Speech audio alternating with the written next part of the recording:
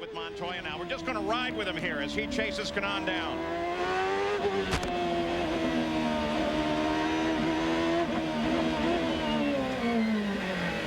miles an hour.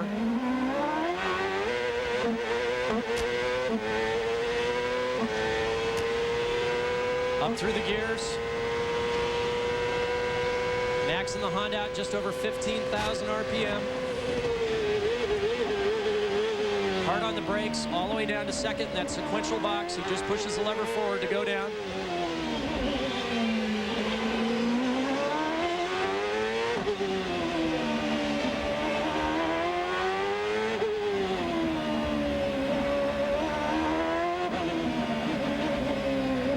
Rejoins the old circuit here, Paul. And keep in mind, this onboard camera is higher, so you can see where you're going from Juan's perspective. Michael Andretti. I don't think you have to tell these guys right now to use extreme caution. They're all tippy-toeing around trying to get the most out of it. They know it's still very wet, and that will tell a lot of the pits what they wanted to hear was that the track is too damp for slicks. See Michael Andretti's progress throughout the afternoon.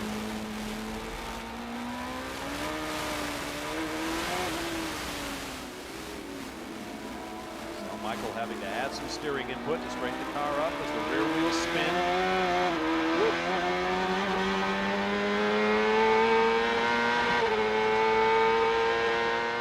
Legend, but after the first year at Motegi when Ford won, rumor has it that some senior engineer slapped a junior engineer in a bar to say this is dishonorable. So it gives you a sense of how important this is between Toyota and Honda. I was there. I saw it. He was in the bar after the race at Motegi at that hotel right behind the track, and it did happen. Well, there you go. It's brutal. Seconds now ahead of second place Franchitti. Let's just ride with Ron.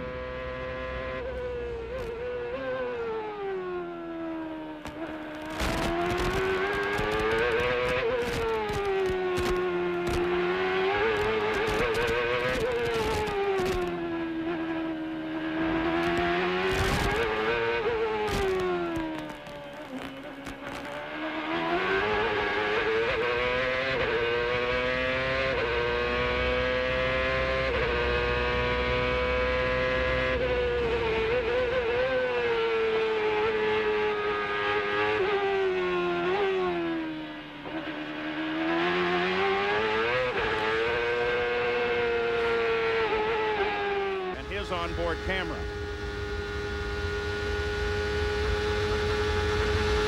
Okay, coming onto the back straightaway out of turn 2. You can hear how quickly this Ford's accelerating in the draft. Now watch the glare here. You can see it right there. For the drivers, it's brutal. They're looking directly into the sun. Now as they come out, it gets hard to see exactly how much track you've got because the banking is steep enough you can't see it until you get there. Plus the shadow makes it difficult to see exactly where the edge of the track is up against that wall. Let's go to the pit side. Gary Gerald. Adrian Fernandez, of course, started 13th, running consistently in the top 6 today, reminiscent of what he did last year. Remember, he started at the very back of the field, ended up when the day was over 500 miles later in 4th place. The car wasn't working so good for a while. They adjusted some tire pressures. It's come to him. He likes the way it's going. He could be a factor before it's all over. Back in 10th position right now. We're just going to ride and listen.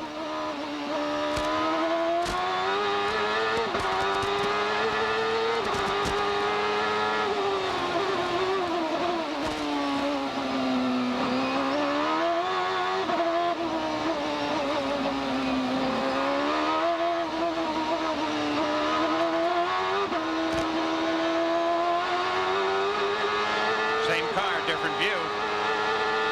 Actually, those little winglets out the side of the roll bars that look like ears sitting out there are actually the camera that they're mounted in there. The little cameras are mounted inside that.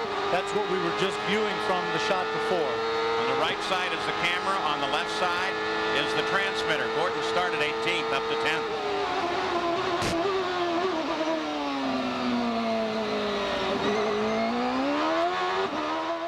Now you're on board with Michael. With 37 victories to his credit, the winningest active driver in the series. Bob, I don't want to correct you, but that was actually Scott Pruett behind. Jimmy Vasser's a little bit in front, the one in front of Michael right now. Hey, there's so much going on out here, it's hard to keep up with everybody. It's just great racing at the moment. I was thinking Scott Pruett and said Jimmy Vasser, so now you understand my problem. Let's ride along here with Michael, and you can listen to what he's doing. Coming through 4 there. Now on the brakes, see his hand go over there on the right, down 2 clicks, 4th gear squeeze on the power, out on his straightaway, his hand will go down, up a gear, up another gear, 6th gear. Hard on the brakes, down through the gears. Squeeze it on, and now out to the back straightaway. This is all wide open, up through the gears. That's turn 2. I've been through there in a streetcar at about 90 miles an hour. I can't imagine what it's like at about 175. Well, these guys, they really enjoy this track because it's such great racing. The track is not the most demanding except to find that balance. As you see, Michael Andretti is drawing up on the car ahead of him. That is Jimmy Vasser with Bobby Rahal ahead of him. Let's not forget Michael got a penalty having run over that tire in the pit lane. He dropped a lap down into as low as 24th spot. He's coming all the way back up through the field. This is the kind of track where Wins last year, Kenny Brack hasn't had a win this year. Oh, the twin sideways. old tires. Yikes.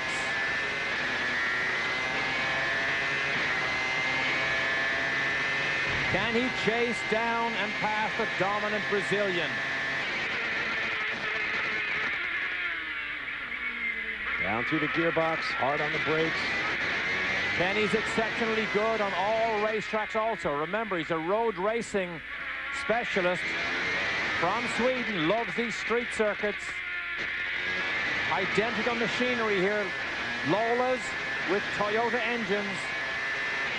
The problem with a street circuit, you might be able to catch somebody, and you might even be half a second a lap faster, but it is very tough to squeeze down inside somebody and make the pass. Things are getting really intense. We're hearing that. Well, not on the super speedway, but he has had some good performances on the ovals as well this year. It's very much a series of results that have come in the latter part of the season for Gilles de Ferran. But remember, he's already wrapped up 2nd place in the championship, and it has been a very good season from him. It certainly has done a tremendous job. You know, it's his 3rd season in the PPG Kart World Series. He's won a race in each of his first 2 seasons, and he'd be desperately disappointed if he wasn't able to keep that streak going this year. But of course, this is his last opportunity, and to date in practice he hasn't shown race-winning speed. But race-winning speed is not shown during practice, it's shown during a race, and that's the real key to this car tomorrow.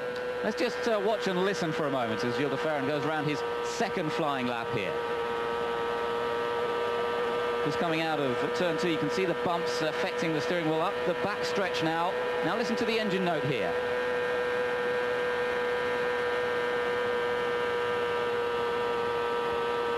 You just hear that slight drop in engine note as the loading comes up on the car. He flashes past our commentary position across the line, and de Ferran is 2nd fastest. He's unable to match the time of Andre Ribeiro, the fellow Brazilian, and Gilles de Ferran, perhaps slightly surprisingly, not as fast here at the California Speedway as we've seen him on previous occasions this year. Currently he's on the outside. Welcome back to Fundidora Park in Monterrey, Mexico, where the opening round of the Kart FedEx Championship Series continues. You ride with race leader Cristiano Matta. Ahead on the road are Michael Andretti and Adrian Fernandez. But look at the front wing on Matta's car after that contact earlier with Shinji Nakano. Flapping around. Now, in yesterday's opening round of Kart's Driver Development Series, the Toyota Atlantic Championship, last year's Rookie of the Year, Joey Hand, absolutely crushed his front wing. The whole left side folded up on the car, and he still drove it to a podium finish in 3rd. Now, Cristiano can afford to be a little bit patient, but these 2 cars in front of him, both Michael and Adrian, are starting to affect his strategy because he was running the quickest laps of the race. Now he's got a pretty decent lead over Dario. He has 13 seconds in hand, but this has slowed him down about 1.5 seconds per lap. So he can't do that for very long before he has to decide, do I force my way by these guys or do I wait for them to make a stop? The top 7 cars, Matta, Franchitti, Fittipaldi, Tagliani, Jourdain, Dixon, and Papis have a stop to make.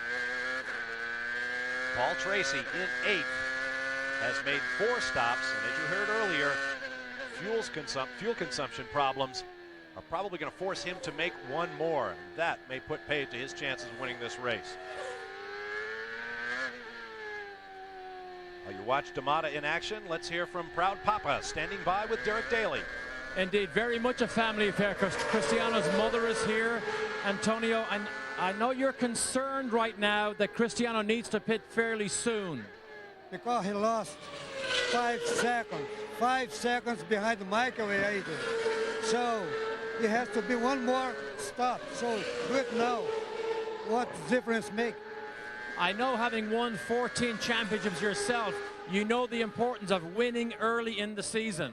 Sure, we have to win this race. We have the best car in the track, so we can win this. We need to win this, okay? He looked fairly calm earlier, but he doesn't sound quite as calm as he looked earlier. Thanks very much.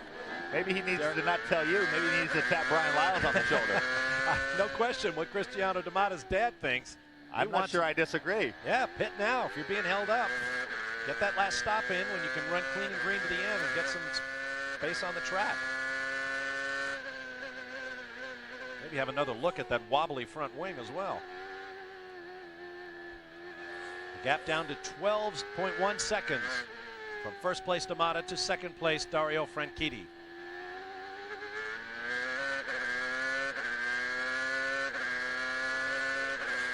Let's learn more about what's happening with Paul Tracy. Here's Calvin Fish.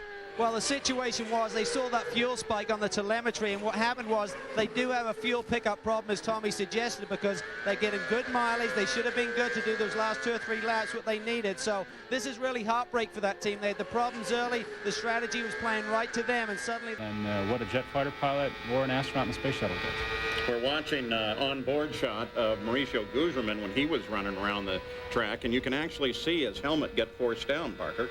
Well, and that's the big problem here, and Dave said it's the duration that's the problem, and also keep in mind in this environment, you've got heat, dehydration, and also the mental stress of having to deal with a very, very precise placement of the car at all times.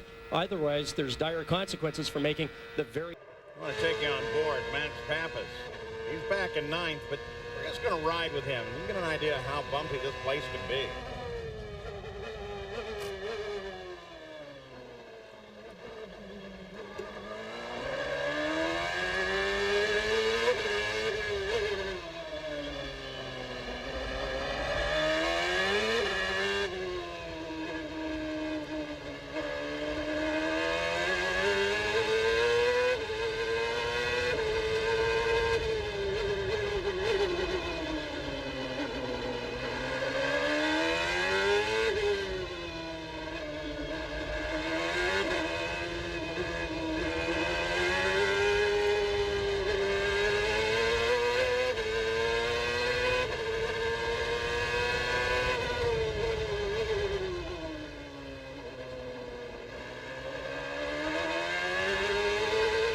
Speed nearly 20 miles an hour. It's a much more relaxed pace.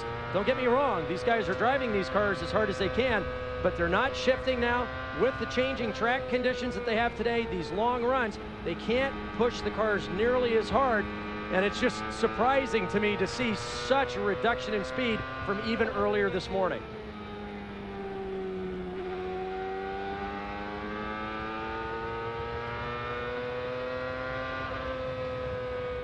To Ferran, now on board. Let's just ride with him for a bit.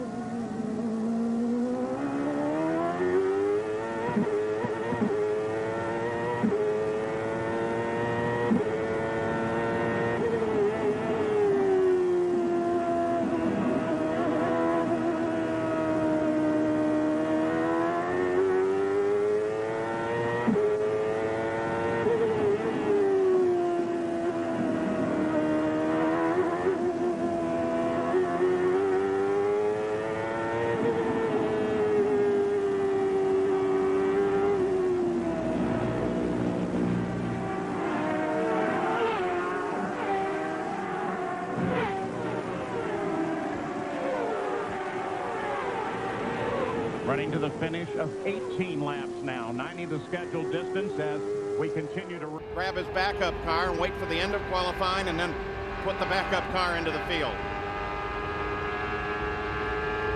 Jimmy Vasser is 12th.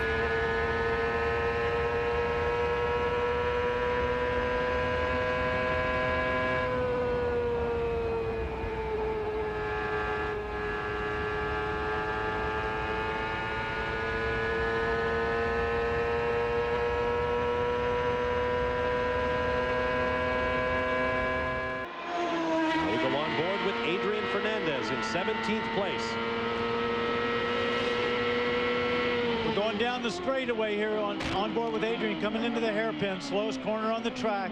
He's got two of the players' cars right in front of him. Short shifts up through the gears. That's one, not to break the tires loose, but also to conserve some fuel. Off the corner there is double apex right-hander here. He'll accelerate hard here, right out to the wall now. He goes through a very tricky blind. Right-hander right on the brakes, down through another right-hander, back over to the right side of the track, gets set up for this left-hander. Very important here. Now quick right-hander, you hear him short shifting there. Hard on the gas, easing it through, right out to the pit wall there. Second fastest part of the track down here into turn one. Danny, probably one of the reasons why you're beginning to hear some drivers short shift is the fact that almost the entire field right now is running what we call in fuel conservation mode. It's not a case that they don't have enough fuel to go the distance. What they're trying to do is come up with a strategy. It's kind of neat to see these drivers as we're on board with Scott Dixon, so close to their homeland where they can get that large fan base. Franchitti, for example, as well. A lot of folks coming down from Scotland and from Edinburgh. And there are only 6 drivers in this field that have not previously competed in the UK in some form, whether it's Formula Ford, Formula Ford 2000, Formula 3, Formula 3000, or Formula 1. You've got to remember, this is a whole group of severe overachievers. So for many of these guys, they're as close to home as they've been. It brings back a lot of fond memories and previous championship memories for these drivers. Scott Dixon. Up again as the bridge is overhead because the signal for the onboard camera fires from the car up to a helicopter hovering overhead and then down to be communicated by satellite out globally now. ESPN reaching so many parts of the globe. So Johansson now has to set up and chase Gordon.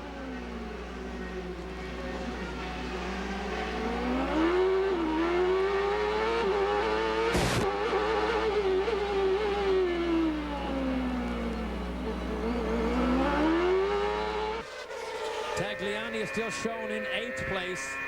There's the 2 gear changes for Tracy.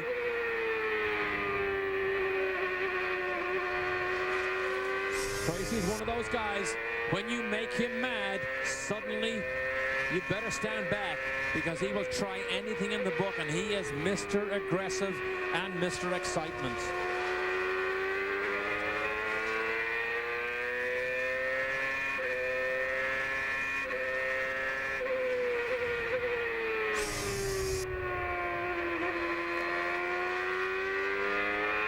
Notice the wheel as he goes down the straight. The wheel is not straight. See the way it's at a slant like this? Pure driver preference.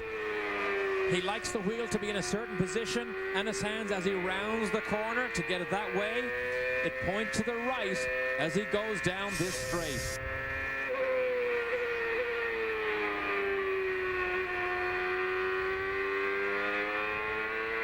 See the white line down on the inside. The car was handling good enough. It didn't work on the new tire, so they stuck with the old one, hoped that maybe they'd get an advantage on the distance that they could go on that tire. This camera, of course, mounted on the nose of Bobby Rahal's car. There's the one over his right shoulder. Of course, Bobby's always been one of the quickest around here. He's a very good driver. He's obviously struggled all weekend long. Started way back. You can see how much his hands are moving around in there. He's bouncing over the curb. He's not having a happy day in that car. His teammate Brian Herta is 5 positions up ahead of him, running in 16th place. You see Johansson there. Then just ahead of Johansson is Teo Fabi. He's replacing Markland. Move to the front all day long is Vistian Lola. I'm sorry, Vistian Reynard. Exactly. Derek Daly is in the pit. With the winningest team manager, engineer, he does everything. Jim McGee, you've made quite a quantum leap here to come from 14th to 4th. You put extra downforce on, Jim, before this race. Was that a major key? Yeah, we talked quite a bit about it, and the car was, even though the Vistian car really felt good in qualifying, it just wasn't quick, and we need a little more downforce, and Oreo and the team's done a great job. It's running real well right now. Thank you, Jim. I believe the number is 80. Let's go back to Michael. 6th place, and will again open his radio.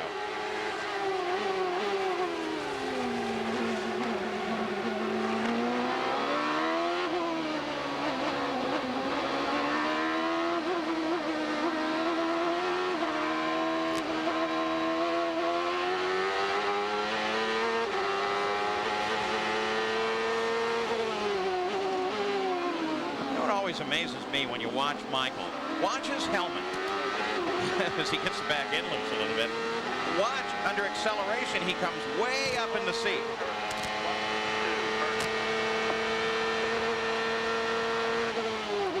Then goes down under braking. Also notice that Jimmy Vasser does that as well. Seems to come up when he gets to the corner though. There's Vasser, and what they were talking about was Brian Herta, who's just behind Michael. 1 second back. 8th place, Jimmy Vasser. Of course, there's a little rise there, so he comes up to look over the front of the car a little bit, see exactly where he is. So he goes down when he goes into that braking area, just ever so slightly. Yeah, nobody does it quite like Michael. Of course, I'm sitting up here analyzing. I'd hate to think what I look like in there bouncing around. You had very wide eye. Under his seat earlier in the deal. Of course, if you've got any leakage in the radiator, that's tend to where the water goes. So if he's got a leak or something, that could be what he's feeling. Michael Andretti heads back into battle, crossing the dotted line, and onto the backstretch he goes up through the rev range. We'll be back with more of the Kart World Series 500. The distinctive sound of a turbocharged IndyCar engine. Michael Andretti out of the pits, back on the racetrack. He's been adjusting his visor and strap since he came back out after a pit stop.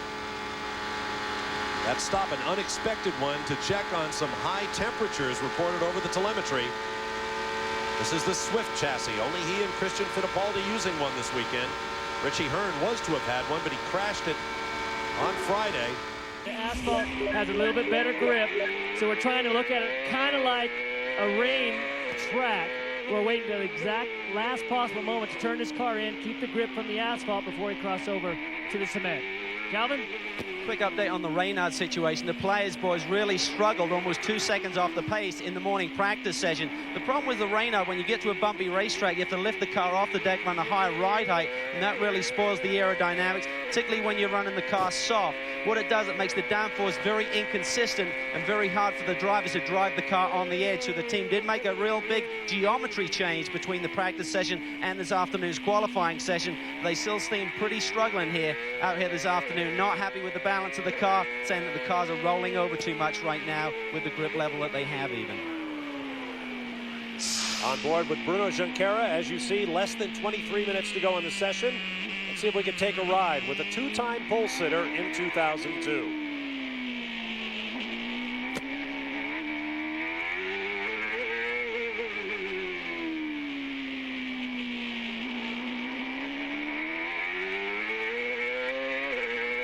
Saw him creating some space for himself to start the lap. He's on the clock now. Again, I mentioned the walls at the apexes. The way the courses have evolved, like Long Beach, for example, they've pulled those walls back for line of sight. And the purist in me actually likes it a lot more this way. There's no penalty. There's a penalty on the exit with the wall, but the inside, if you're off by 6 inches or so, you just ride it up on the curb. 6 of the 9 corners here have a wall right on the apex.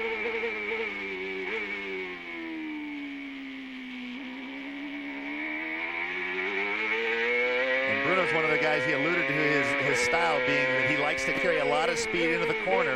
That slick patch of concrete and the wider arc that Scott talked about penalizes a guy like Bruno more. Look at it, just again, just barely picking up the throttle and just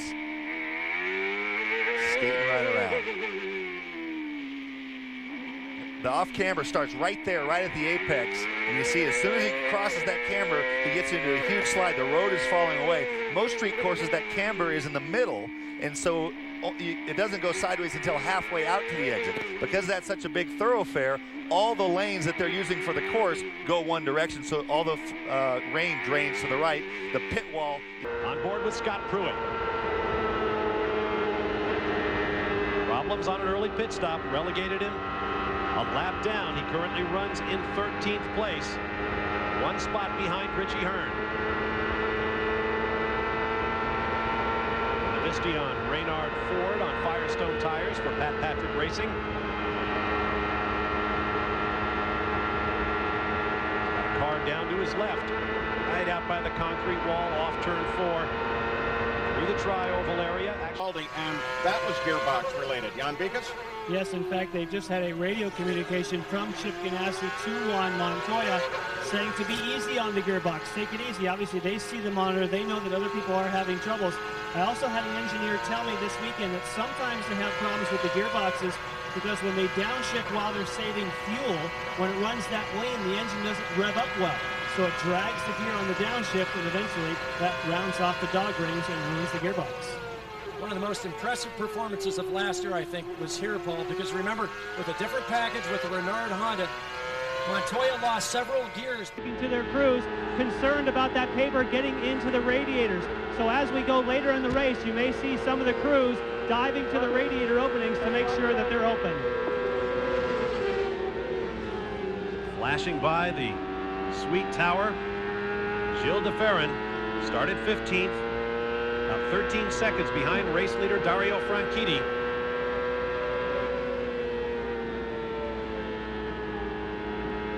Right down on that white line. Terribly difficult for a team first working for the first time, I'm trying to say in English, with the Lola. The car is very compact and very, very difficult to work on, we are told. Board with Kenny Brack coming up to the corkscrew, as you can see. 19th fastest through trap 2. But Brack currently 3rd on the boards. Only 5 laps into his allotted 15. Remember, this is for 1 championship bonus point and a spot on the front row for Sunday's race. We're seeing a much different session than we saw in either Monterey or Long Beach, and that's because this track, the grip is a lot more consistent versus the temporary courses that are getting so much quicker. Everybody waited to the very, very end because you gambled on traffic, but here you heard Cristiano saying we're going to go out a little bit early. He wasn't the only guy with that idea, so it's more of a traditional session. You go 1 run, see what you've got on new tires, come in, maybe do a change, and then there'll be a flurry at the end when everybody throw that second set of new tires on and try to get a clear lap and see what they can do. Kenny Brack on a hot lap. The previous lap was a warm-up. Going up to turn 6. 0.2 slower than where Cristiano de Matta was on his provisional pole-sitting lap. And this has given us a little bit of an idea, and some of the other teams pay attention to this also, on where Cristiano's advantage is. Unless you're around him on the track when he's doing that stuff, you saw he lost another 10 to the bogey time, but Cristiano was making up 0.2 between turn 9 and start finish. So very, very, very strong in the final portions of that course. And that traffic, I think, probably held him up a little bit. I said it's not going to be a factor. He closed so quickly, and you see Kenny bringing back a little bit of the time, but Cristiano was so fast to that final corner onto the straightaway and putting the power down. I think if he makes another run, you might see that show up there as well without the traffic. That lap, 1 minute 10.488 seconds, just off his best thus far, but he has to get... Do not throw water on gasoline or oil. There's your fire tip for the day, Danny. Now let's just ride. Here on board Robbie Gordon. Let's ride and watch the wonders of the mile.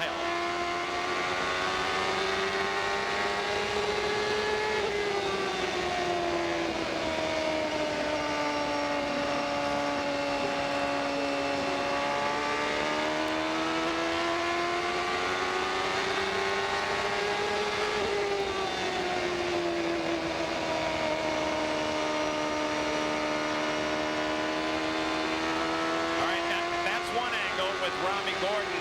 Here's another with Parker Johnstone. You're looking from the 15th place car.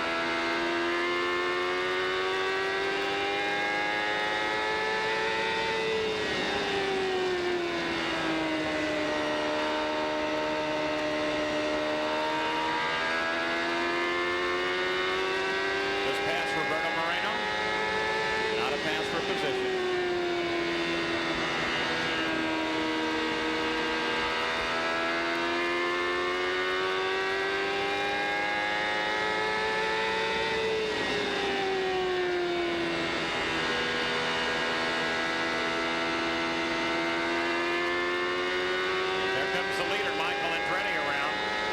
Track is neat, Danny.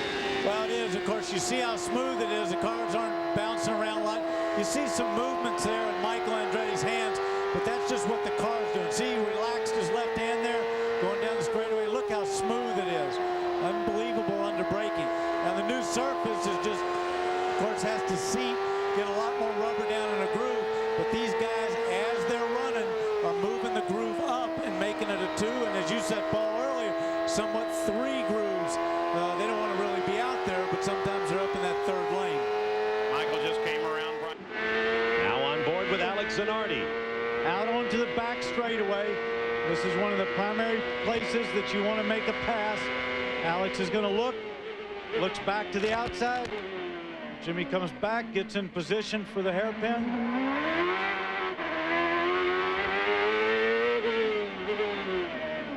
Showing the car to his teammate. Whoa, jumps off that car. You see it go sideways. Watch his hands.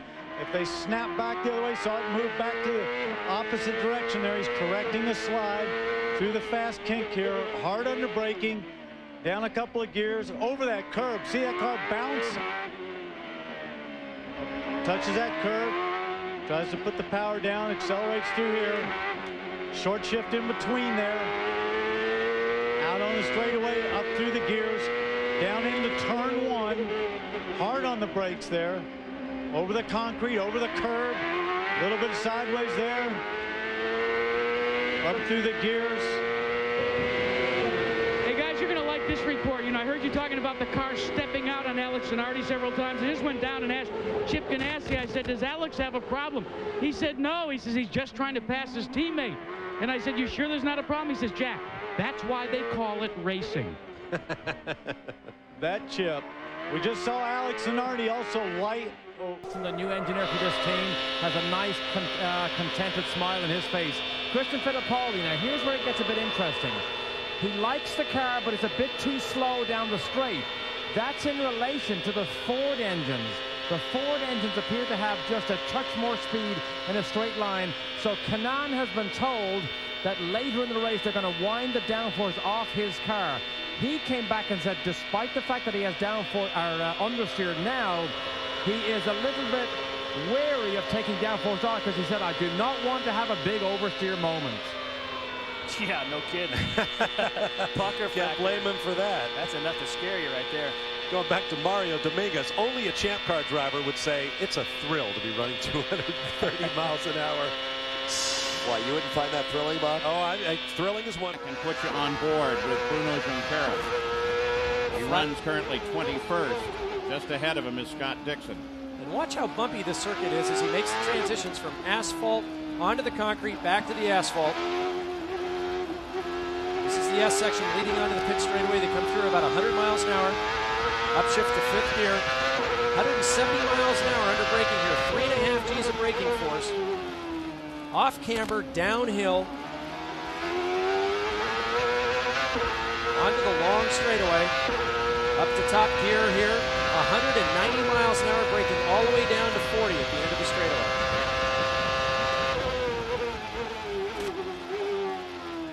Steep uphill section, very slick here across the concrete. Short shift on the brakes for turn 5, where we saw the earlier action with Moreno. Across the pad, now the carousel corner, about 80 miles an hour through here. Long sweeping blind right-hander. Keep in mind from the driver's perspective, while we can see around the corners, they're down below the top of the concrete walls.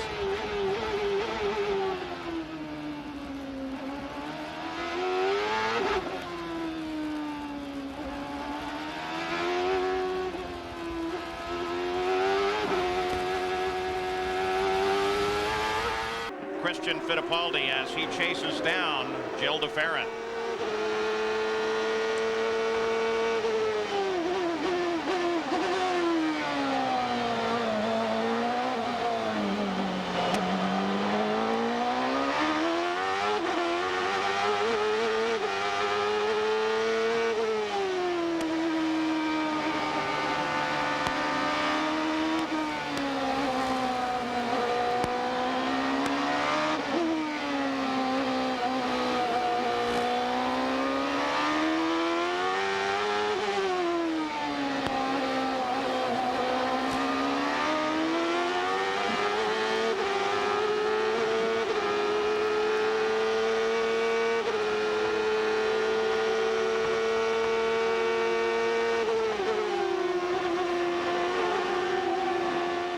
Fast.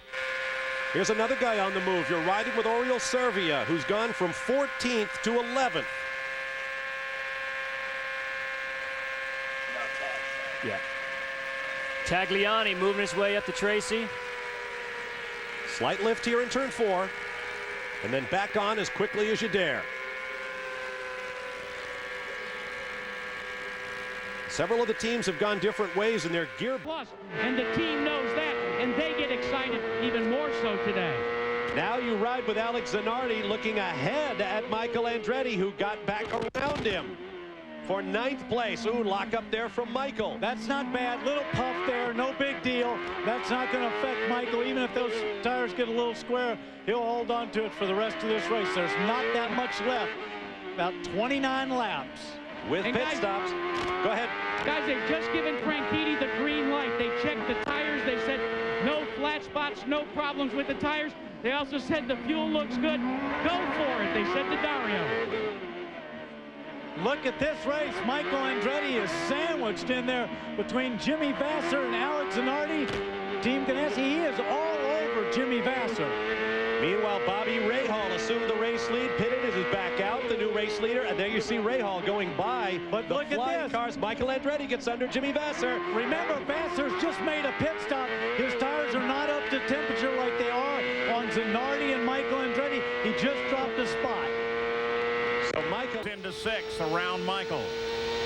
One of the things, Paul, that I talked to these guys about up and down the pit lane is they're all thinking championship, as we mentioned in Homestead. They're all thinking points. They all want to finish. They want to get some points. So they're willing to race, but they want to keep a little bit in hand to make sure they finish that race. Al Unser Jr. weaves back and forth there, trying to shake Michael out of his draft. A little bit and protect his position somewhat, but as you can see, he pulls it out a little bit there. And these guys are going to be racing all day long till the flag. Michael catches him at the end of the straightaway under braking. Now we'll see if that doesn't just elongate. It does, as the Mercedes power pulls Al Unser Jr. away. Kanaan currently 5th.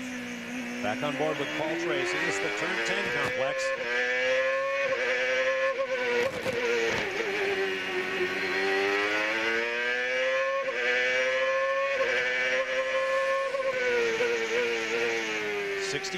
.069 seconds last time by.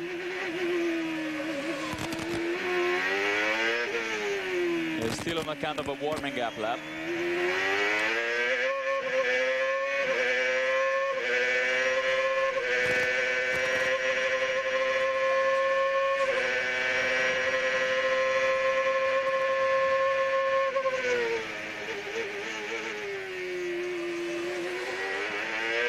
Now you are in that phase that you don't really know what the car is going to do. You're just waiting and hoping that your front end is going to be exactly where you want to be, but you don't have a chance to check it out. You need to go.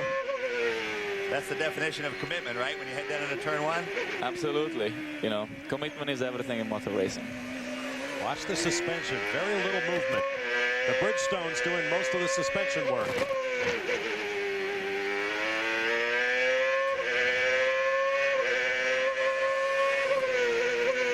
.247 that time by.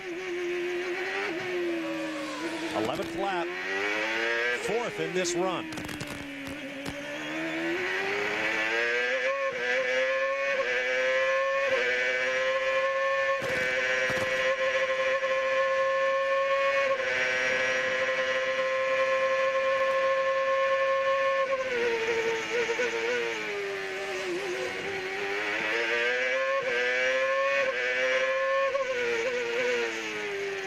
it looks like he still has a little bit to go, so the next couple of laps are going to be the good one.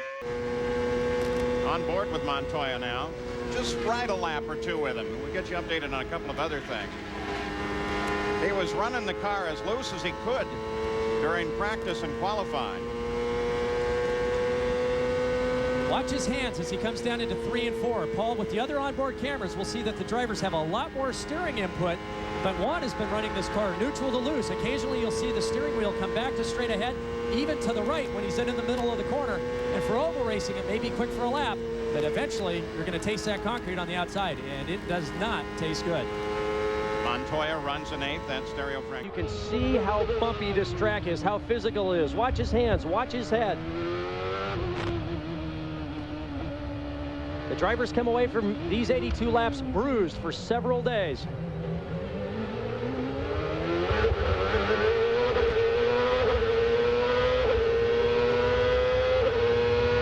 Across the start-finish line for Max Papis. Continues in 10th place, Gary Gerald. Well, Scott was talking about how some... So they're monitoring the fuel and very comfortable that he has just that touch of push, because Scott, as you know, it just gives you the comfort factor as opposed to looseness on an oval track. That's exactly right, Derek. When you get out there and you have that little bit of a comfort, that push, the hands are a little bit heavy, you can control the car very well. It's not quite as fast, but as they get down to the end, they can dial that out. Right now, they're just working to get to that last stop for that race to the checkered. The gap from race leader Kenny Brack to second place Michael Andretti. $70,000 bonus from the Marlboro rollover pole bonus program. This race very nearly did not happen. There was a strike of operators of the heavy machinery who put the big concrete barriers you see left and right in place. But cooler heads prevailed, and earlier this week an agreement was struck under which 6 operators came out to help build the racetrack. And their salaries, worth about $60,000 for the week's work, were donated to charity. So congratulations to everyone who helped to get the Molson Indy back on track here in Toronto. Those guys get paid very well if that was 6 guys' salary for $60,000 for a week's work. Well, I don't know how many hours they worked. It might have been 24 hours a day. If Alex Zanardi could not be a race car driver, he would be a motocross rider, which is interesting to hear from Alex. He's hurt himself a couple of times falling off his mountain bike. Can't imagine what he could do to himself on a motocross motorcycle. By the way, we'd like to extend our congratulations to Mark O'Meara, who picked up his 2nd major of the year by winning the British Open. You saw it here on ABC Sports.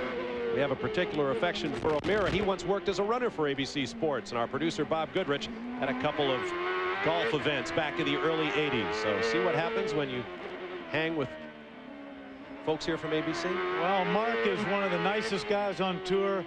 Has a pretty good little car collection down there. Really enjoys his automobiles and enjoys driving them. But really one of the nicest guys you'll ever meet out on tour. We'll check speeds at the line. The first to come up will be Dario Franchitti, but he is not necessarily the quickest car out there, although I suspect he might be. Let's check him as they flash across the Omega timing line. And the bullet points to the right tell you who was fastest. Thus far, it is Franchitti. 2nd quick, Vasser. 3rd, Andretti.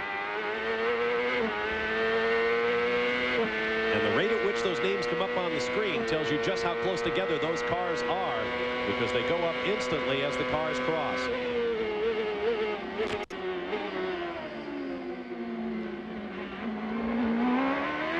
Currently, Nakano is sitting well down in the field. He's down at 11th place. You ride now with Mauricio Gugelmin. That's a little bit of a surprise because Shinji was 11th quickest after yesterday's practice, but this morning he was down in 28th, so they obviously have a problem. Mauricio Gugelmin, he went very quick this morning. He's going through the complex time down in, coming out 11 into 12, nice and tight. He's holding right to the inside. Mauricio was 7th quick this morning. Remember last few years now, Packer West has struggled, but now Mauricio's got a new teammate, Scott Dixon. He's heavily motivated. They have a new engine in Toyota this year. Maybe things are looking up for Packer. Big crash off the back. Rush with the wall has been reported okay. You ride with Richie Hearn. We look at the Kmart telemetry.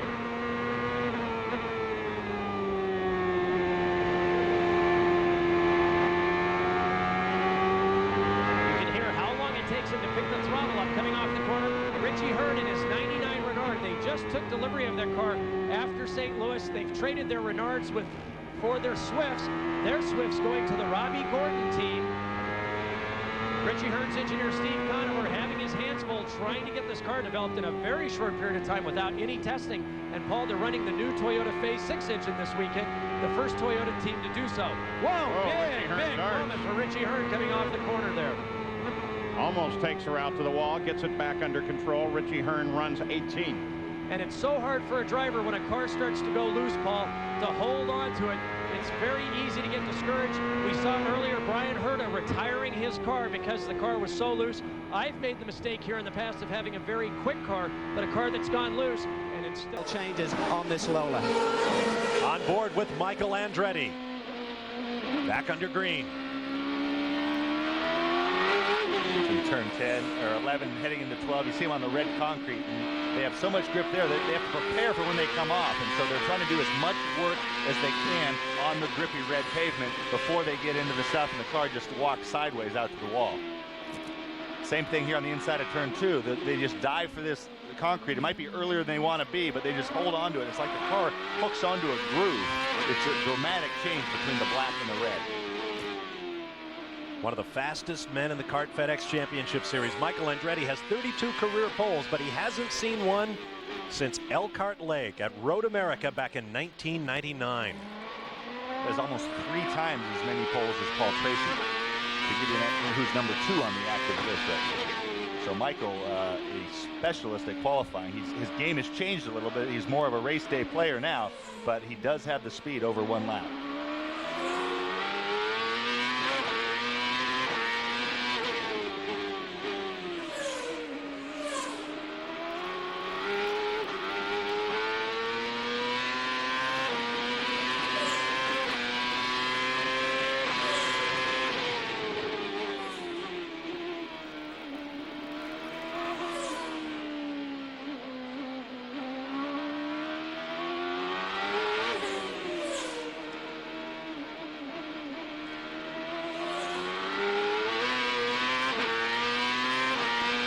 The flag stand.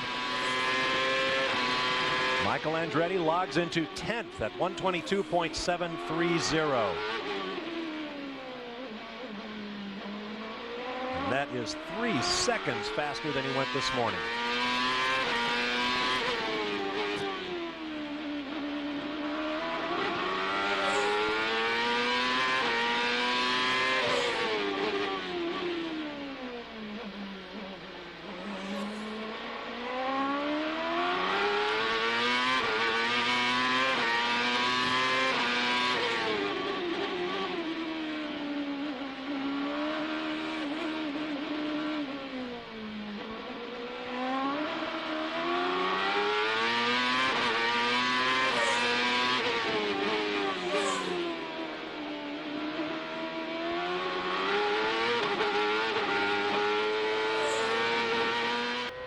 This is going to scramble those points again.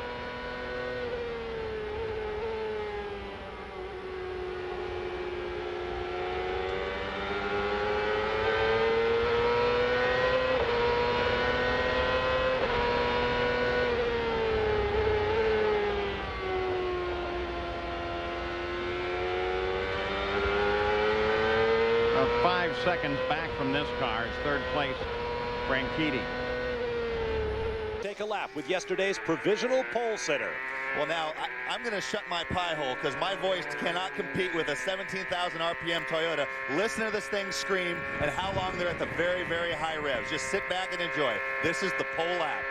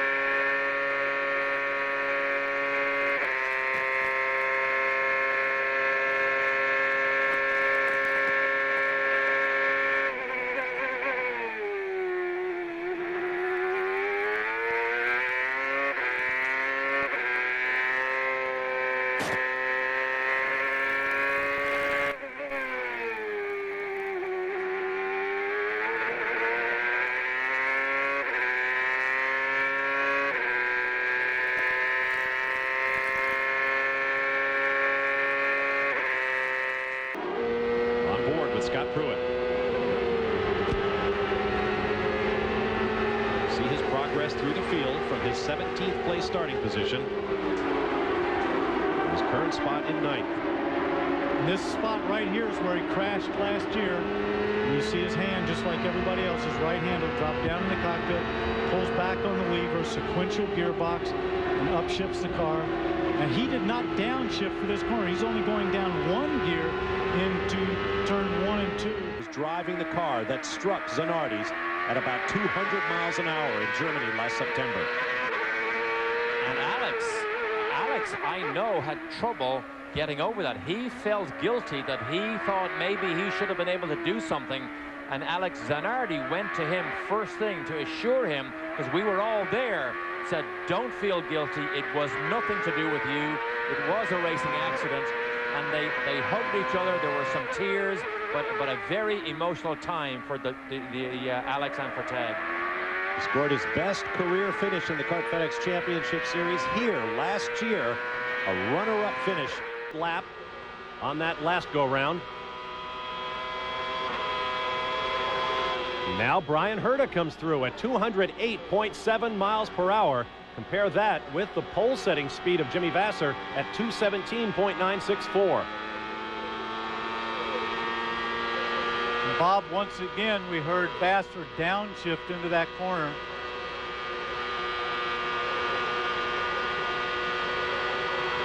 You hear his throttle there. He's almost wide open.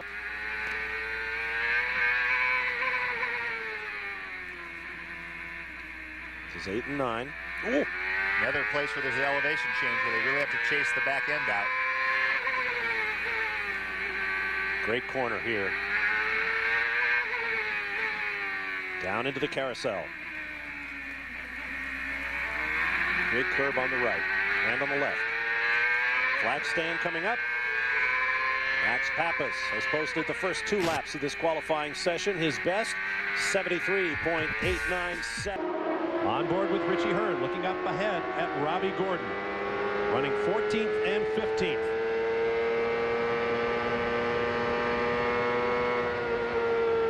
Watch those walls loom right up on the driver's right. That's turn 2, a little bumpy through there. Now they'll come down the straightaway.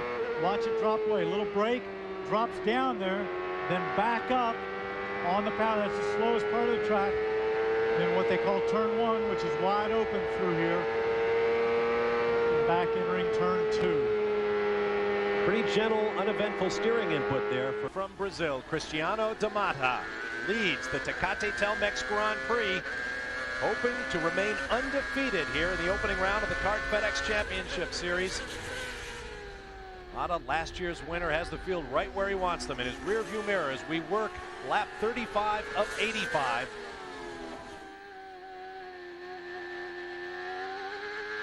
Matta began the season last year with a victory, ended it with 2 victories, wound up 5th in points, the best of his career in the Champ Cars to date. Here's a look at Brazilian drivers last year. Helio Castroneves with Team Penske has moved on to the Indy Racing League. Cristiano de Matta, both with 3 victories, 4th and 5th in the championship. Gil de Ferran, of course, was last year's champion. He and Castroneves are teammates in the IRL this year. There's been a predominantly Brazilian driver series in recent years, but their numbers are down just that little bit this year. He's catching up to the back. Patrick Carpentier is back in the saddle, and 7 weeks out with a broken wrist. He showed me his wrist this morning. Boy, I'll tell you, it's a pretty large incision. In fact, he and Adrian Fernandez, who broke his wrist at Detroit last year, were comparing incisions. So when I talked to Patrick earlier, he had ice on it after this morning's warm-up. He said in the last 14 days, he's been go-karting 7 of them. He started with a little 4-cycle, went to a 2-stroke 100, then a 125, ended up in a 250. And I said, yeah, but your wrist looks like it's still in pain. He said, well, driving a Champ Car is a little different than a go-kart. But he said he was confident that there wouldn't be too much wear and tear on it. Between this race and next week in Milwaukee, he thought that the recovery should be fine. Jan Vigas. You were talking about fuel and the 7 gallons that were on board some of the cars when they pitted. Well, we haven't seen a whole lot of passing on the racetrack, but there's been a lot of strategy up and down pit road. People who have not been able to pass have taken the option of leaning out the car and saving fuel, hoping that then they have a faster pit stop and they can pick up positions. For example, Adrian Fernandez. Lucky if he scores any points at all. Paul Tracy. Calvin Fish has more on the altitude. Well, we're over 2,000 feet higher than we were in Denver, Bob, and that really affects a number of things. Certainly the downforce on the cars. The driver said they struggle with the grip through that high-speed stuff, and also the cooling on the car. We heard during that yellow flag lap that Cristiano Damata had to lower his revs because the engine was showing signs of overheating on the telemetry, and also when PT was in to change that nose, the team had to have him shut down the engine, otherwise he was going to overheat the Honda there as well. So they're really sensitive to this thin air, and they really have to stay on top of all of the gauges. Next down, I'm going to correct myself. That is Dario Franchitti we ride with. And the cooling is not so simple. I talked to Patrick Carpentier, and in the Reynard, they actually have their radiators, I don't want to say blocked out, but they do not have them all the way opened up. Most Corollas are running their radiators completely open, or close to completely open, in an effort to make sure they don't overheat. But Patrick says that costs us so much downforce, and we just really can't afford it here. So they're kind of rolling the dice on running their temps right at maximum in an effort to make the car a little bit better through the high-speed stuff. Now, today's race is a little unusual. It's fairly late in the... About an hour from Detroit. See how low Alex Zanardi keeps it down there on the track? That means the car's working very well. He can drive anywhere he wants to go. See if he'll stay. Has to lift. You heard him lift going into that corner. He might not be comfortable with the car and the turbulence behind those other two cars. He's trying to stagger when to get them so that he can pass them down the back straightaway. With Dario Franchitti currently shown 5th, but he has done only 6 of his 15 laps as we come up on 10.5 minutes to go in the session. So Scott will have to get it done. Meanwhile, Scott Dixon has run his 15 laps. He is currently P2. Shinji Nakano is also done. He shot the chicane at the Festival Curves on his last couple of laps, and he is currently 16th. Now, Jimmy Vasser is going to be penalized for a pit lane speed violation in excess of the mandatory 50-mile-an-hour speed limit. Boy, he really shattered it. He went through at 58 miles an hour, we're told. Son, you were doing 58 and a 55. That'll cost you. Let's get down to the pit lane. I'm in Team Cool Green pit right between Paul Tracy and Dario Franchitti. Paul radioed in and said this car is very good. The tires are only good for a couple really fast laps. Let's take all the fuel out of the car except for what it's going to take me to get just those 2 laps I need. He ran a very, very fast lap, puts him in 3rd position. But what you didn't see, he actually got off the track, exiting the last turn onto the front straight, cost him about 2 or 3 tenths. He's going to try and gather it up, put another couple quick laps together. As far as his teammate, he just headed out on new sticker tires. They're also looking to do the same thing. We only need 2 good laps out of this thing. If we don't get it done then, we aren't going to get it done at all. Bob? Meanwhile, Paul Tracy, his teammate, has just about shot his 15 laps. He is currently P4. If you're just joining us, this is the first of 2 rounds of qualifying for round 6 of the Kart FedEx Championship Series, the G.I. Joe's 200. I'm Bob Varsha with Tommy Kendall, Scott Pruett, Calvin Fish, and Derek Daly. Cristiano Damata is our current provisional pole sitter. You are riding with Dario Franchitti. And this will be a hot lap. Well, as I said that, it sounded like, yeah, it doesn't look like he has a lot of tire temp just yet. Wow. That's the part where I was talking about where the road drops away. You really need to be to the inside. If you're on the outside, you either lock the right front or you get loose entering like he did there. Upcoming is the quick braking, hard left. Up over part of the curb. See, he's using quite a bit more curb than Paul. Long exit. The ratcheting of the traction control. While you're watching this, Townsend Bell has just jumped up to 2nd. Don't try this at home, kids. I am a trained professional. He has won 3 poles, has Townsend Bell at this race.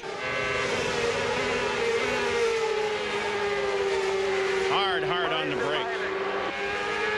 2.8 Gs. It's not good. Mileage is good.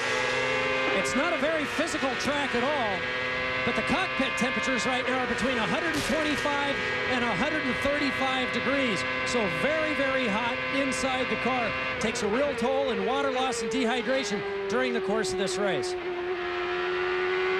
fact, there's almost as much braking when they come down this long front straight into the first turn in terms of speed scrubbed off as there is at Long Beach going into a tighter turn. Here they have to be able to accelerate hard out almost immediately. But keep in mind, from last year to this year, because of regulation changes, they're down. Christian Fittipaldi just behind in 15th place. Onboard looking forward now with Christian. You see the vibration in the steering wheel, and this place is a very smooth track.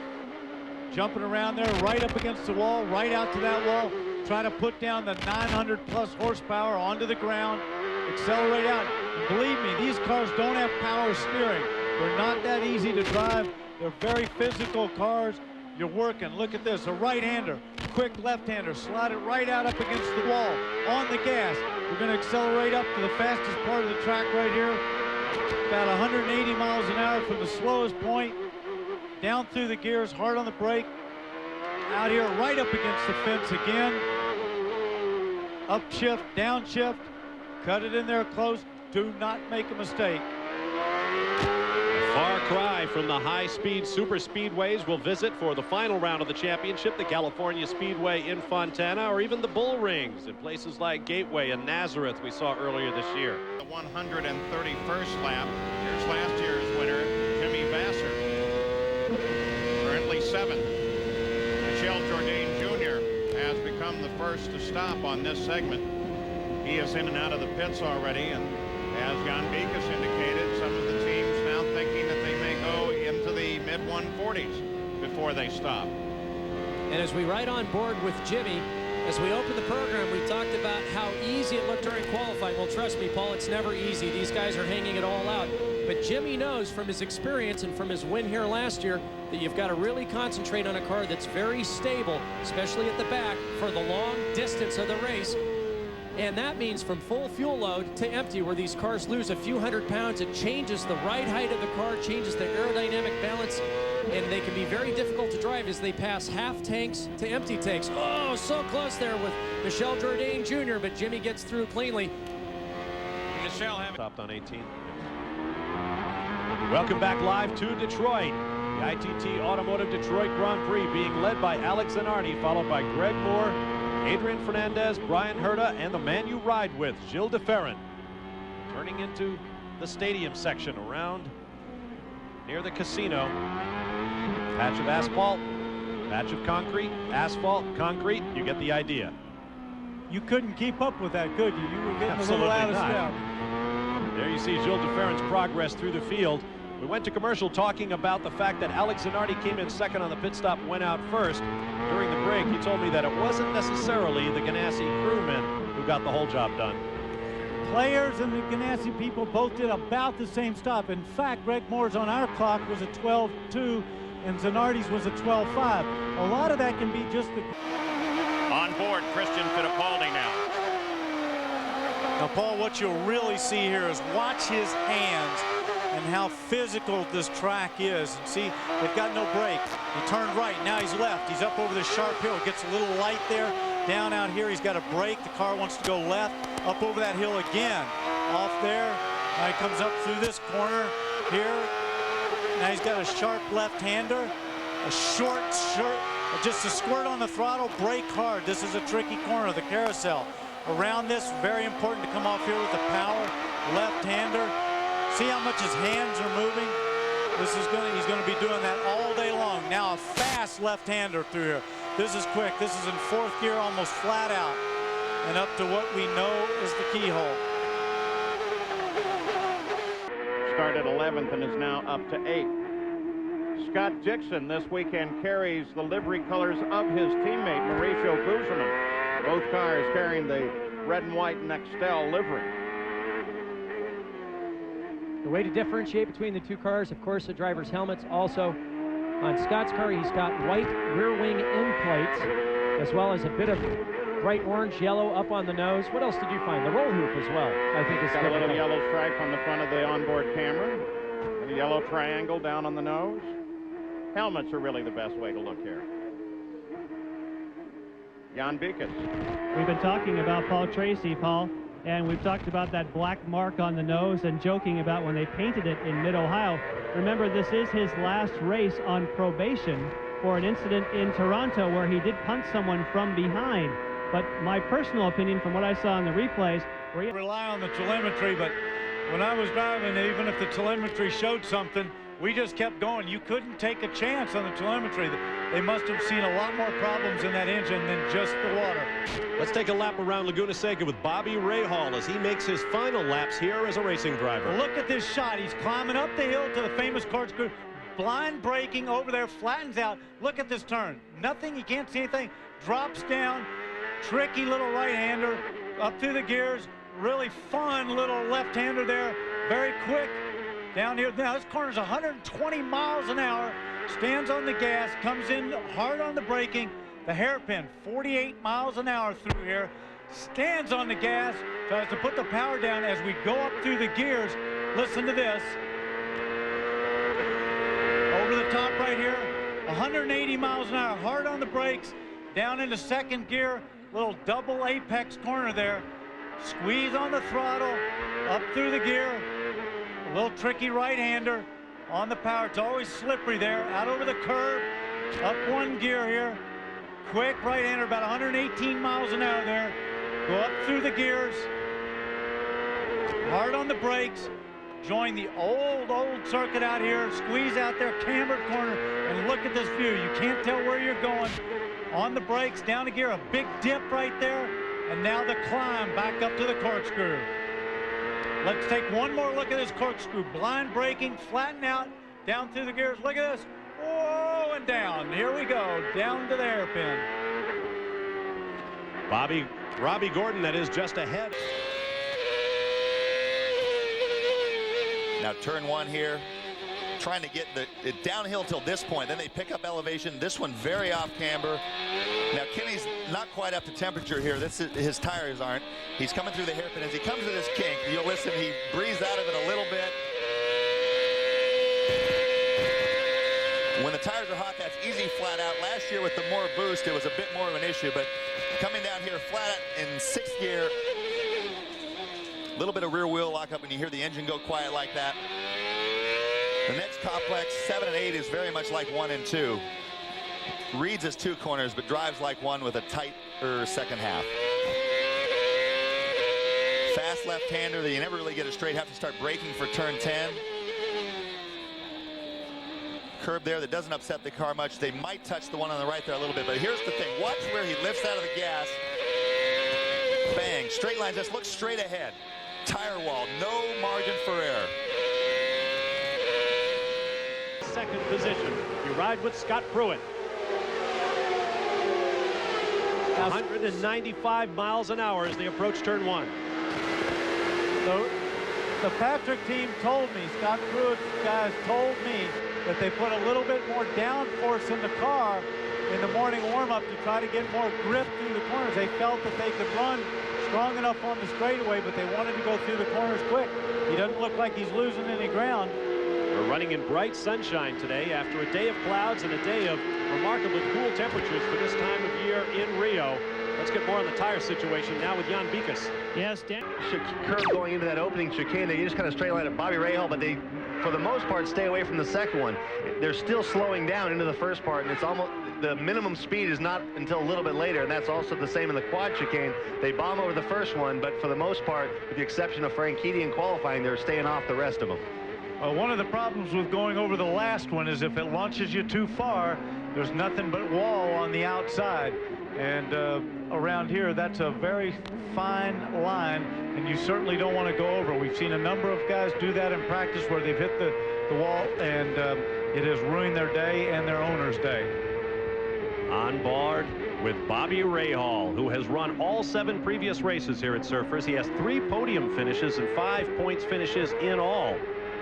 He says street circuits don't necessarily go to the bold driver, but to the smart one. Well, what we've seen here is a lot of things happen late in this race here. There's a lot going on. They're trying to conserve some fuel here. Everybody's trying to drive hard, not damage the car over all those curbs, save some brakes for the end here, get a feel for this car. It seems like it's set into a pattern, but what we have seen so many times this year is it sets in a... Here at Texas Motor Speedway. We'll be back. Motor Speedway for all the latest news and notes from the world of motorsports and for all the latest from kart.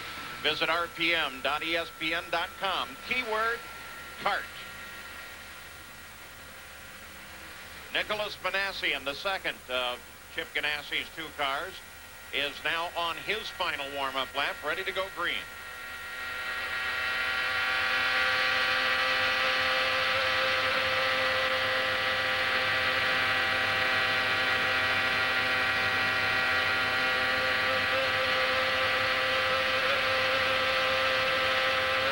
Starts on the run.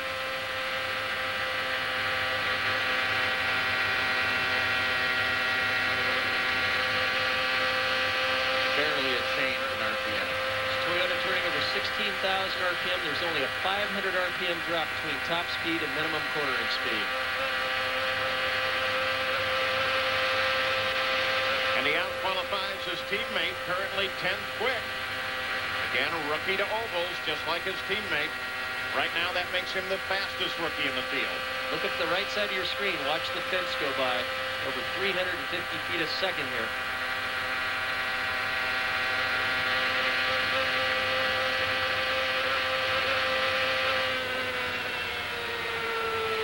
And with the qualifying run complete at 230.502 miles. Because of the economy runs, now economy is not an issue. The fuel has been calculated so that you can run full rich all the time. Problem is finding the grip. On the concrete patch where the track broke up a year ago. See if we can hear the traction control at work.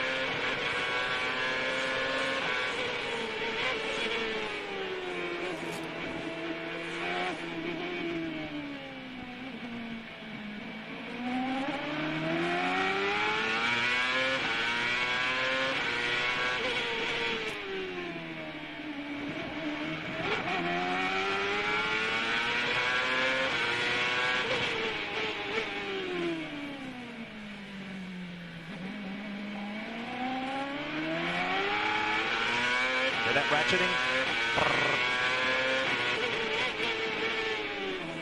150 miles an hour down to about 60.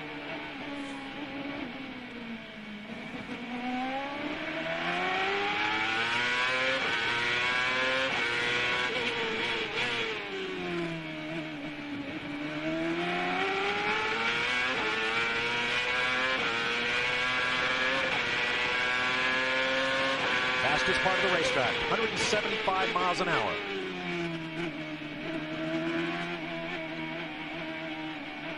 There's an accordion effect, which even a 1 second gap at speed looks the same as a 1 second gap up at the lower speed. But I think Dario is closing in, under braking, both in the hairpin and in the stadium complex there at the end. With Greg Moore, Gilles de Ferran's problem, Jan Vikas. Well, according to radio communication, Gilles just called back to Derek Walker and said, I got on the brakes and the car turned right. And obviously we saw what happened. He's out. One of the problems with the street circuit, the huge crowd on the roads. It's very easy to fall off the center of the track. And as they came down into this section in turn number 8, I think that's exactly what happened. He got off camber on the backside when the car made a right-hand turn under braking. A section of the course turns them away from the beach, then back to the right, and actually on to the island where the pit straightaway is located and all of the pit suites. And make that switch. Don't normally do on an oval. Normally you have two top gears where when you're running in traffic you run one with a little less RPM, but I'm not so sure he didn't go down into that gear to get a jump off of the corner to pass that slower car so he didn't lose ground on Gilles de Ferran. Let's just ride with him and see what he's doing. I'll tell you what, watch how close he'll get to the wall on some of these corners. Yeah, I watched Jimmy through practice, and it's amazing how much he's right up there getting some dust up right before he goes into the corner.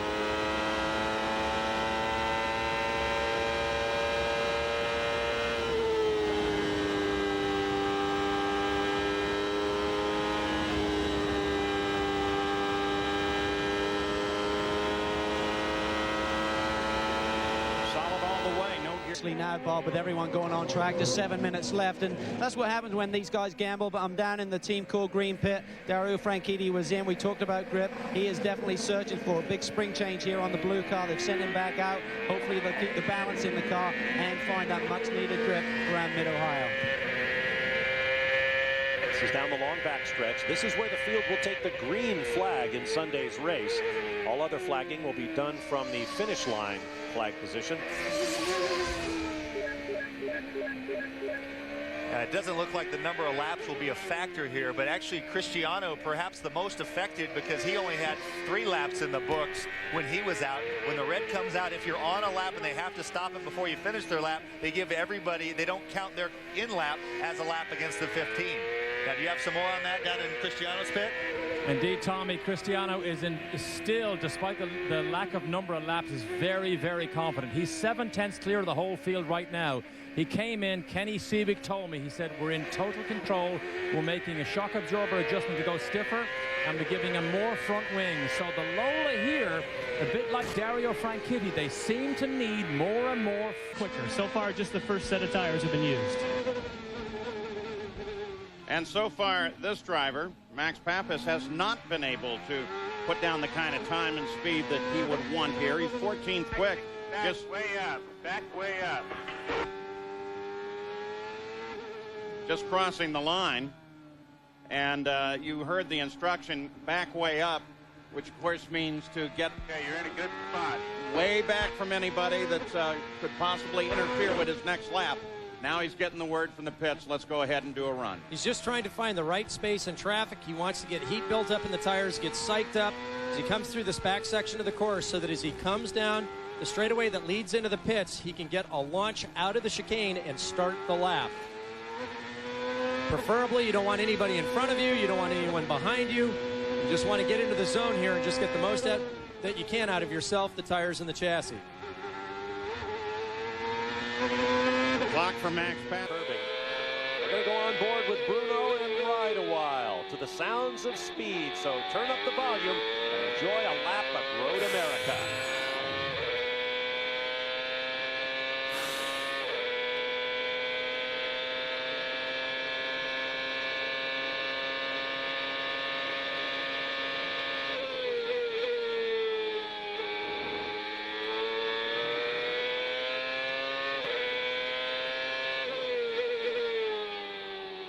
Bruno, let's keep pushing, buddy. Keep pushing.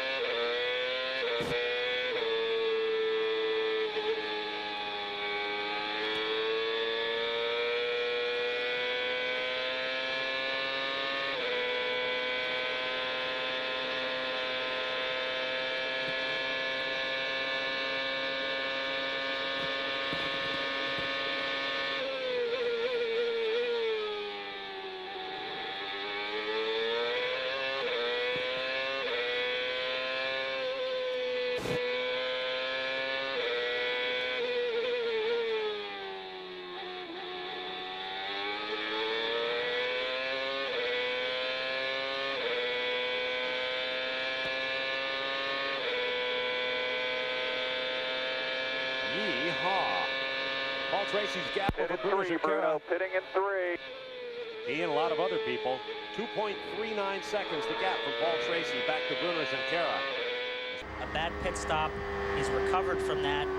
Might be in position here to win the race. You know, as the race goes on, he's a lot more experienced than the rest of these guys and can really put the pressure on when it counts. Approaching 220 miles an hour down into turn 1. The drivers are experiencing about 4.4 G sustain through these 4 corners. Hard on the throttle, the Cosworth winding up. Still trying to get his lap back is Bruno Junqueira. He currently runs in 20th after his first lap altercation. Put him a lap behind the race. We'll just ride with him now. Bruno Junqueira, winner at Road America.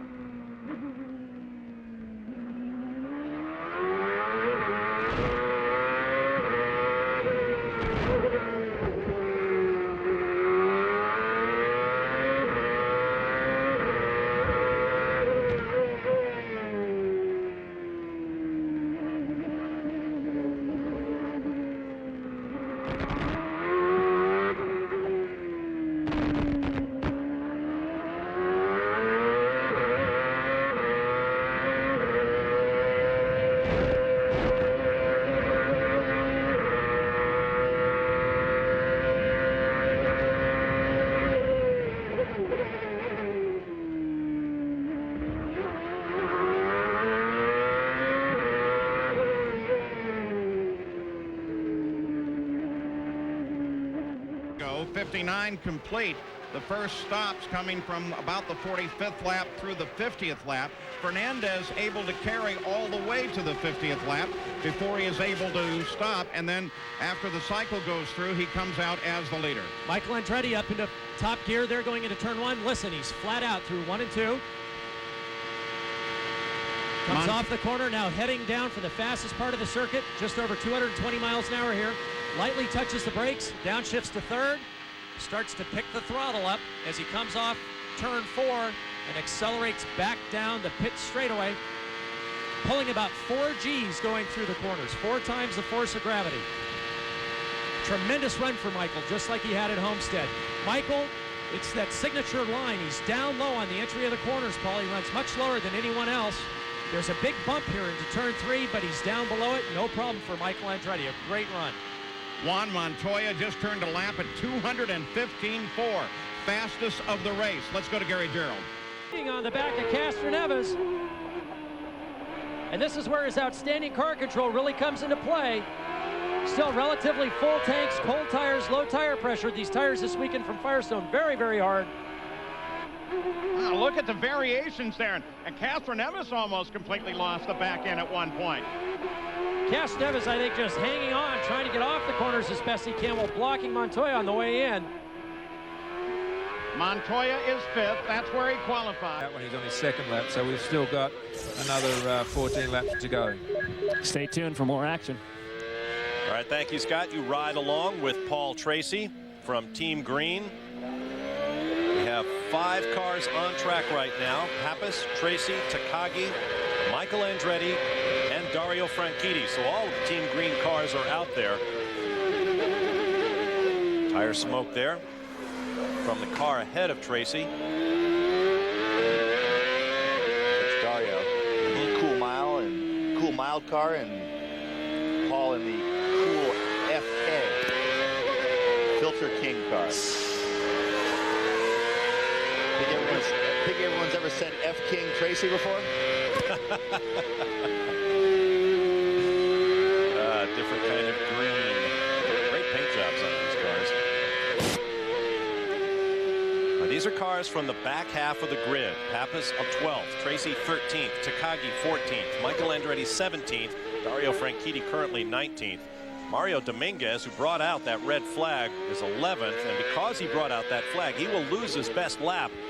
So Dominguez is effectively 1 lap in the hole. The fastest he goes, he will lose that lap today. So he's got to put a string of fast laps together in order to improve. Turn 11.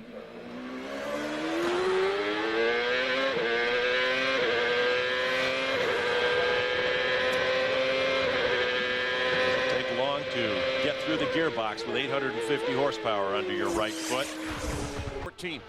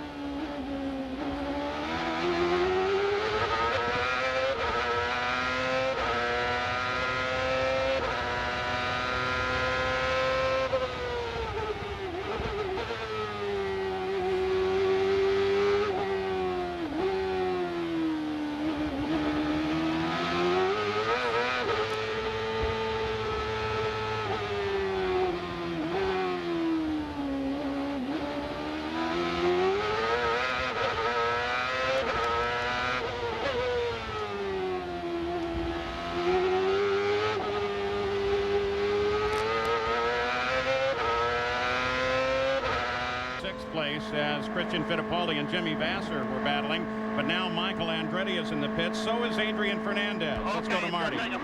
Yeah, Michael Andretti really needed this stop. He is out of tires. They did not change tires the last time, so he's run 105 laps on those first set of Firestones. The other side of the story, Christian Fittipaldi stayed out, and he did get fresh tires last time, so Andretti's out of there. It's amazing how much the year of seasoning has done between last year and this year. Did a nice job, won at Elkhart Lake, but this year he has been a factor at every single type of course. You can see the confidence growing almost with every weekend, and he really has shaped himself into a bona fide Big-time star and dirt tracker. This is his third lap. His fourth, or probably his fifth, will be his quickest as he comes around to cross the start-finish line. Let's take a lap with him and listen.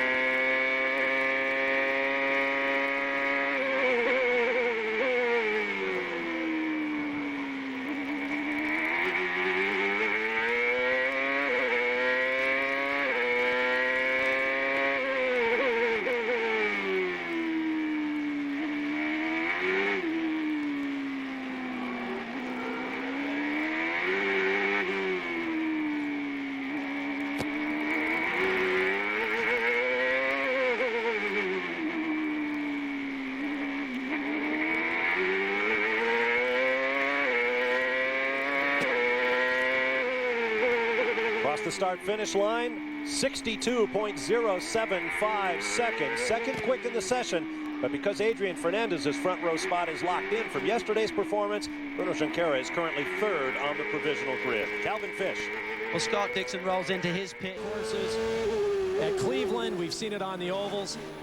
He's now at full power just like the rest of the field. Fuel strategy has nothing to do with today's race. He's just blindingly fast in all conditions, and he's one of only a couple of drivers that this is their first time racing at Road America. Coming to station 5, we're going to ride with Michael. This is the slowest corner on the racetrack, Paul, 60 miles an hour.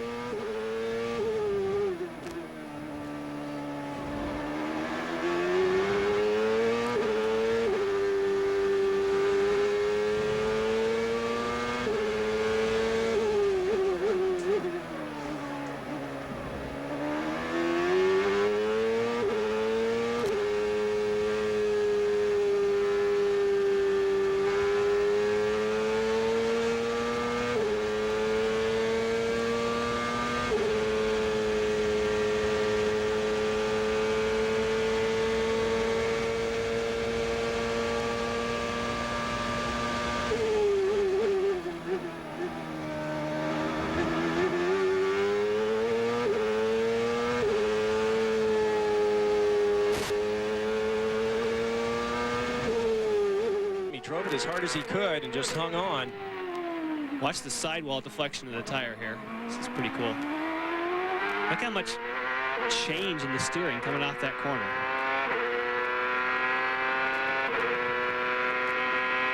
.190 miles an hour.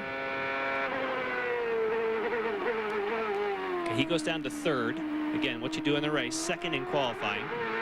And these are so difficult to judge on the exit of these chicanes. It goes downhill off camber here. It sets you right into the wall. That wasn't good.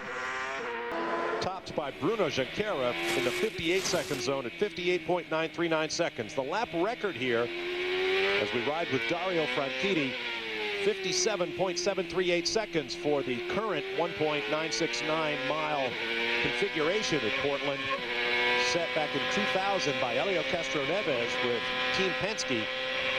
57.738 seconds. Of course, that was with a more powerful car than we have this year since the turbo boost reduction. Onto the front straightaway comes the Scott.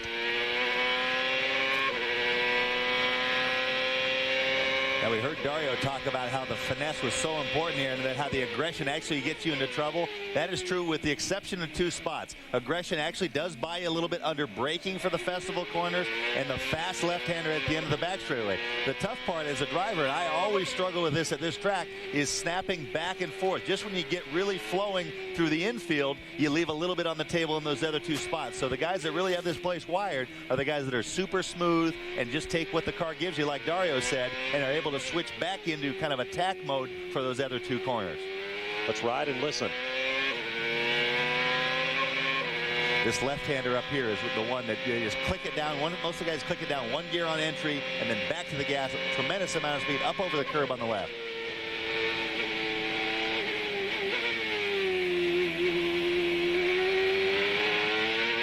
A little bit of traction control. You heard it clicking in right there on the exit of the final corner.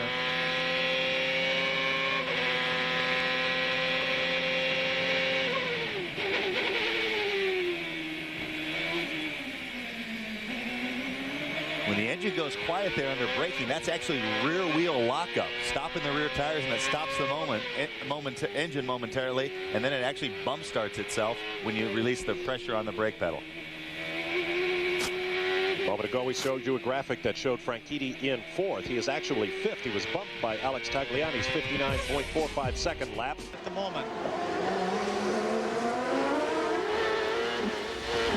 Flashing across the line once again. Seems like that one area in there where Brian has some problems. A gear? Could be. I mean, that would happen if one of the gears in the box wasn't hooking up properly, and he has to jump over it. Or if it's just, you know, for some reason, the way the load is right there, he's going to take a look. Don't go unless you're sure. Careful there. See, he wanted to be sure. He does not. Bob, a moment ago, you saw Ard Meyer slow on the racetrack. He's back on pit road with gearbox problems. All right, thank you, Jan. And what we've also seen there is Michael shifting in 3 and 4. A little downshift so he can pull off for the corner. His hand goes down there on the left-hand side. That was to adjust a roll bar. The right-hand side is a gear shift. Took it down. We'll see him go back up right here. See his right hand drop down. Keep in mind, this is 9/10 of a mile around, 3 turns, constant activity, and the driver spends a lot of time. This is on Ontario Drive, sharp left. That's where Tagliani went right over the curbs. Long right-hander here. Keeps going. Now the next kink is flat. And you hold your breath right here, look. Boom! Wall to wall. And the brake zone where Kanaan went off. Look at the vibration through the steering wheel on Tracy's Lola. That's off Manitoba Drive onto Nova Scotia Avenue. Obviously all the streets here named for Canadian provinces. It's a little adjustment on his visor. Paul's been hounded, as you can imagine, all weekend long here. Autograph seekers, pressmen. He's got a run and hide, has his motorhome here in the paddock, stays here. No sign up the road of Cristiano de Matta. Last time by the timing stripe, 2.7 seconds. Up 1 boost. Getting the pit work done. So he doesn't want Elio to get too far away, but if he's going to pass him, he's got to do it in the pits. But he's got to be close enough to take advantage of that superior servicing that his team can give him. Parker, and from the pits for Montoya, they're doing some cheerleading on the radio. They're telling him don't give up on Castro Neves. They're urging him to stay up there and fight, stay right within striking distance where he can capitalize on a mistake. Well, right now we haven't seen either one of these drivers make a mistake, Paul, but they're driving extremely hard as they continue to trade races fastest laps. All right, we have a great opportunity here and now to go on board with Montoya. We're going to try and do that and just ride with him as he pursues Castro Neves for a couple of laps. Whoa!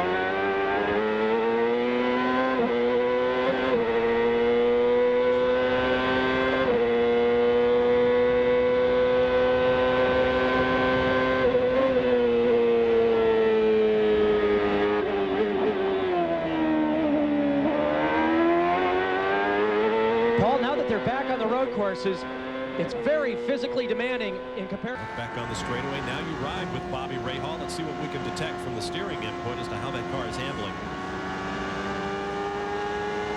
He's talking on the radio, push that little button with his left thumb there. You know, he's got a pretty good grip on that wheel. When he's turning it that much, he's usually got a car that's pushing a little bit. See how his hand's almost up on top of the wheel? He's pushing a little bit there. Down to Jackaroo with more on Rahal. Bobby Rahal, as you guys have alluded to, has been chasing a loose condition all through this race. A tough situation for this owner and driver to find himself in. But one of the great things, as you know, Danny, about Bobby Rahal.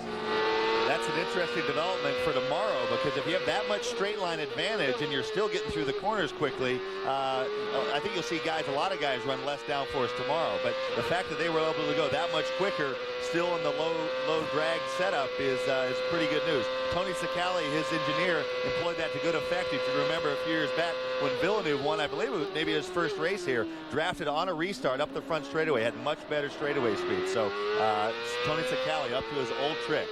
And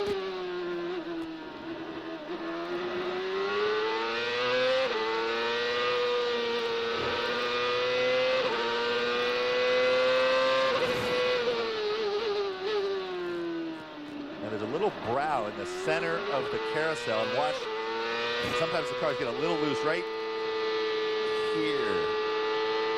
Not even a wiggle. Oh, there you go. Scott? Well, Tommy, just like you're talking about, these guys are going to have one downforce setup on the car purely to go as fast as they can for one lap.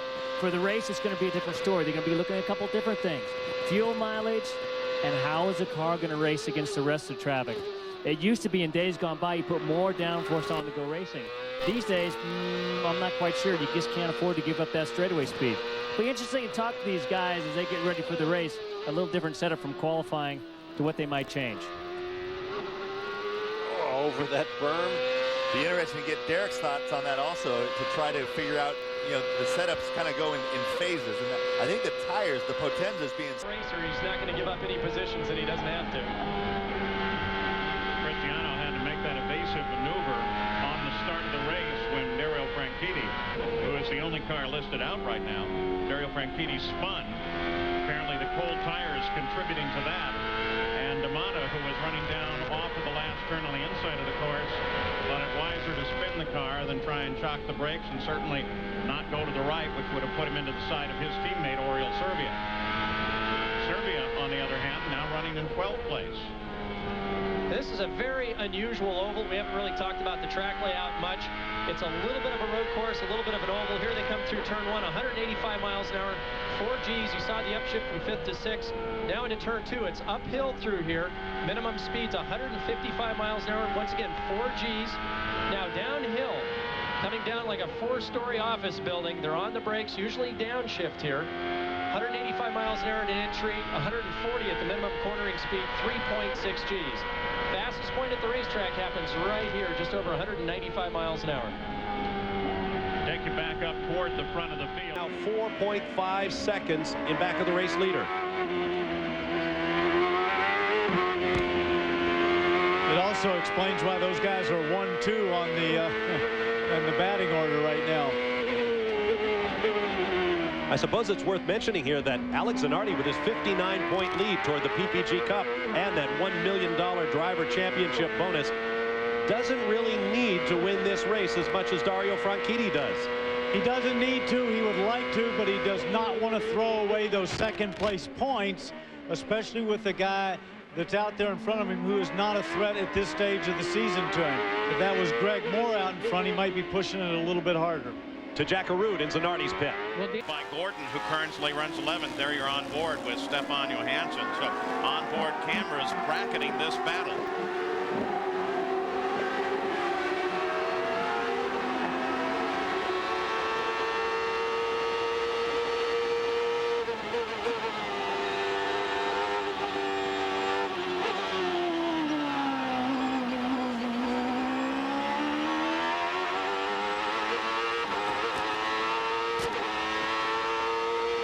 Every time you see his right hand disappear down there, he just checked to make sure he had it in top gear, but he just goes down, and that's what they call a sequential gearbox, which means it's like a motorcycle.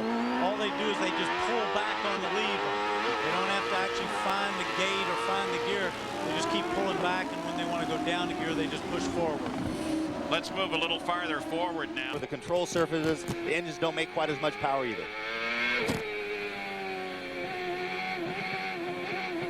This is the section we just showed you from yesterday. On the Shoreline Drive. Time remaining in the upper left. Less than 19 minutes to go.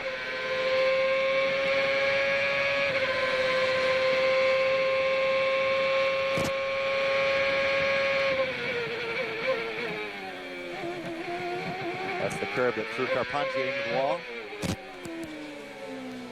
Boy, talk about threading the needle.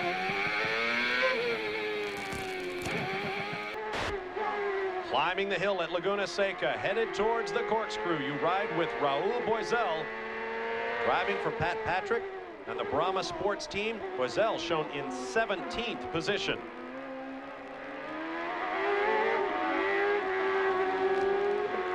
Boesel, one of the drivers we hear may be on the move during the off-season to come. Still looking for his first career victory in the PPG Kart World Series.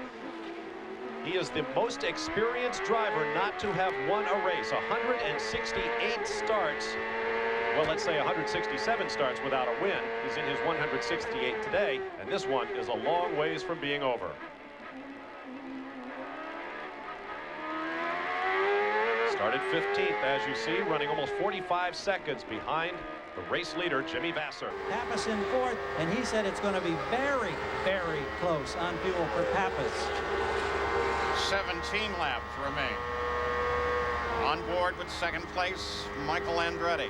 As the we winner watch this, the past Paul, 2 years. you can see as he goes into the corner how high that dark line is up to the right side of the car. That's where everybody else is driving. Now watch as we come down into turn one. Watch how early he turns in. Look how high the groove is up to his right. Michael's got something figured out. He does this also at Milwaukee, I've noticed over the years. But that seems to be where the Swift Ford is working the best. We've got some other great battles behind him. We've got Blundell and Papis working hard, as well as Ferran and Cristiano Matta. But as we ride along, watch Michael Andretti driving where no one else dares go at this stage of the race. Brian Herta just brought the Shell car, and he was running in 12th, 1 lap behind the race. Well, we're watching as they service Herta's car, top him off with fuel. Should have him underway momentarily. Behind him. Now on board with Bobby Rahal, making his final appearance on Belle Isle. He won the first race run here on this 891-acre island in the Detroit River back in 1992. Currently in 11th.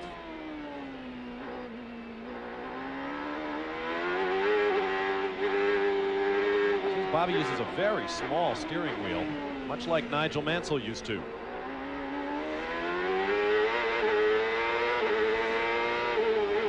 Every time that his hand disappears out of sight, it's for a shift. See the right hand right there will just go out of sight. Grabs that lever. It's a sequential gearbox. So all he has to do is pull it back. When he wants to downshift, he just pushes it forward. Just drops off the other side of this bridge right there. Really fun corner. Now we're on the new long straightaway coming down there toward Tommy Kendall in the new turn 3. It's like someone hits the slowdown button. You see, I mean, they go from 195 down to 50 in the space of about 150, 200 feet. It's phenomenal to stand next to the track. Look how rough this area is through here. Look at his hands, his head, everything shaking. Now we're on the new course, the old course. I don't know if you caught a glimpse of the dark clouds out over the lake, but there's a little blue right above the track, but there's dark not too far away. The onboard cameras have gotten considerably lighter than just a few minutes ago with Gilles de Ferran. And you'll see him going down into this early chicane there. This is really tricky because it's concrete, a little bit rough. You see his head bouncing around, and now you see the pavement change right there on the asphalt. Accelerate up, very quick corner here. Quick there, and this is where Jimmy Vasser, Scott Pruett got on the oil right there. Accelerate up into a slower corner here, drop it down a gear. Hard on the gas. Now this is an important corner complex because it comes onto the back straightaway. Little right, little left, and another little right, and it's all flat out, but it depends on what the car is doing, how smoothly you get out there. Very fast left and right complex there. Do that in 5th gear, down here into 3rd or 4th, depending on how they have it geared, and accelerate up through the gears. See those dark clouds overhead? I'm sure they... And see what he's actually doing. In qualifying, it was actually shifting quite a bit. And there's no, watch here as he pulls. There he goes up to 5th. We'll see probably he'll go up to 6th, or no, he's just going up 1 gear from 5th to 6th. There was no consistency, not only from team to team, but teammate to teammate. Jimmy Vasser shifting twice during his qualifying run, sometimes once. We saw Max Papis and Kenny Brack doing different things. So it's really the comfort level of the driver. If they need to help rotate the chassis, they'll go down an additional gear, use additional torque to help turn the chassis. If the car's a little bit loose, they sometimes might only shift once to relieve the back tires of some pressure, allow the car to be a little bit more balanced going through the corner. And currently 9th. Make that 4 laps in the books. He just completed his 4th, jumps up to 9th on the provisional grid. 14 drivers have now logged times to ride aboard the Chevron Lola with Cristiano de Matta. Is that 5 downshifts in the Andretti corner? They run the 7-speed gearbox now, so that could very well be that. I wasn't counting it. We'll be looking for his split at the first intermediate, right-hand side of our AT&T track map.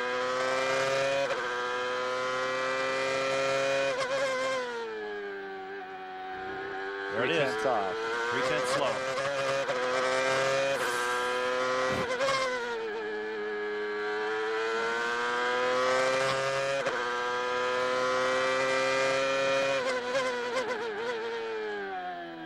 Pulled back about 500, so going up the hill through 6 and up the hill. Short shift into 9.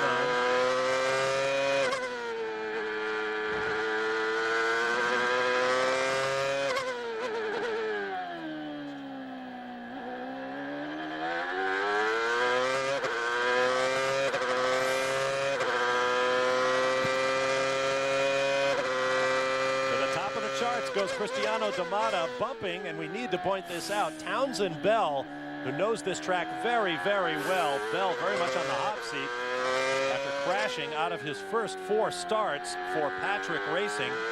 But Cristiano de Matta not only bumped Bell, who is now 3rd, he also bumped Tony Kanaan, who at the same instant practically had bumped Bell, then de Matta bumped Kanaan. And the times are falling rapidly. As you see, de Matta now on a faster lap, 46 thousandths of a second quicker than his previous best. And between here and start finish last. Puts another lap in the record book. Once again, we get to go on board. L2.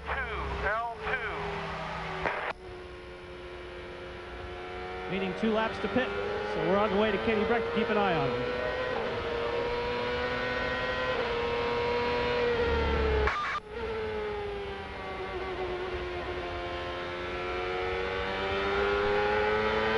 Those steering wheels, they're so cool. All the information on the wheel now.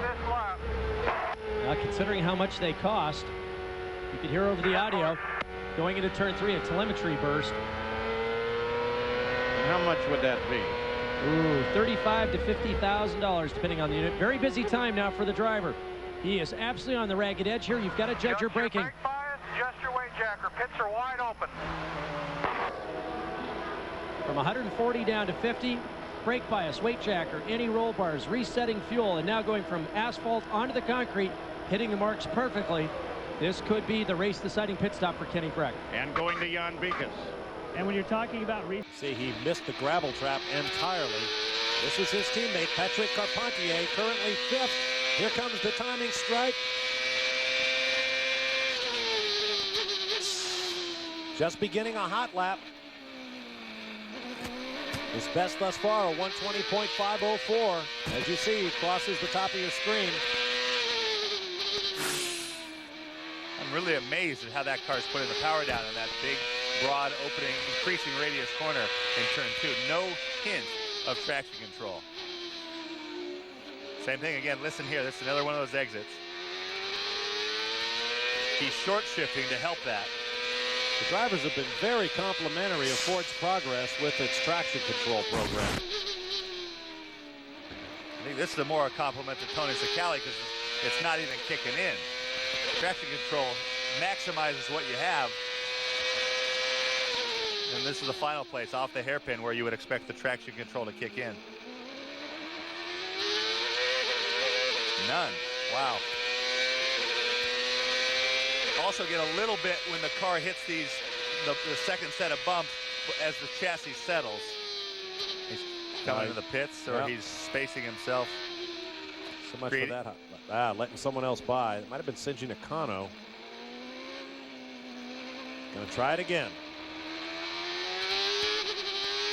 And inadvertently, that messes up Nakano's lap because Nakano couldn't brake on line. Bruno Junqueira remains second. Scott Pruett has more on him. That's exactly turn 4, and we'll get an idea here of Gidley's car, what that looks like for him. Remember, Gidley well back in the field and being overhauled by the front regularly now. Still a bit of a glare. And this is so hard because once you slow down and you start allowing people by on the inside, it's so difficult to get back in the swing of things, get back in the groove, literally and figuratively.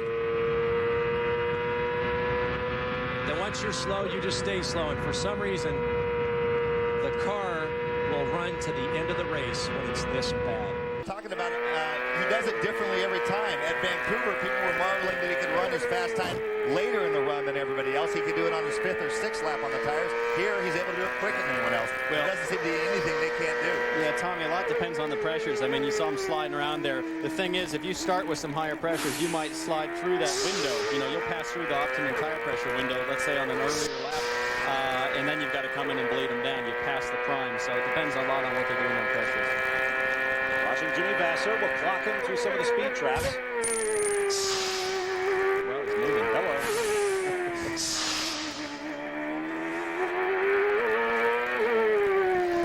Coming up on 12 minutes to go in the session.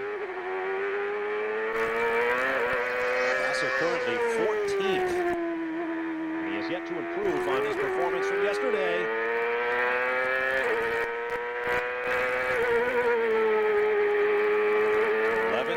Carousel. Open that right front wheel, as TK described earlier. Whoa, lots of steering input. 67.999, 7 thousandths of a second slower than his best lap in yesterday's first round of qualifying. Separates him from the leader. When I look at lap times, Parker, I'm looking at Junqueira turning identical lap times to the leader. So that's a comfortable run for him. He's probably in very good shape. The thing I really am wondering about, though, is if, in fact, the Penske team is going to split the strategy some way, why would you split it to make the fair and the rabbit? Most points? Well, I think they're going for most points to pick up that 1 point for most laps led. Plus, if they get a break under yellow, he'll make back any problem that he's had in fuel deficit by those full course yellow laps. Right now, he had 3.9 seconds on Junqueira. Now that's down to 3.7 seconds. So in fact, Junqueira is slowly catching him. He had match pace. Now he's going a little bit quicker than Gilles Ferran. The field on board Jimmy Vasser. Now, here's a good opportunity to kind of listen to that throttle. You can see, Paul, he doesn't pick the throttle up until he's well past the halfway point of the corner. In years past, you just lift on the entry and start picking up the throttle right about here. Now listen how much longer it takes. See, right there, it's about 4 or 5 car lengths coming off of turn 4 than it was in previous years. Let's go to his teammate, Juan Montoya. We'll listen there as well. Reminder, the leaders last pitted on the 124th lap. Oh! Juan does that as if it's just part of the routine, and apparently for him it is. Well, eventually, Paul, it's going to catch him. Watching Jimmy Vasser's on board, you can see how steady and how consistent Jimmy was. Juan is much more on the edge of the tightrope. I hope this doesn't bite him, because he's got to drive the car extremely hard if he's trying to conserve fuel in order to get the most out of his lap times. And Parker, have you noticed if he's shifting? Because that would be one of the circuit. Down into turn 1, 4th gear, 130 miles an hour. Light tap of the brakes, 3.5 Gs here. That exit curve has caught a lot of drivers out in the past. Uphill now, steep uphill into the keyhole, braking from 5th gear down to 2nd, 70 miles an hour, off camber on entry and blind. You'll see all these corners have a concrete patch just on the outside. The drivers really need to hug the apex curves to take maximum advantage of grip from the asphalt. Now it's downhill, up through 6th gear, 195 miles an hour as they approach the braking zone. Hard on the brakes, down to 3rd gear for the sweeping uphill right-hander. We've seen passing attempts here in the past, and even in the left-hander coming through turn number 5. Then it's downhill once again. Light tap of the brakes, back to the right. Now the drivers have a quick little upshift and a flat left-right combination. Blind up over the top at 140 miles an hour. Stab the brakes. Uphill, off camber, cresting blind corner. Down into Thunder Alley. Accelerating hard now.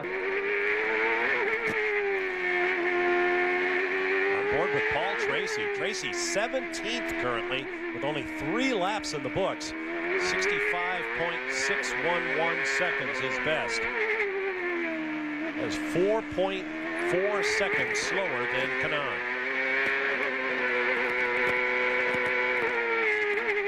It's a little bit of an unusual strategy for Paul because he admittedly says he's not a great qualifier. He has a tough time just going out and snapping on, but they must either have had a problem or he feels pretty confident that late in the session was the time to go because they haven't left themselves a lot of margin.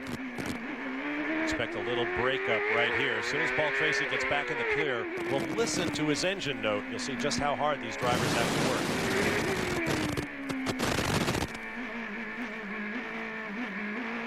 This is the ice rink, as his teammate Dario Franchitti described it. Now let's listen.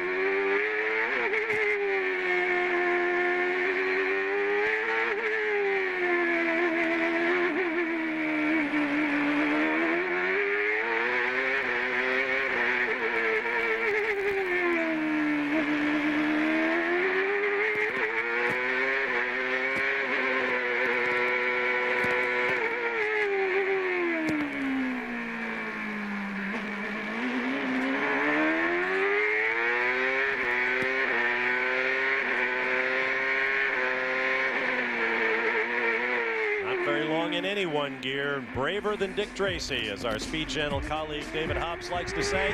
We'll be back. On board once again with Scott in the Vistion car. Notice the lack of movement in the steering wheel.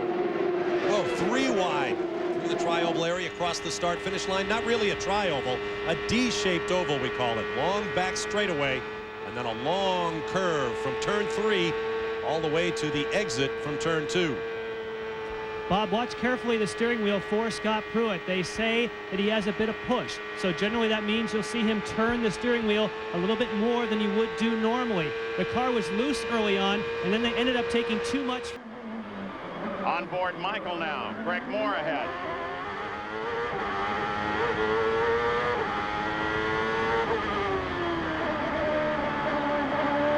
They run through this corner, Paul, at about 110 miles an hour, pulling just over 3.5 Gs. You can see how aggressive Mike's being with the steering wheel there. Up to 130 in the short chute. 85 miles an hour through this right-hander. Look at the Kmart telemetry from Michael's car. Chasing Moore just ahead, who just got around him. Approaching 190 miles an hour down this back straightaway, Paul. It's going to be a little slower in the beginning with full fuel. A quick left-right flick through turns 10 and 11. Down to third gear, 70 miles an hour through this hairpin, leading onto the pit straightaway. Record holder at 240.9 miles an hour, a time he turned at Fontana, 1997. First of his 2 qualifying laps as you ride on board with Max Papis. Watch how relaxed his hands are here. He actually has his hands open a little bit. Lets the car through the corner just as gently as he can, uses up all the road right to the exit, right out to the concrete, dives for the inside. You hear no change in the RPMs virtually. He's full throttle. The car just scrubs a little speed as he turns the wheel. First lap good enough for third quick at 2:31.2.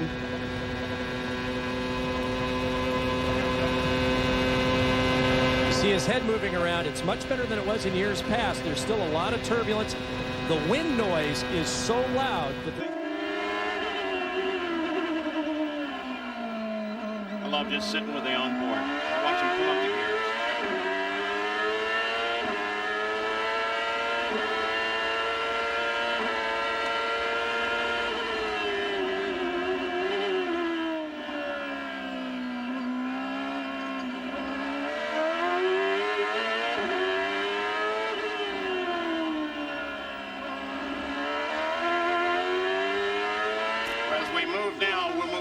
Michael Andretti.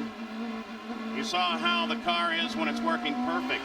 Michael's still holding on to 17th. Davy Jones is behind him. His teammate Christian Fittipaldi ahead of him. Whoa, that was a little close. I think it was Goodyear. It was Goodyear. Just got a glimpse of that silver helmet. Well, the last thing Mike wanted to see was him shoot back across the track. And that was the last thing that Goodyear wanted to happen, too. He just wanted to spin it over there and stop.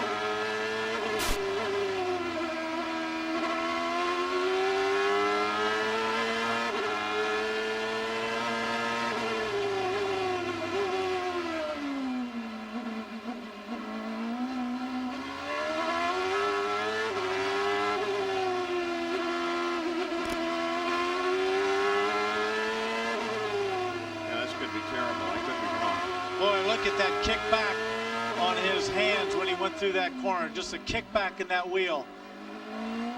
Corner station called that as car 5. That would make Gordon split off in front of Michael. I'm going to wait.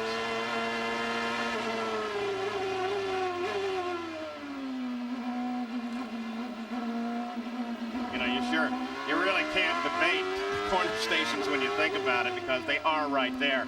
Volunteer. Anyone else. So very cagey here. You can see the huge interval. No one in front of him. Everyone lined up behind him. But we know Adrian's good on brakes, good on tires. Now he just needs a little bit more fuel for some more power to try to catch up to that group in front of him of Montoya and Franchitti. And the leaders just now passing over the halfway point in this race. It is official. You talk about the weather here. It is, after all, the tropics.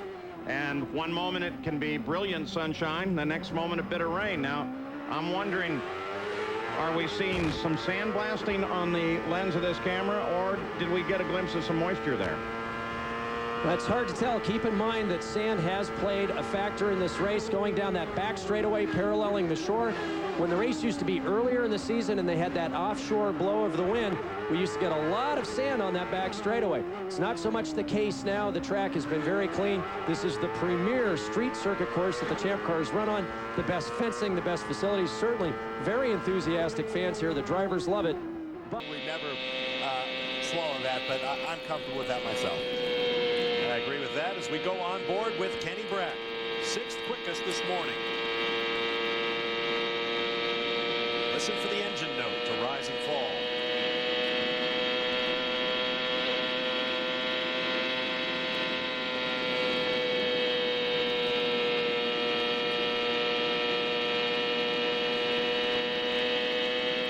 And yesterday I went around this track with Patty Mayer, one of the pace car drivers in one of the official pace cars, a supercharged Lexus. We were up around $130, and I can tell you this place shortens up and narrows up despite its tremendous width and 2-mile length. When you get up over 100 miles an hour, can't imagine what it's like at more than 200.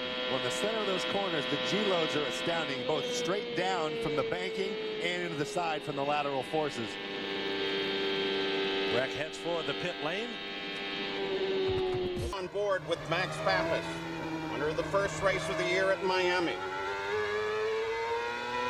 Coming out of turn 4, the short chute from 4th to 5th. Back to 4th, this left-hander just at 3 Gs, 95 miles an hour.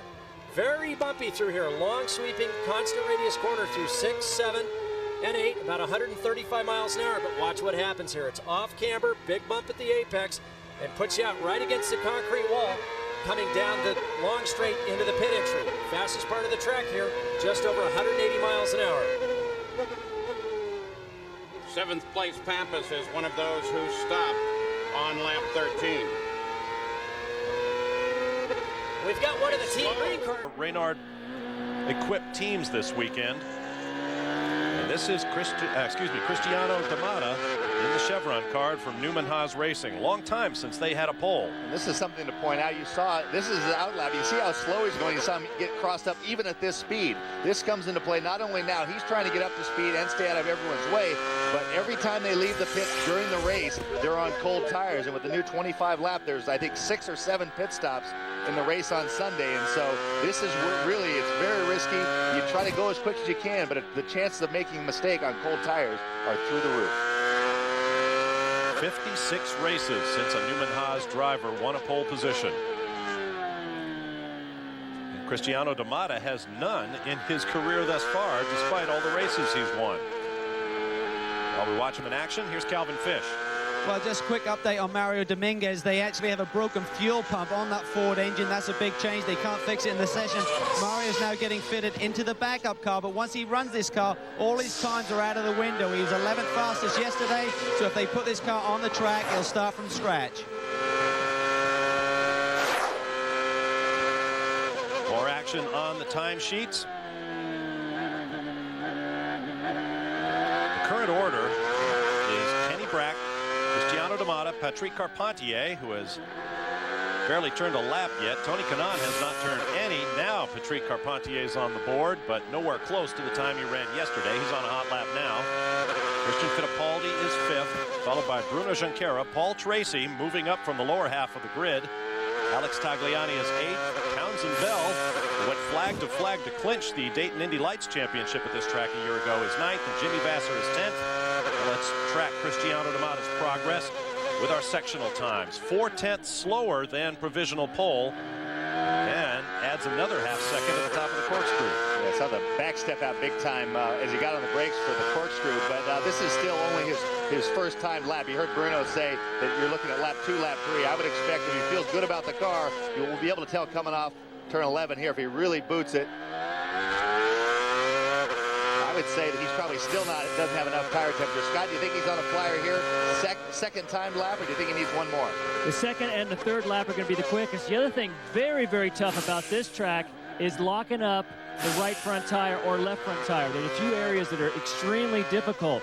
In fact, a number of times you come to this track, you'll actually run a little bit more rear brake than front brake. If you crest a hill going into the corkscrew, it's very, very easy to lock that right front. As you go down into turn 2, that tight hairpin at the bottom, also very, very easy to lock those fronts. And these guys have got to be careful.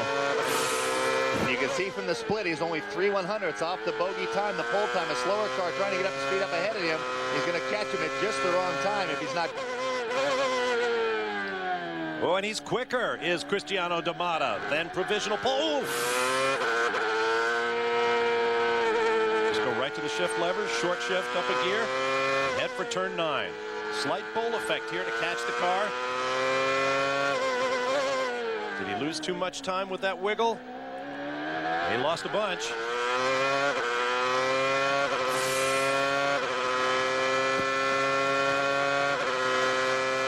Nope. 22 thousandths of a second off.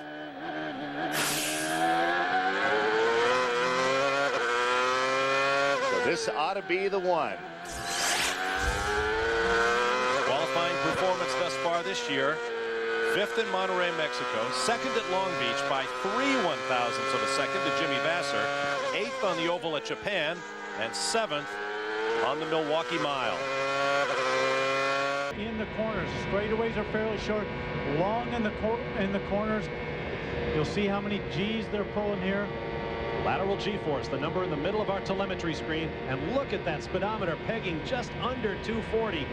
Now the G-forces even out as he's on the backstretch, and then extending again as they build to 3 G's and more in the turns. Actually, you see it goes solid right there. It actually goes up to almost 4 G's, but the meter only goes to 3 G's, and they're doing this for 250 laps at both ends. It's a long time in pulling that kind of G-force. Absolutely. I once spoke with Rick Mears about running on the ovals, and I talked about the Formula One series, how the drivers complained about hitting 4 G's. This is Kenny Brack.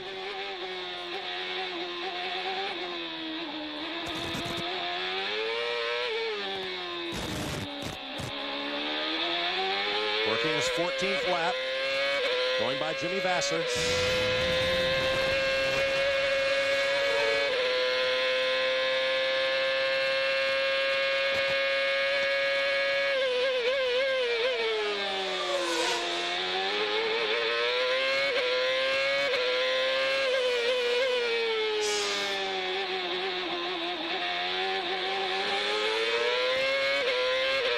The track seems a little bit more slippery than the beginning, definitely. Ken is struggling for grip, actually. He's going kind of slow at the moment.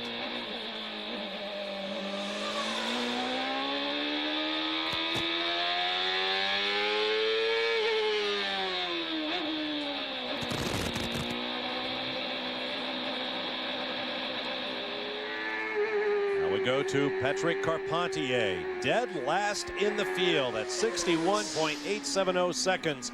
Last year, he sat P2 on the front row alongside his teammate Alex Tagliani.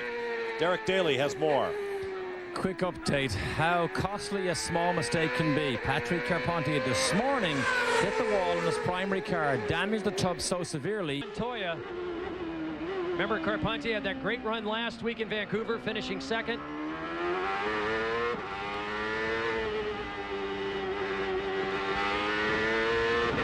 You ride 5th place. This is Adrian Fernandez. We're going to sit back and just enjoy a lap with him.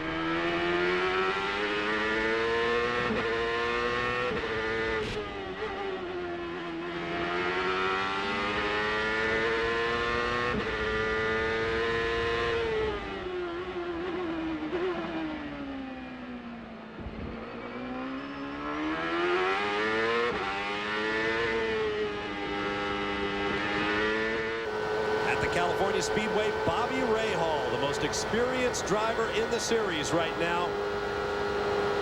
Looking for his 3rd victory in a 500-mile race. Ran very strongly at Michigan before crashing when he got up on the high line, passing slower traffic and hit the wall.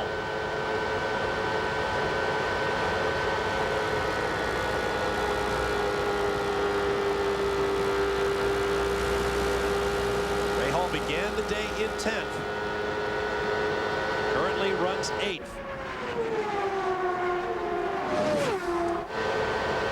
Guys in regard to move up, they're currently in 11th and 13th in the next few laps because they are so fast on a dry track. On board with 8th place, Gidley, as he battles with Cristiano Matta. Down this long second straightaway. And then into this section where the good news is you don't get pushed around by the wind too much. Scott, here they come, Gidley and Matta. Everybody's looking good down into here. Actually, he's getting Gidley's getting a little bit of heat as he comes through here from Tagliani. Couldn't really make a move, and you're right. The wind down on the track isn't too bad, but up where I'm at, it's getting pretty windy. Now, the good news is that up above your head, we can see that the clouds are white, fluffy, and clear. Rain should not be a problem now. This has also. A quick check with race control as you go on board with Adrian Fernandez. It was a legal start.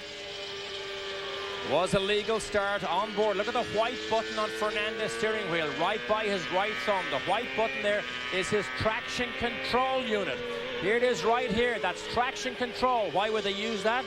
Believe it or not, exiting the pits. They want to have complete control of the traction and don't get themselves in trouble. And he just went to that button before taking the gear up one and then down one. We should talk a little bit about this idea of having 2 top gears in the race car, Derek, and shifting both into and out of the corners. Basically, here the wing package is controlled. They have less downforce than they've had in years past. Less downforce means they cannot maintain the momentum or the high speed through these corners, so they need a gear for the corners to keep the engine up on peak power. Of course, with low downforce, they simply fly down the straights almost 200 miles an hour. That's why right there you see Fernandez select a second gear. And Bob, even without pit stops on an oval track, they'll do more than 1,000 change. On board with Zanardi. Zanardi currently the second fastest as they come up into the start-finish straightaway. And we'll see if he can gain on Franchitti. He does not. Franchitti's still fastest, Bobby. Well, he is the fastest, but you know, Zanardi knows that. He knows this young guy from Scotland is really on his back. A little while ago, I watched, they were nose to tail with each other. Not real close, but Franchitti was gaining on Zanardi. Now, we haven't seen this all year. Here's an area you like to pass. Here's that little chicane down onto Quebec. It's really quick back to the left, isn't it? Boy, it's a neat little turn in there. Yet here's where they thought they could pass, the end of the straightaway, but it's a problem because they come out so quickly. They'll be trying it tomorrow, Brian, but it's such a fast turn. Now there's where you're going to see the passing going into here like that. Now here they're cutting down. That's where the Indy lights come out of their pits. The pits are on the back side of the track. So if everybody sees that, as the race goes on, that's what that's about down there. Now we're coming around to the chicane again. Watch how Zanardi goes up over that curve. Up over that curve. He goes almost clear to the grass on that one. There's Science World. This is the parking spots for Science World. And one more time, back down through the start-finish area comes Zanardi. And once again, he is still second fastest behind Dario Franchitti. Greg Moore is running third, and Paul Tracy has moved up to sixth. Or worse in order to keep the run for the PPG Cup alive. And of course, that $1 million bonus. Right now, Gilles de Ferran runs in 7th place as we climb on board with Christian Fittipaldi, currently shown in 13th.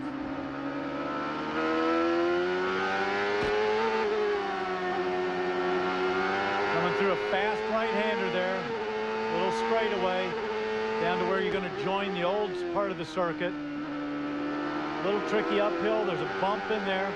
Now this is a very fast but tricky corner under the bridge. It's got that dip in the middle and then rises up. Now you climb up a very steep hill. Look at this. You're looking at the sky. You go into your braking area, can't see anything. And then guess what's there? The corkscrew. Turn in. There's nothing there. Drop down. Drop down 160 feet through a tricky little left-hander here. Very fast. Down into, as you described it, Bob, this little bowl. Come down short acceleration, hard on the brakes. Look at that traffic in there. Slowest corner on the track.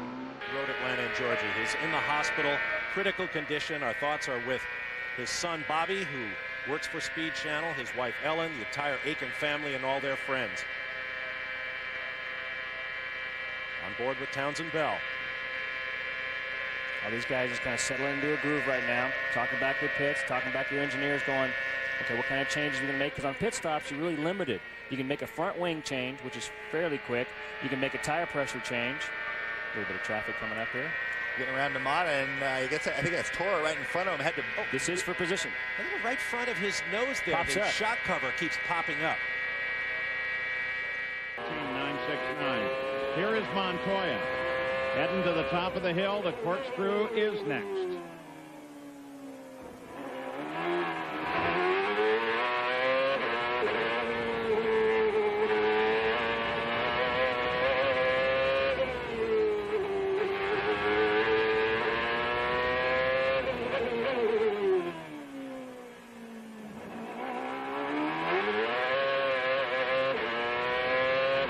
Montoya, fifth quick. We'll see what it does to him. No change there. Now, this is a new helmet configuration for him, and it's very special, Parker. Well, you can see here he's got a little bit of a change, and if you can see the back of the helmet, it's a special helmet memorializing Gonzalo Rodriguez, who was killed here a year ago today. In fact, here at the track. He's worked his way up into the 8th position. They've had some very good pit work all day long, and they are on. They can make it with one more stop. What they've been doing is put a turn in the wing up front each time. The car developed a push, also a tire pressure adjustment. Right now, they've just about got it where Scott really likes it. The only problem is he's got some ground to make up if he's going to catch up with Michael Andretti up front. Notice as Scott Pruett goes into the corner over those bumps, he gets a little more movement in that steering wheel than some of the other cars we've been riding on. Bob, that's an exact reflection of how the car's handling compared to Michael Andretti's. There's more movement in there. He's not getting the handling that he wants. That's why he's running back in 8th spot, and Michael Andretti's up in 1st. Big bumps. In comment after he tested the Formula One Toyota, he said the Champ cars were more physical to drive, and that was a big thing about it. You never had to take your hand off the wheel to shift, and they had power steering. So in that situation, having power steering, if you only had one hand and needed to make a correction, you could do it easily. And he said that's something that obviously yesterday he would have loved to have the power steering. I believe that Cristiano, kind of being the purist that he is, probably likes the fact that he's in excellent shape and probably considers that an advantage. They're a little bit more physical in the longer races. Today's pictures are coming to us from our host broadcaster this weekend in Toronto, Global TV. Start-finish straightaway. Prince's Boulevard here at Exhibition Place. There's Prince's Gate in the background in turn 1.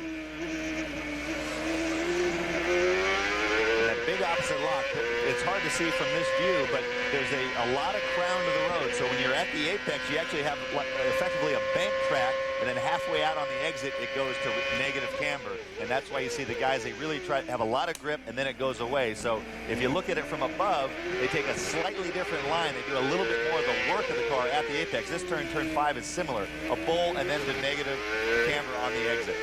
Very tough to drive, but also it affects the setup. Because the shock absorbers, which control how the wheel comes up and comes back down, that's a big part of keeping those wheels in contact as the camber is changing. Off Manitoba Drive onto Nova Scotia Avenue.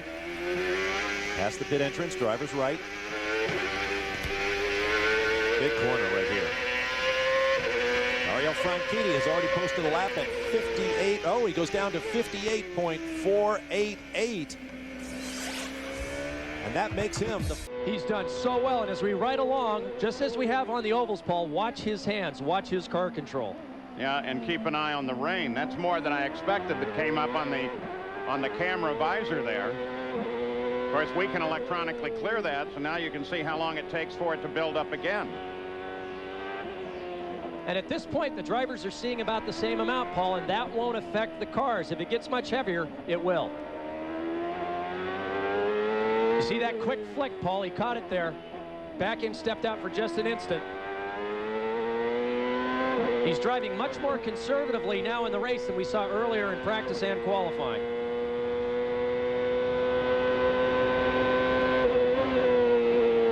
Fastest part of the race course there, just at 190 miles an hour. Walter Salas has brought his car into the pits, so he is in safely. Fire is out. Scott Dixon, who is second on the pit road as well. Zanardi will go back to the lead. And so Dixon in and out. As you said earlier, because of food poisoning or flu earlier, missed the 2-hour practice session. Only got the half-hour practice session this morning. It's a tough way for a rookie, even though it's a new track for everyone, to get up to speed on this new 2-mile oval. And we're going to keep an eye on Townsend Bell while we go away. May have some problems on his car. We'll be back. Now we're going to get a little greedy and try and get the most out of this track that we can possibly get. Guys? On board with Jimmy Vasser. We'll follow him through some of the intermediate times. This is his 6th lap. Both he and his teammate Jourdain were on the scuff tires. Let's see how that works. Jourdain is in P5. He did that on his 8th lap. So this should be right in the window. Hardly looks like they're on a fast lap. They are just crawling through that section. He's 8/10 off, so that's certainly not going to do him much good. Turn 9, onto the start-finish straightaway, onto the Shell Bridge, or Coors Light Bridge, pardon me. And immediately on the brakes for turn 1. 62.828 seconds. Jimmy Vasser's best performance, much better than yesterday, but not enough to hoist him up from 11th spot on the grid. Tracy remains 11th. Paul Tracy in 12th. Derek Daly has more on Tracy. Right now, Paul Tracy would spend field now. Adrian Fernandez, 2-time winner here, currently runs in 7th place. His teammate Shinji Nakano is right behind him. That's Alex Zanardi ahead. And you know, with the retirement of Cristiano de Matta in the accident and Tracy with gears, the two who are tied for the points lead are out of the race, and of course will go pointless. So the championship will scramble again.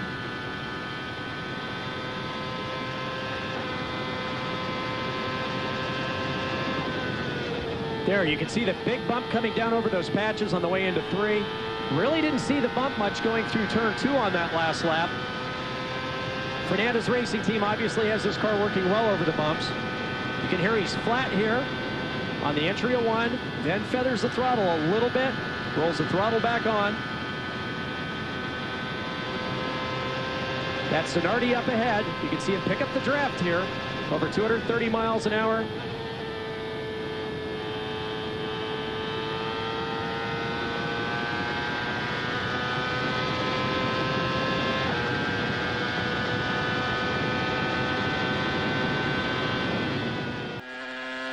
On board with Paul Tracy, and as we do, let's update that battle for 10th place. Tracy came into the day with it, but right now Kenny Brack would take over second if the race were to end right now. Michel Jourdain Jr. would finish 1 point behind in 11th, and remember the difference from 10th to 11th when it comes to the banquet, handing out the checks, 100 large for 10th place, 0 for 11th.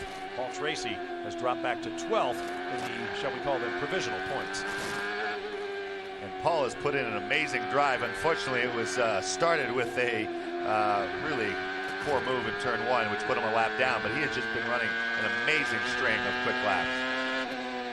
Chasing, so he just needs to keep his foot in it, hope for some guys dropping out. There's that slight chance he can get back on the lead lap if a yellow falls exactly at the right time. But other than that, this is hard, isn't it, Roberto, when you're down and you really don't have anything to go for to keep your heart in it, but he's putting in a real charge. Well, what happens is when you do something like Fittipaldi, you ride with Christian.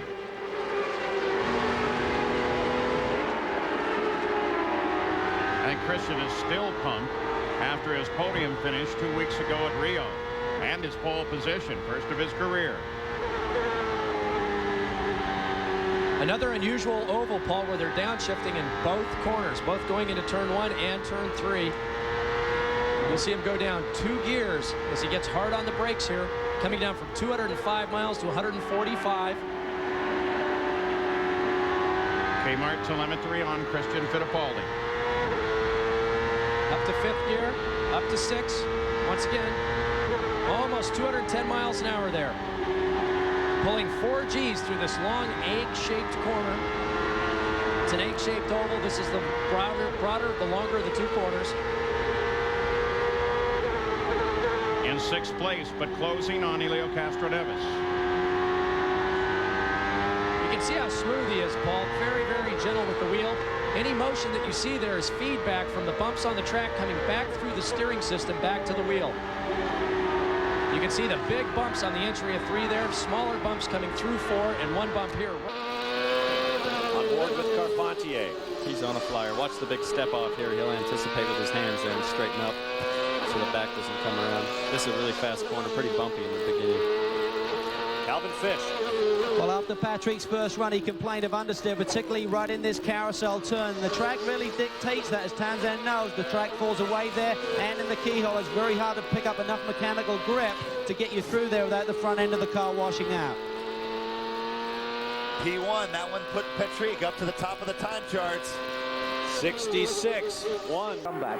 And now, David, he seems to be a driver with his full confidence back again. Yeah, I think a lot of people underestimate Michael Andretti because, you know, he was always doing very well in America. He came over to do Formula One with McLaren, which wasn't easy. He was Ayrton Senna's teammate. And, you know, a lot of people say the second driver at McLaren really doesn't get the treatment that he probably deserves. But he's gone back into Indy cars, and again, he's just shown that he is a top-class driver. Let's just keep quiet a moment and just listen to this. The IndyCar at full song.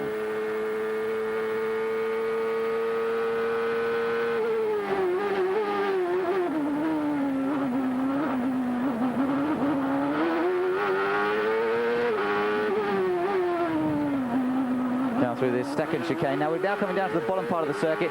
Got a couple of 90-degree left-handers coming up. Let's just watch him through these two. See if he's getting the power down as smoothly as he needs to.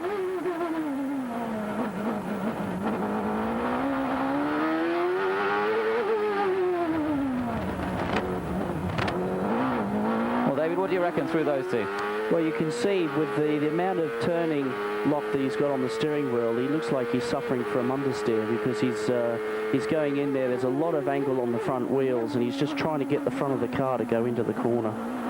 So it looks as though it's a little bit of harder work than... Mosey on Pruett as we climb on to Jimmy Vasser's car in 4th. That's going by the Toyota there, the 36 car. Vasser just went by is Juan Fangio. That's Gurney's new Toyota. An only American chassis in the field. Dan Gurney's All-American. You had some great successes with him, didn't you? Had many good years with Dan Gurney. So Jimmy Vasser trying to play. You ride with Ferran, turn 1.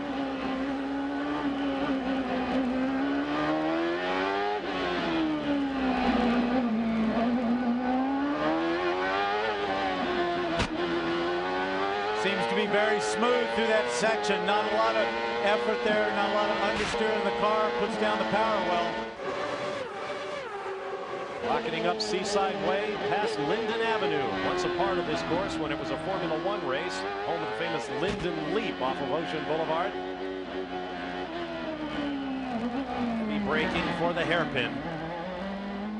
Now he lost a little bit right there. It's like he went in and he had to hesitate just a second for Zanardi. Lost a little bit of ground. Zanardi seemed to put the power down better coming out. 53.6 Zanardi, 53.9 Gugelmin. That was the voice of Derek Walker once again, giving Zanardi and Gugelmin's lap times.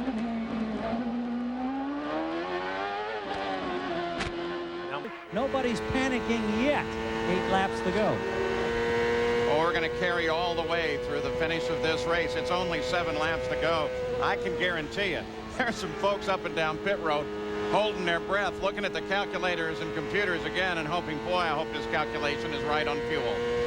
Well, I think they not only have a fuel problem, if you listen to Jimmy getting back on the throttle coming out of turns 2 and 4, he's got a little bit of a hesitation. That also gave you a good idea, driver's eye level, how flat this track is. Very little in the way of telltale markers for your braking and turn in. It's just a sea of concrete out here. This is where that transition is. Bang, right there. See, it's upsetting the car drastically because right after that, they're trying to keep it on the road and they're about to go to the brakes for turn 8. This is only the 2nd lap for Kanaan. As we spoke earlier, getting these Bridgestone Potenzas up to temperature for an optimum lap could take as many as 6 laps. Scott Pruett has more on Kanaan. That's exactly right. I was talking to Tony a little earlier. We talked about the car. But the other factor you guys have to remember is the fact that they changed the Lola very recently. He says, you know what, we're finally getting enough miles under this car to really start getting a feel for what... Works on Jimmy Vasser just ahead. Castro Neves chases Tony Kanaan. In fact, you can see that battle for the lead up in the upper left-hand corner of the screen, now 50 to center. See, Adrian's up 2 gears, down 2 gears on the way in. Hard braking into the corner. Braking at 1.7 Gs, then experiencing 3.2 his own body weight coming through the corners. You see, he keeps the car to the inside to try to get fresh airflow through the radiators and over the wings. This is terrific. You can watch the whole top 4 battle right here.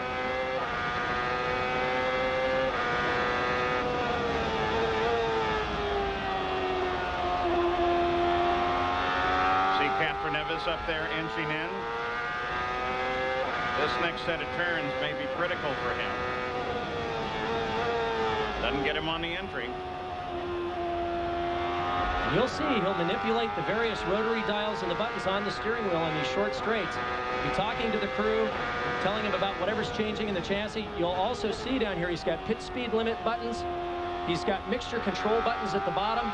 But right now, the guys are really into a rhythm. They've got the mixture set where they want, boost level set at maximum boost, of course, at all times.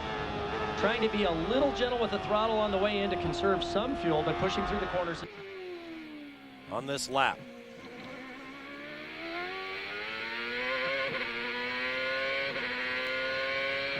Well, Matta and Brack are good to go. Junqueira is the car between,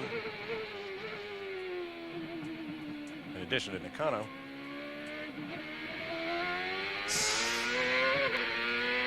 This plays into Christian's hands big time. He's being held up. Brack's being held up behind Nakano. Underneath Nakano he goes. Is that Papis? Ooh. I think Christian's going to have enough in hand to get out at least in front of him. Going to have to drive a really, really tough lap on cold tires.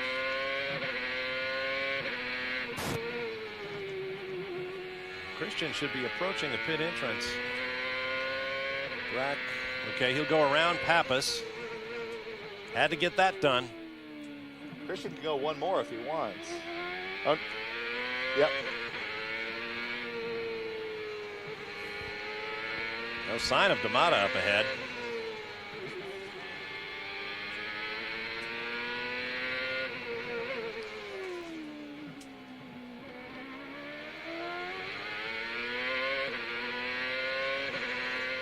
Fernandez and Parker Johnstone, what's going on during that lap? Well, here's the problem. The 24-degree banking, over 5 Gs of total downforce. The drivers spend over 80% of the lap turning, which means their bodies are subjected to this load for almost 20 seconds of a 23.5-second lap.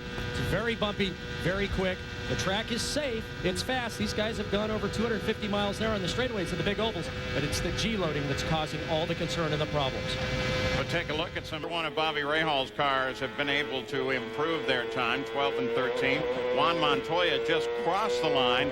He's kind of stuck in 5th qualifying position right now. But he's only done 2 flying laps so far. This could be the quick lap on this first set of tires. He's got traffic ahead, and as soon as you see that as a driver, you shake your head. But it was Brian Herta. He pulled right offline. Montoya maintains his momentum. Watch the exit coming off this far corner. It comes off of concrete onto asphalt, and there's a drainage ditch right as you come off the corner. Really upsets the car, and you have to have a lot of confidence to come off that corner fast. You know, it's so tight here and so rough that brushing the wall, just white wall on the tires, is almost commonplace. Montoya did it over in the area turn 4 on the last lap, and we have seen a lot of those occurrences, and the drivers are treating it with almost a casual attitude. Once again on board with Gilles de Ferran. To race here for a Brazilian driver is simply a dream come true. Now let's talk more about pit strategy. Marty Reed. Hey, this is going to be interesting, guys. You asked Danny why Team Rahal didn't bring Bobby in on that yellow. Well, they want to see if they can do this in 2 stops. They remember that there were 11 yellows last year at this race, and they think if they get a little bit more, they think they can go to lap 41 this time, and with a little more help on the yellow side, they can do this in 2 stops. That is really going to be interesting. Also, one other tidbit, you realize this is the most laps led by Bobby Rahal since 1990. And that adds a lot of heat is the real hard braking zone. You get the radiant heat from the brake rotors through the wheel, and that heats the carcass and the air in the tire. On board now with Richie Hearn in the Budweiser car for Della Pena Racing. Louis the Lizard alongside, as are you, running in 13th place. Let's go around with him, Danny. We're up there in turn 6, little left-hander now, very quick right-hander here. Drops steeply down the hill, tricky braking here. Most important corner on the track. This little left-hander, you have to come out of here fast, be able to get down through this carousel. Listen, let's listen to the throttle. Okay, I'll pick it up here hard now. Reach down, take the gear, shifts, get down through this kink. Almost flat. I heard a little bit of lift. The fastest point of the track down here under braking into what we call Canada Corner. Tight right-hander with a really neat climb. Right-hander here and a tricky left-hander up here under the bridge. That's Alex Zanardi. Send it out wide. Hard on the brakes here. Right-hander out onto the front straightaway over that curve. Now a steep climb right here up in front of the pits. Still climbing. That's the starter standing. You know, more than the second one, because it's actually the first one that keeps the car straight, the second one make the car jump around. And I tell you, it's very technical. It's I really love that corner. Well, and you can't just abort, can you? You gotta, if you make a mistake, you're getting in deeper and deeper. There's no run off road. It's just that wall staring you straight in the face. And you've got very few laps, so every lap counts.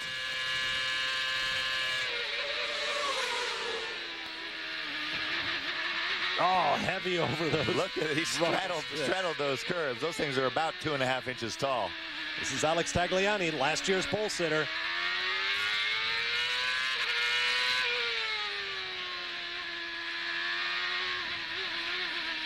This is the Turn 10 complex, near Science World. Here come those curbs Michael bombed. Oh.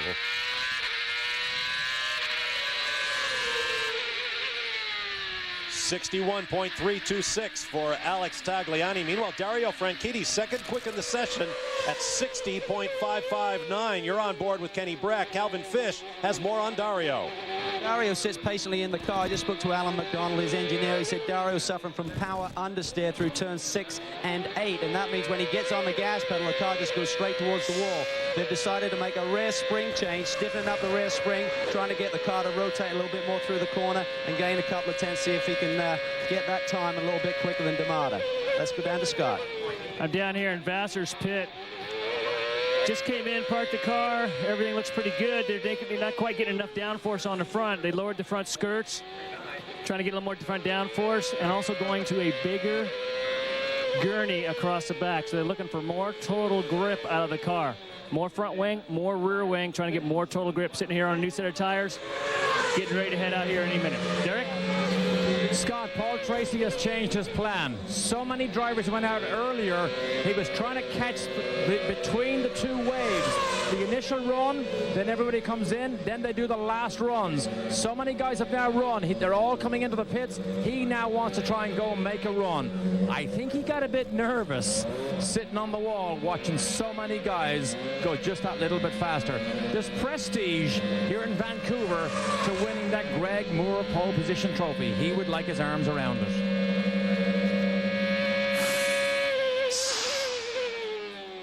Now we're on board with Kenny Brack. He is the last driver to make his first run besides Paul Tracy, and this is his 5th lap. So the tires should be right at optimal.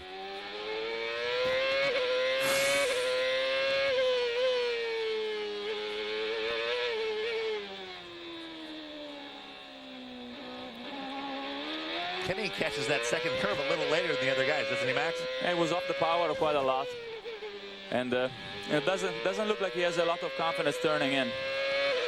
A lot of steering input. The car is very loose. Remain running with 9 laps to go now for Michael Andretti, looking for his series-leading 37th career victory.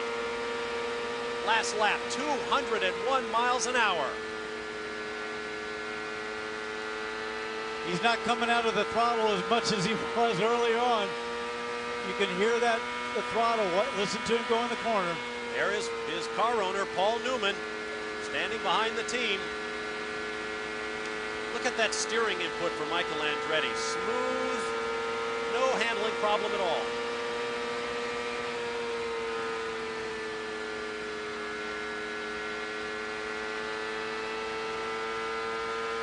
Got a second and a half over Zanardi, a second and a half over Zanardi.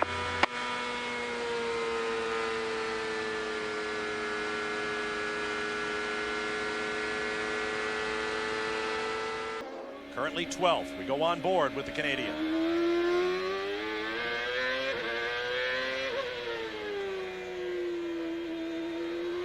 Now that Flugel he lost just in front of the left rear wheel adds extra downforce, and so he's slightly less overall downforce, and also helps direct the air up over that tire. So maybe an increase in drag as well, but he's not exactly threatening the guy in front of him. Lap 13 is an important lap. That is, or lap 12. That is when the window opens up for these guys who want to do a reverse strategy towards the end. On lap 12, they can make it to the distance on 2 more stops, but for that to work, again, they need to be able to run faster than these guys in front of them. So right now, he doesn't look like anybody's holding him up, so that strategy would just put him off all by himself, and you would expect it to net out about the same unless he can find some speed. His team owner Barry Green said, "We are going to roll the dice today." Turn 11. There is one other possible benefit from that strategy, which is very low percentage. If the pace car comes out and they have a situation that's so urgent they have to close the pits right away, and there's a pack-up situation behind the pace car, which is pretty rare. Everybody who has stopped ahead of time is 1 stop ahead of the leaders. With that, Onboard camera is looking, even if it's looking at the underside of the chassis. On board now with Gidley. Just ahead is Kenny Brack. Brack is 5th, Gidley is 6th.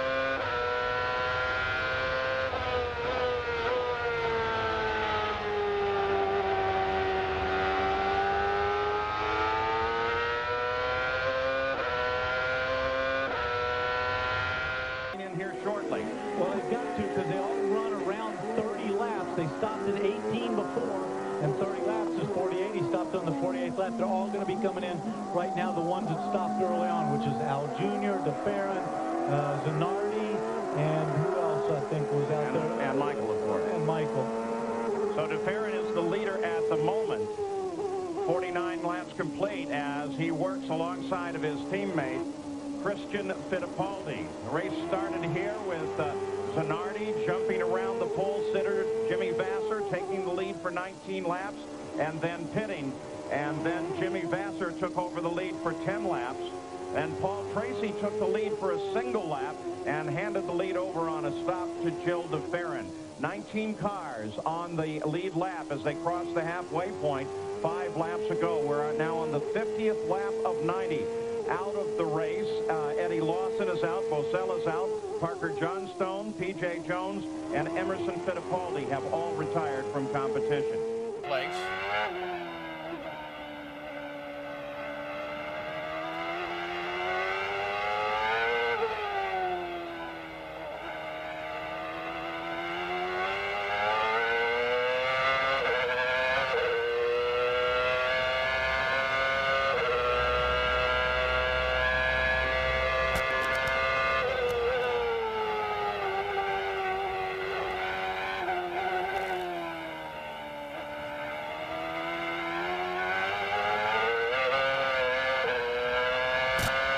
Every time I talk to Montoya, I'm impressed with the very real possibility that he has no idea how really good he is, fastest hands in the business, and how casually he takes all this, how easy it is for him to relax. Last night, here at the track, after most of the people were gone, he had a little gas-powered radio control car that he was doing loops and spins with. He said he'd had it for about a week and was really having a good time with it. His handling there is almost as good as it is here. I saw that car earlier in the weekend. I went back to talk to Jimmy Vasser, and he and Jimmy had been working on that car for several weeks. And as we ride along with Montoya, this is the least amount of opposite lock I've seen him drive all weekend long, trying to conserve tires, trying to be careful with the chassis.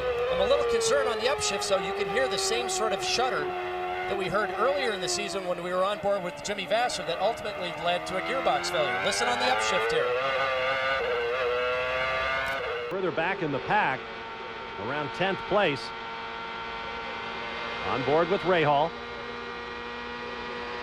And nice and loose on the wheel. Yeah, going down that back straightaway. That's why you hear that big lift off in there. Now onto the front straightaway. Now you won't hear the throttle quite the same going in here.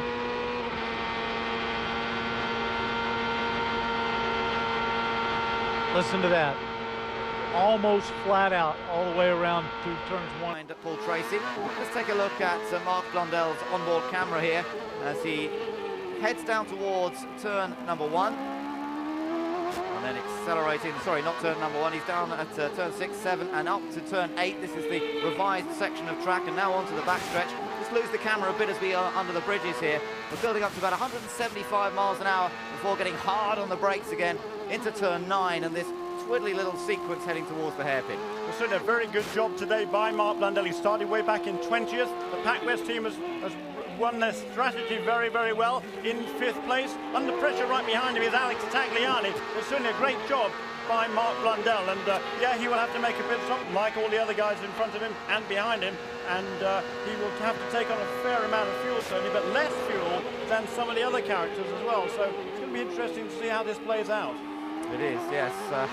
Still up there, still in reasonably good shape, and this is good news for him. He started back on the 10th row of the grid, 20th. Trying to save a little bit of fuel, which not for speed on the track, but for speed in the pits. If they have to put less fuel in during a pit stop, that's less time in the pits, which more positions on the racetrack. That's what the drivers are concerned with. That's what the engineers and the teams all concerned with right now. The car is burning something under 2 miles per gallon of fuel. You can save a lot fairly easily. Working lap number 37, 10 laps from the mandatory pit stop at lap 47. We expect all of the... Sitting back in 9th place. Been pretty quiet most of the weekend. This is the keyhole, turn number 2 on the track. The driver's through here, second gear, about 70 miles an hour. Leads onto this long back straightaway. 6th gear here, speeds of approaching 190 miles an hour, 195 on the draft. Down to 3rd gear through turn 5. Uphill through turn number 6. accelerating up to 120 miles an hour in these short chutes, down to 70, 75 miles an hour in the corners. Very difficult section here. Blind flat out in fourth gear over the top of this rise. A lot of the drivers will go down to third gear over the top of turn number 10. Forward flexibility allows them to remain in that higher gear. 165 miles an hour, then down on the brakes, 115 miles an hour through here. 135, right back down to 70 miles an hour. This long sweeping right-hand carousel corner, a small dip down onto the pit straight. They reach 170 miles an hour down into turn 1, just tap the brakes. A lot of the drivers downshifting here as well. And back up to the keyhole again. You can see the drivers are always very, very busy. Little time to rest here at Mid-Ohio. Michael Andretti challenging no one, challenged by no one.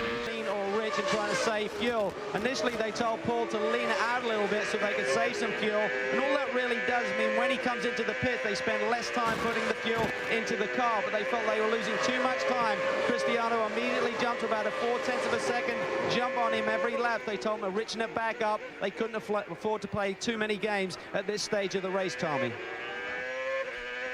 Yeah, it's really starting to unfold, and Tagliani is losing distance to Dominguez. So the guys to watch are Dominguez, who's the furthest up of the guys who stopped early, and then Takagi and Andretti, who are just at the tail end of that group, who can go a full 11 laps further. So you've got kind of 3 sets of guys you need to keep your eye on to see how it breaks out. And again, Cristiano has clear chat, Dominguez has clear chat, and so but Michael and Takagi do not.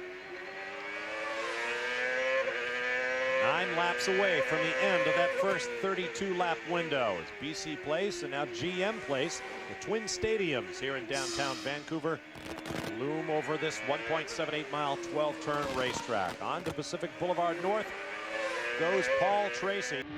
On board here with Mauricio Gugelmin, 7th place. Christian Fittipaldi is right behind him.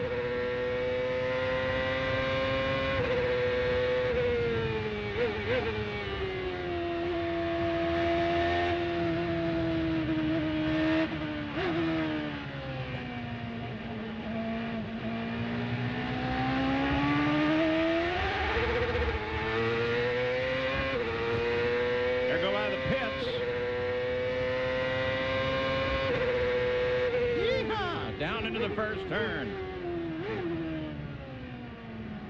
Listen how gingerly he applies throttle now. Creep, creep, creep. Short shifts.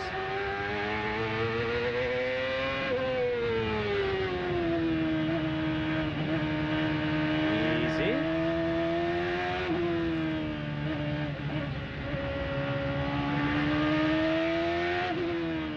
Watch the starter stand while we keep an eye on Mo, because Michael Andretti. Second bracket, everyone else in the 118s down to 6th place, then 119s and 1 minute 20 second range. It's a blind downhill corner with a big drainage ditch right here. Transitions from concrete to asphalt. 180 miles an hour down this back section. They break on the diagonal. Blind all the way around the sweeping right-hander, then downhill. They have to stand on the brakes, second gear. Now watch, concrete, asphalt, back to concrete, very bumpy here. Asphalt, concrete, asphalt, back to the concrete. Makes it very difficult to balance the car there. We're alongside the Detroit River. Get a glimpse of Canada. Windsor, Canada, just off to the left. Now he turns back, and this sends him actually north. And heads for the final turn and sweeps across the line. Back into the first turn for Montoya. The leader by a bare 9/10 of a second. Adrian Fernandez, using Ford power, won the first 2 Bridgestone Potenza 500s in 1998 and 99. Notice the difference. This is, on board with Dario again. Also the visor cam, because this is mounted to the car, you don't get the tip of the head at all, or any of the movement of the head. Big difference, even though they're coming from within about a foot of each other. Yeah, Dario likes to lean his head a little bit. He's actually packed it into that one spot. He can't straighten up if he wants to counteract the G-loads. They use those bolsters to the driver's right. You get a good feel how big that bump is getting in turn 3, too. I mean, it's a big shot, especially when you're braking, downshifting right there in the same area. Straight away we were looking at from the Honda Helicam as you watch Alex Zanardi with an adjustment to the front end of his Honda Reynard and a fresh set of Firestone tires on, heading out to get set and defend his, excuse me, I almost said defend his provisional pole. He has lost that to Dario Franchitti. He's going to have to try to get it back. Gary Gerald. Yeah, and while he was in the pits, Chip Ganassi radioed him that he no longer was the provisional pole sitter.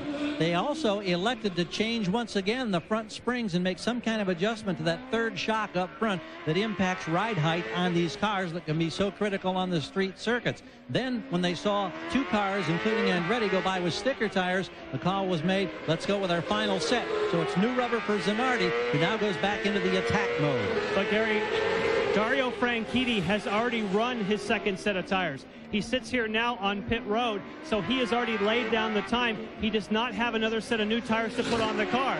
So the Team Cool Green went for new tires early. They've set the mark. Now it's for the other guys on the new skins to see what they can do. Interesting gamble by Barry Green and his team, getting Dario Franchitti out there well before the end of the session. There are the numbers. Zanardi in second place. If he can knock down a better time, his name will jump to P1.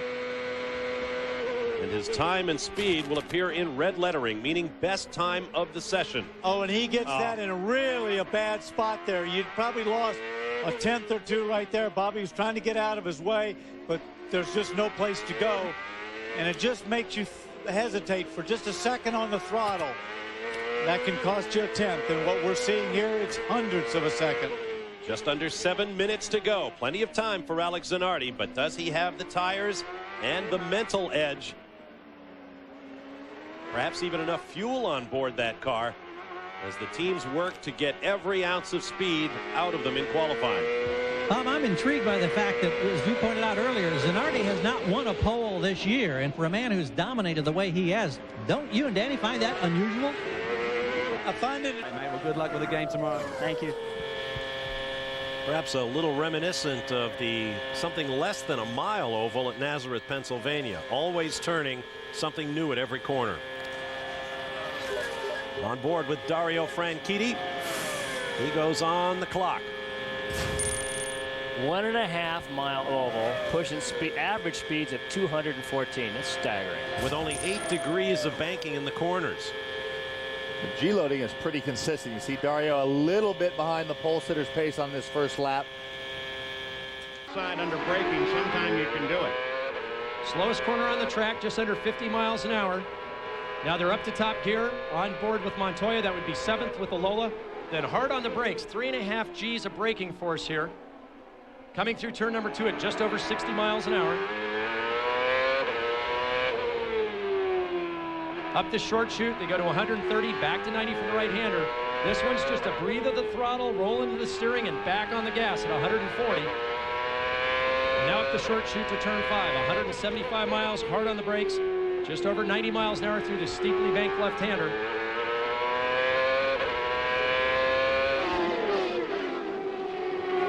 You may have noticed that the helmet that Montoya is wearing down there, you'll see it is different than he normally wears.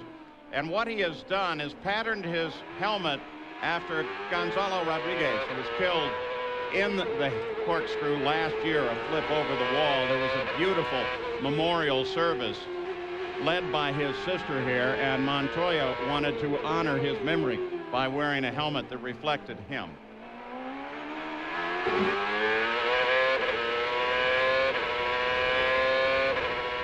To maybe give a challenge to Cristiano de Matta, and suddenly we have 2 incidents all down at turn 1, and that puts Tracy barely now inside the top 10.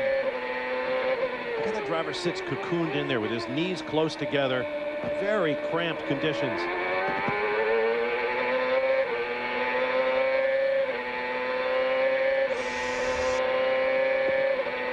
I wonder, is there damage on the left side of that car? I'm having a look over here. I don't see anything bent. The first thing to go is that steering arm right there, that little silver one. That's the first thing that usually bends when you have sideways contact like that. That's Patrick. It looks good. Carpentier is ahead of him. That would mean Paul Tracy is 15th. By the way, we'd like to thank our Canadian friends for these pictures provided by Molestar Sports.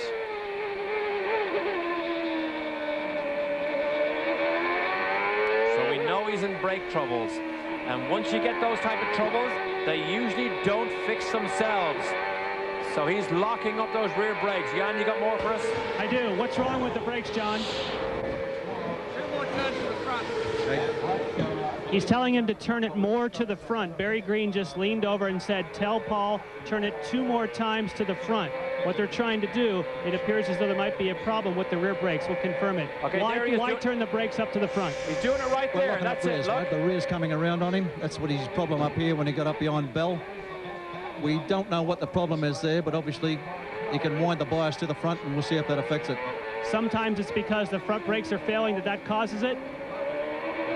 He's on the radio. He saw his left thumb go to the radio button. Okay. We are on board here with Paul as he talks to John. There's the radio button right there. You see it? He barely has time to press the radio button around these corners. But we saw him use his right hand right after he finished all the gear changes right there. What they have is a round knob like this. This will be front, and then this will be rear, and all he simply does is just rotate that. They've gone 2 turns to the front, getting more temperature, more pressure on the front, and give those rear brakes a chance to maybe cool down and maybe fix the problem. We'd like to listen in on the radios, but Paul is being very, very clear about his displeasure. Perhaps I should say he's being explicit about his displeasure. Now we'll just ride on board. 3rd place, Kenny Brack.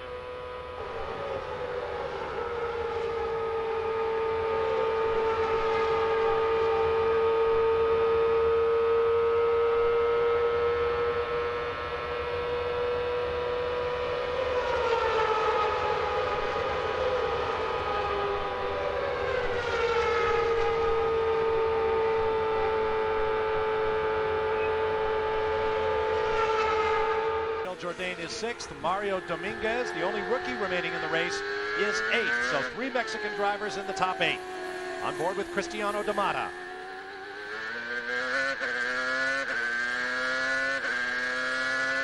Once we get to lap 22, the drivers can do 4 equal length stops and they'll be over the 85, somewhere over 21 laps. So at the 22nd lap, I would expect perhaps some of these leaders, anyone who's planning on never running with the full fuel load, to come in at that time.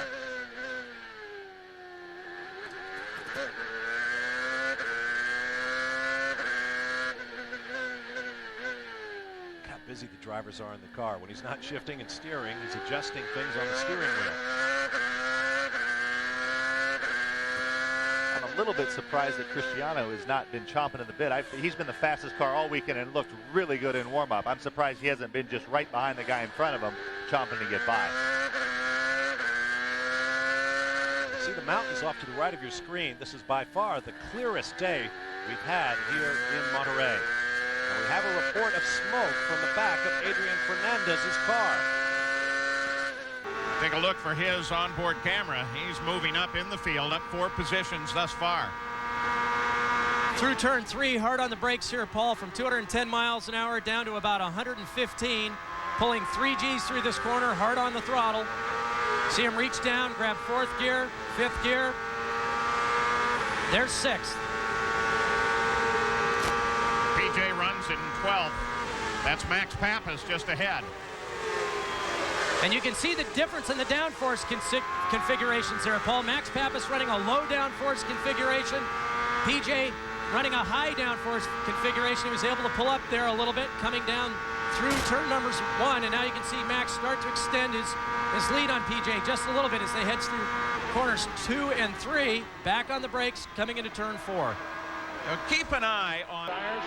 We can see the graining there, Paul, on the rears as he came off the corner. I'm just going to be quiet. Ride around with him.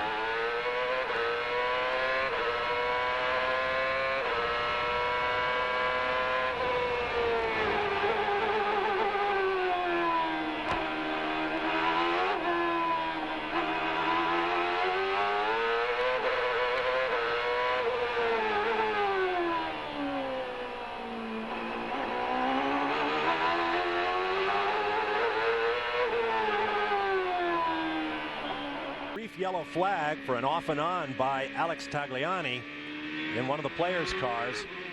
And we expect to see more of that as this season unfolds. Local yellow flags preventing us from going to a full course caution. As you ride with Adrian Fernandez, here's more from Scott Pruett.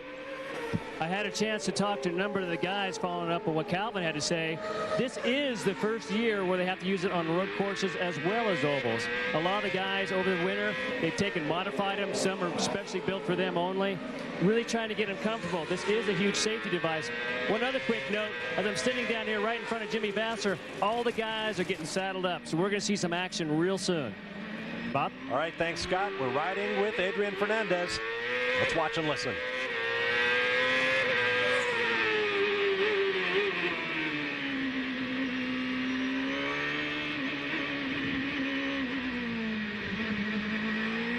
Shut it down.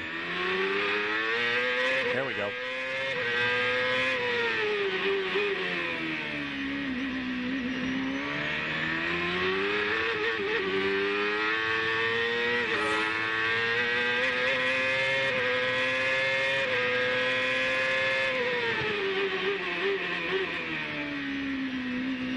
While we watched last year's Rookie of the Year, Scott.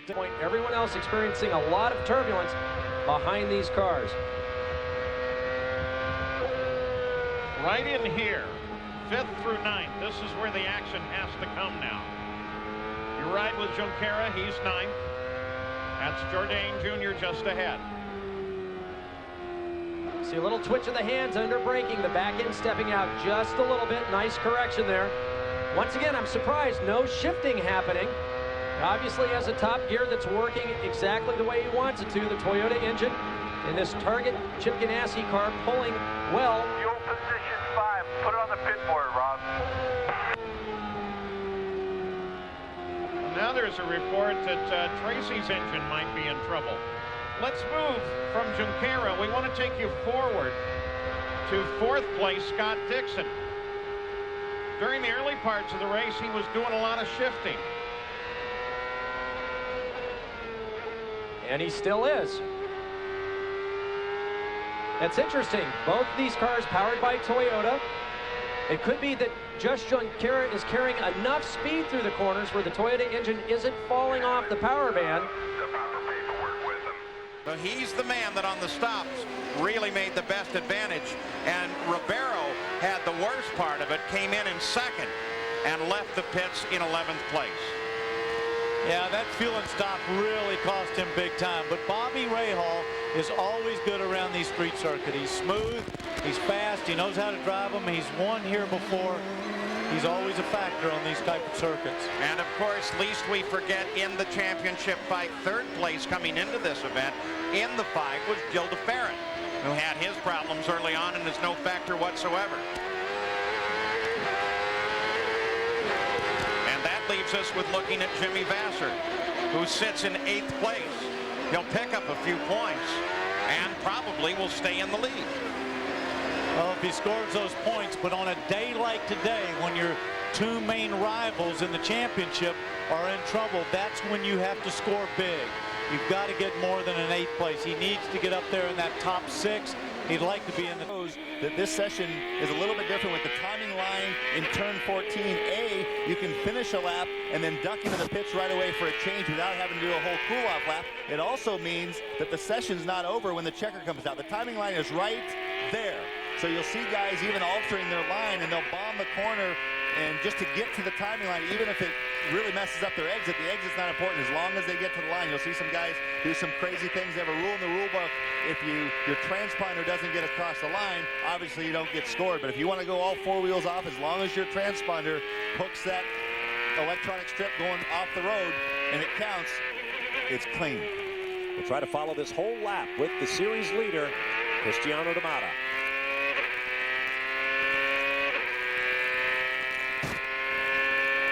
Notice the top 10 continues to shuffle. Toru Takagi at the top now. Here comes turn 5. Watch how late he breaks.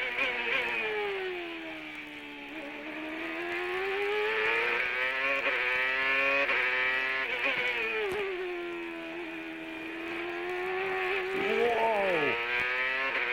Here comes Hurry Downs, rushing down to turn 8.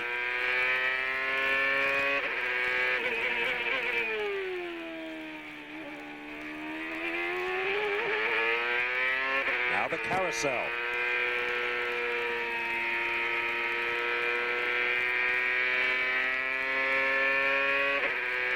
Here comes the kink.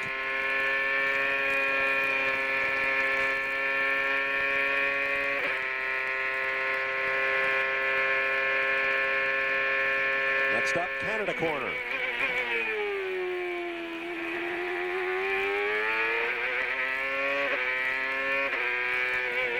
Billy Mitchell Bridge. Watch the scoring update.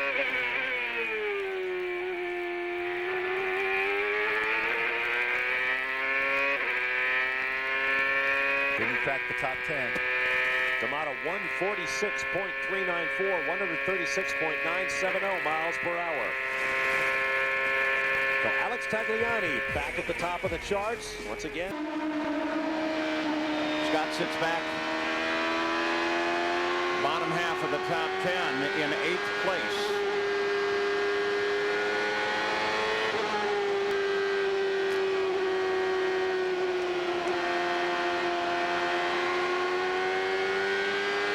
That's coming out of what we call turn 1 down the back straightaway, downhill into turn 2, another short straightaway. That's where they back off quite a bit. This is the sharp turn right in front of us, right to the left here. Got to really do that one right. That's a tough one. They back out just ever so little, but not much. Down into turn 1 again. Now coming, accelerating down the back straightaway. This is the only place on the track that they get any relaxation, and you can see it's only 2 or 3 seconds. Well, if you're wondering what maybe some of the teams are thinking, Carl Haas, who is an avid reader, read about anything you put in front of him, may have read the history. Tagliani, Franchitti, Fernandez, and this guy, Montoya. Fernandez just ahead.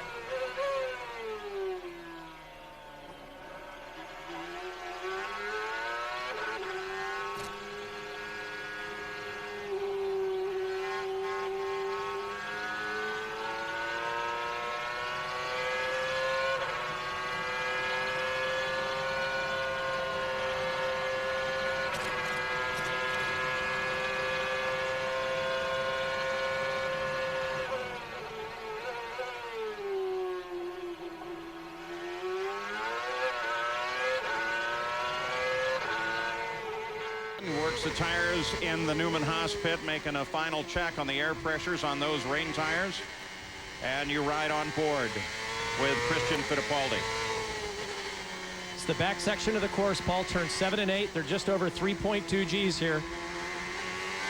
It's one of the few places where the drivers can get into concrete as they come off that corner. It's off camber, sucks them right down into the wall. They're at 185 miles an hour, hard on the brakes, down a couple of gears into this quick right-left pit chicane. Max Papis just ahead. 175 miles an hour coming down into the principal passing and braking area of this course. Turn number 1, 150 feet wide.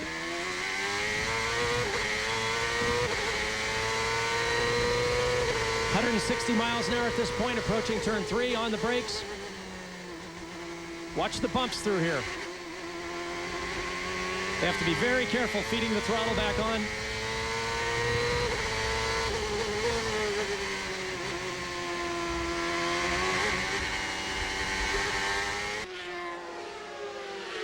On board with Richie Hearn, former champion in the cool Toyota Atlantic Series.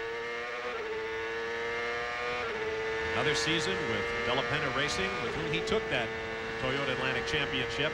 This is the 3rd different chassis in as many years that Richie has driven in the series. Started with a Reynard 2 years ago, drove a Lola last year, and this year a Swift. And he's had a rather fiery start to his time down here in Rio. He burned the car up in practice. Something happened in the fuel system and ignited the car on like his 3rd or 4th lap out of the pits.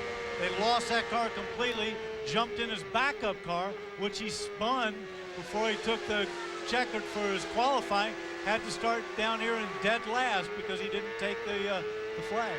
No question, it's been an adventure as the race leader Richie Hearn heads for the pits. Let's go to Jan Bikas. Andre Obero has come down into the Penske pit, and they have now pushed that car all the way back to pit entrance. He lost all the gears in the car, so they are trying to fix it. So obviously, if they're trying to fix that car, they feel it might be a linkage-related problem as opposed to the gearbox itself blowing up. Gary Gerald? Well, Jan Mikas for Christian Fittipaldi, they have come out of the car. There was a piece missing on the refueling apparatus that related to the vent right behind the driver's cockpit. They knew it was going to take at least 2 laps to fix it, so that nearly 130 miles per hour. You ride with Michael Andretti, a 2-time pole sitter here.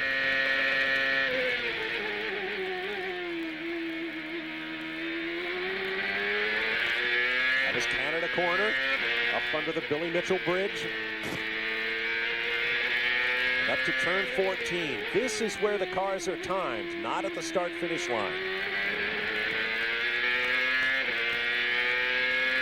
3 career victories here. Lap. Quick time is 49.7 for Dominguez.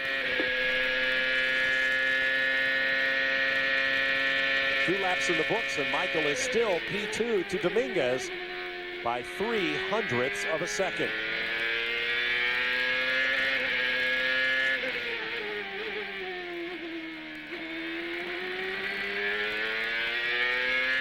Running of the Belmont Stakes. That's live Saturday on ABC's Wide World of Sports.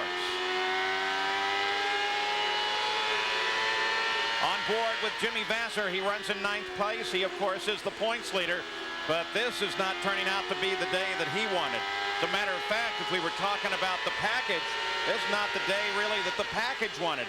Alex Zanardi, he started in 7th, back to 17th. Vasser 14th, sitting 9th, got a few positions. Parker Johnstone started 19th and is up to 16th. What's Jimmy Vasser doing? I don't know what he was waving his hand back there, or when he passed somebody, or telling him to hold back. I couldn't tell what he did. I was told by Townsend earlier this weekend, Patrick asked if he should not come to the race this weekend.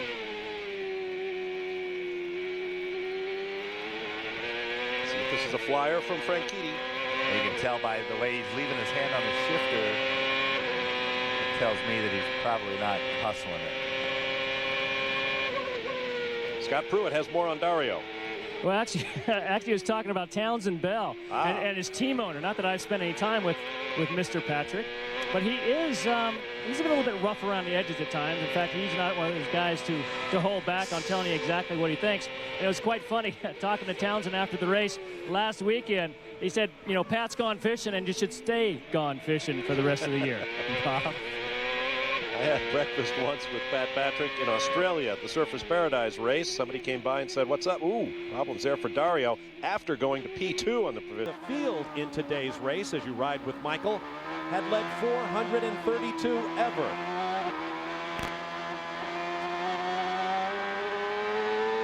It has simply been magic around this racetrack. Headed toward the Prince's Gate. Very much the symbol of Exhibition Place. E.J. Jones getting a little squirrely under braking there. Michael drives right up on the back of him. Ford against Toyota. Of course, Michael made a very smart move there. You want to wait until you're out on the straightaway. There's no point in diving under him at that point. There's the local yellow flags. That's where Alex Zanardi was parked. No, that was where Dario Franchitti was. And they almost had his car in that shot off to the left. They almost had his car behind the wall. In which case the yellow flag will be removed. And Montoya has been able to make a move on Tracy. On board the leader, Jimmy Vasser, you ride with him. Montoya is now 2 seconds behind him, and Paul Tracy is right behind Montoya. Look how smooth Jimmy Vasser is compared to some of the other onboards that we've seen, Paul. Watch how gentle his initiation of the steering wheel is into the corner. Any feedback that you see there, his hands moving, simply feedback through the front wheels, through the suspension, back through the steering column. But look how relaxed his hands are, how nice and open they are. Watch how smoothly he turns into this corner and then just holds that long arc all the way out to the exit. It's difficult here coming off of turn 4, that white wall. And the car was running much quicker in the practice session this morning. They'll try to take that, of course, and turn in an official quicker qualifying lap here this afternoon. Once again, coming past those auxiliary pits, getting them up on the rumble strips underneath the pedestrian bridge. and he works it very hard. You see the gear shift, gearing it down once again for a very slow part of the racetrack. Brings it down, pass. And the slow part of the racetrack is every bit as important as a fast part of the racetrack. You've got to get there. You've got to get through there smoothly. Then he comes down, pass, start, finish. We'll see if he improves on his 13th best time. Yes, he does, up to 10th. Great run there for Papis. Currently 7th, top of the corkscrew.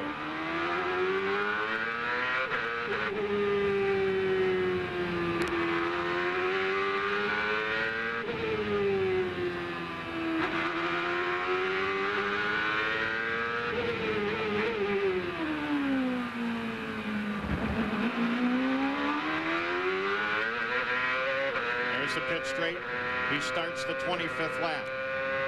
You notice that as he goes up to adjust on his steering wheel, he's one of the few drivers that use the EFI system, not the PI system that seems so popular for control and data retrieval.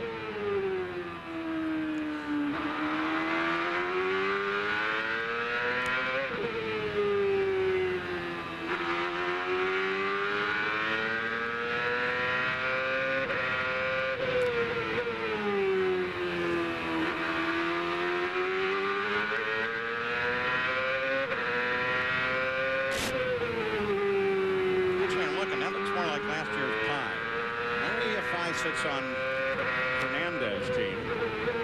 Almost everybody else using the frequency hopping for security signal.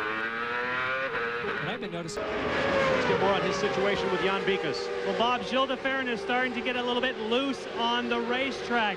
So the team has told him to work with his weight jacker.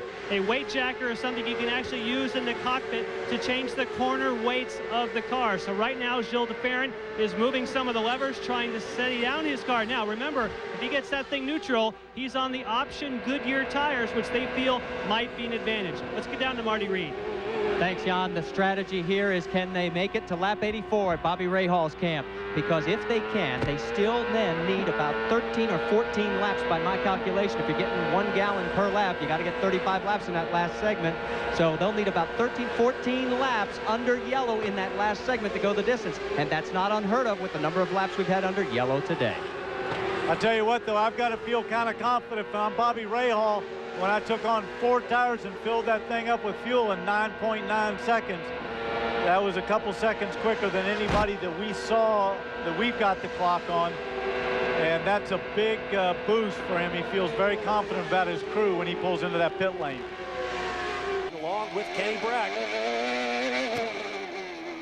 Coming from Sweden. I would imagine he's done his share of fast driving on slippery roads. He's got a slippery road here in Denver. Christian Fittipaldi is currently quickest at 62.444 seconds over Scott Dixon. Brack is currently 9th. Long straight blast to the right-hander at turn 6. And one thing that's accounting for that spot being so slick is there's a slight brow that you crest and so when you turn in, you're kind of going to the back side of that slight slope, and so any little change in camber is just a little less grip. On board with Robbie coming down the back straightaway into turn 3. From 195 down to 125 miles an hour through the mid-corner. You can hear him go down a couple of gears. Up to 6th gear. Left foot braking hard here. 23.6, first lap around, good enough for 3rd quick. And watch the distance between his left front wheel and the paint stripe. This distance is critical. If they get too far down on it, the car will lose grip suddenly, but they want to get as close as possible. Look at that left front wheel and its proximity. Good job by Robbie Gordon there. Second of his 2 laps, checkered flag comes out for Robbie Gordon. He'll stay at 3rd quick provisionally. 23.69. And they're both moving up. They've moved up into 8th and 9th place respectively.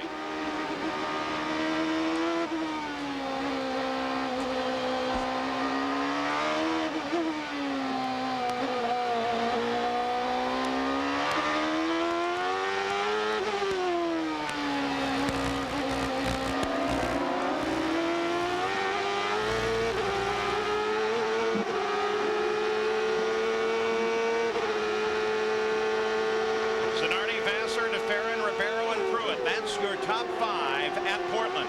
We'll be back after these messages. With Adrian, a little different strategy there. They're going down 2 gears. You could see Shinji doing the same thing. So the 2 teammates making 4 shifts per lap here.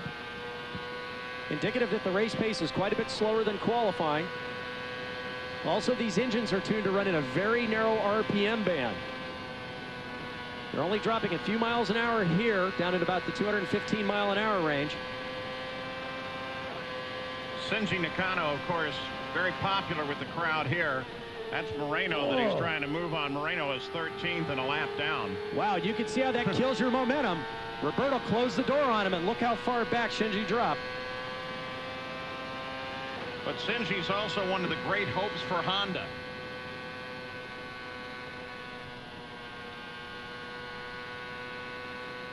The tires squeal down there.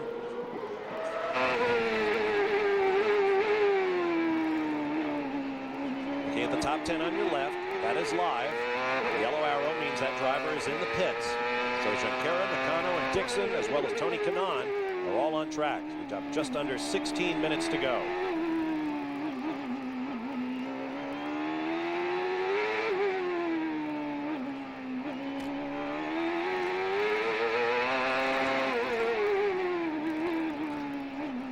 Drivers left onto the start-finish straightaway. Aurora Parkway. Turn left into the parking lots for the Pepsi Center. Now onto another street. Again, concrete. Soon coming back to asphalt right there. Vasser currently 11th. He is running out of laps. He is almost at his 15-lap maximum.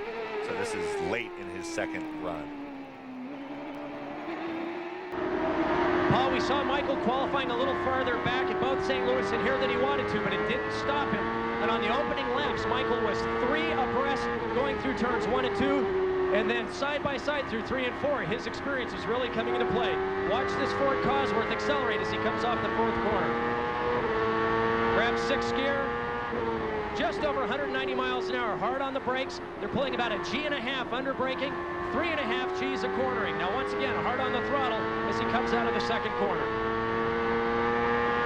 And as Andretti's been able to pull away just a little bit, the battle begins to build just behind Michael. Gary Gerald. On board with Pruett.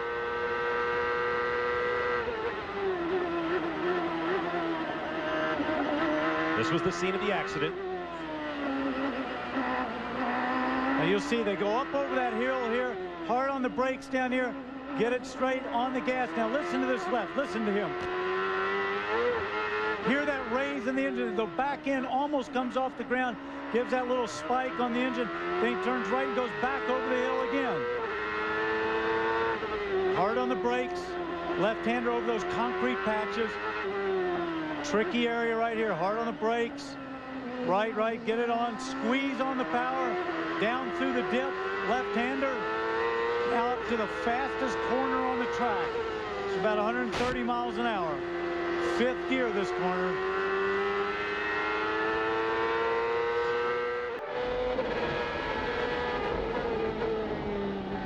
Oh, down 2 gears there. And you can see how he got pitched off right on the turn and lost a lot of speed. But look at him come off that corner with that lower gear. Max was fighting that wheel more than I've seen in a while. You've got to remember, tires are cold now.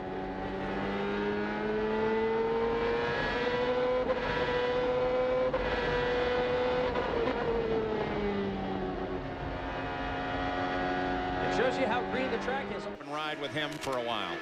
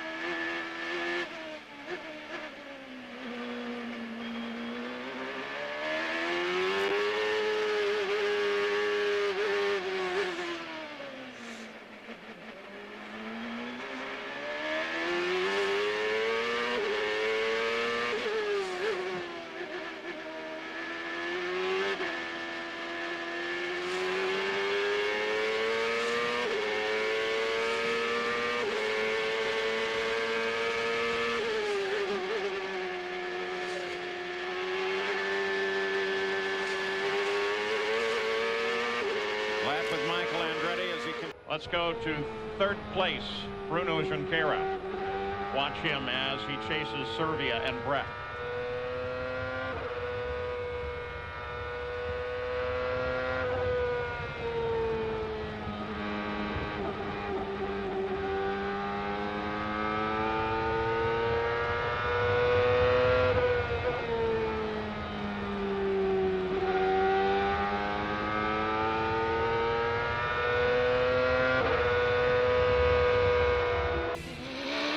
.660, the best thus far as we go on board with Patrick Carpentier. And I'm predicting we'll break into the 119s before the session is up in about 23 minutes.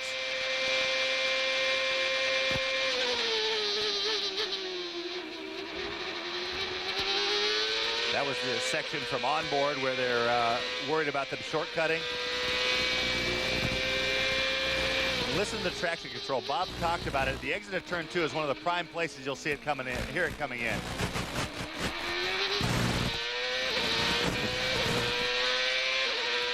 There's 3 corners, turns 2, 7, and 10.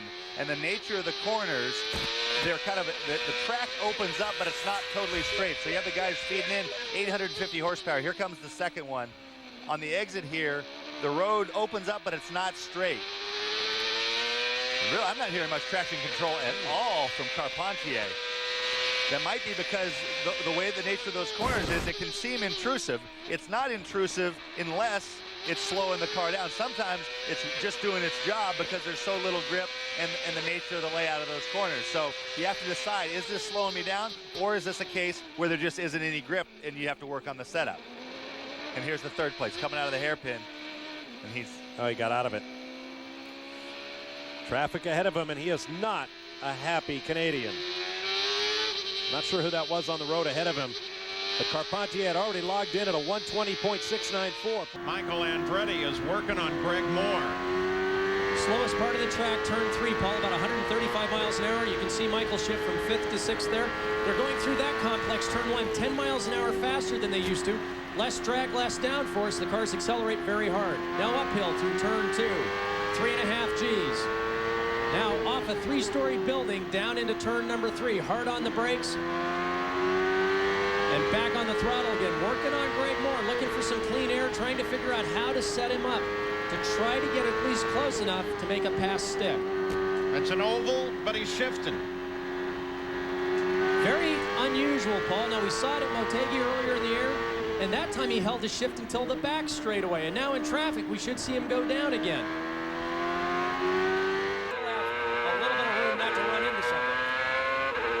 Onboard Juan Montoya with Cristiano de Matta just ahead.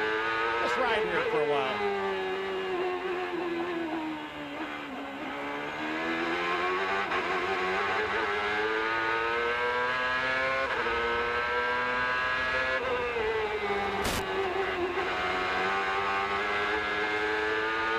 Starting in 10th, he's really only moved up 1 slot, currently in 9th. And the team this weekend reporting that they're just having a lot of trouble with mechanical grip. They just don't have it figured out. They said it was the same problem we had on the other natural terrain road circuit this year at Portland. As we ride along with Juan Montoya, watch as he gets down to turn 4. Every one of these corners has a large concrete patch at the apex, and there's a small asphalt strip right there that gives a lot more grip than the concrete does. So the drivers hook these inside wheels right along the curve. Watch as he comes back to the right. Watch the right front tire. Right along. He used up the asphalt and the curve there. As equal as you're going to get.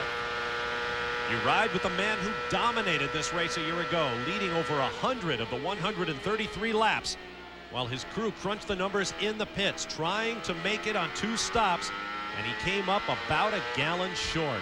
What heartbreak. If you were with us last year, there were tears in the pits. Bobby Rahal tries to end a victory drought that goes all the way back to 1992 in this, his final season. There you see his progress through the field as we work lap number 51 of 133.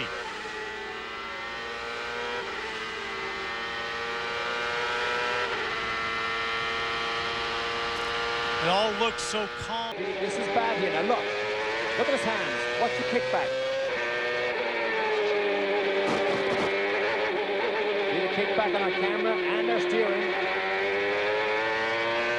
These bumps are so severe on the road, it actually kicks the steering out of the hand of the drivers, and that makes it physically more and more difficult to do these long races, and this race is longer than normal. You can see how much shifting they do, how much steering with just the left hand.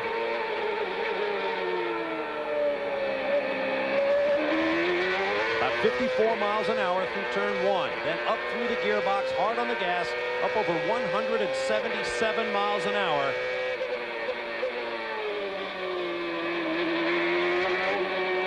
Cross over the runways.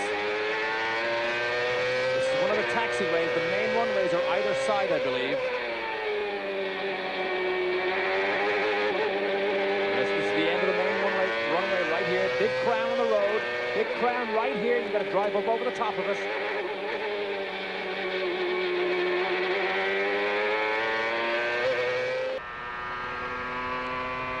If I were a team owner, I'd employ two strategies here, Paul. One, to send one car out very fast as a rabbit, trying to get everyone to use as much fuel as possible, to be as hard on the equipment as possible. The other driver may be laying back, a little bit more conservative with fuel, try to extend the range. And the other problem is the weather, Paul. We don't know when rain might come in, and they have to get to the 50% point of the race in order to put it in the books. So you might want to do exactly what Montoya's doing at this point. Gear shifting on this oval here. Jimmy Vasser, also some adjustments there on the steering wheel where he has complete control of everything in the car, including how he wants everything's displayed. Let's go to Gary Gerald. Update on Jimmy Vasser. Well, a quick update that relates to that strategy that Parker was talking about. We polled 5 different either crew chiefs, team owners that have 2 men in the track and asked them about splitting the strategy and using someone as a rabbit. Nobody admitted that they would do that. One team did say, we'll watch the first 50 miles and see how it unfolds. Then we could make a decision that might go along those spot, as well as pit choice at the following road course. So it's just, as the sessions evolved, you had guys where they were leaving everything so late with a red flag. You had guys that used to do one new tire run, one change run for about 2 or 3 laps, and another new tire run. And what was happening is those were getting squeezed, so there was no chance of doing adjusting. So they kind of flip-flopped, and I think you'll see guys on scuffed tires trying their very last chassis setups with the exact track conditions they'll see in qualifying. On board with Christian Fittipaldi, who finished 6th here in a Formula One car. He raced here 3 times in Grand Prix machinery, actually finished 3rd in the race, but the car was slightly underweight, so they docked him some time on track, knocked him back to the 6th and final points-paying position. Derek Daly. Bob, you mentioned Christian racing here. Apart from the one announcer who has raced here, 4 of Champ Car's drivers, Andretti, Fittipaldi, Shinji Nakano, and Takagi have raced Formula One here. However, Jimmy Vasser, Patrick Carpentier, and Alex Tagliani have raced in the Toyota Atlantic Series. And of course, Canada's own Paul Tracy won a Formula 4 2000 race. As you look at Paul here. Carpentier ahead of Matta.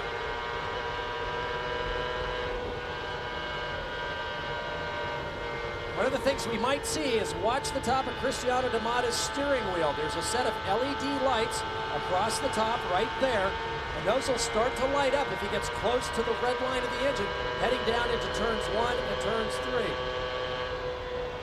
Right now, though, it looks like Cristiano's they'll run 3 top gears, 4th, 5th, and 6th, depending on traffic, depending on top speed. It looks like Cristiano's in top gear right now, because usually you'll jump. And held up Zanardi. And as Jan said, with the tire situation, you can't give up too many laps like that, with only having 1 or 2 laps optimum for these qualifying sessions. 58.737 seconds, the mark everyone is shooting for. Zanardi's provisional pole. You think Alex does that just to get his Italian blood going so he can really put in a good lap? Nothing would surprise me about Alex Zanardi.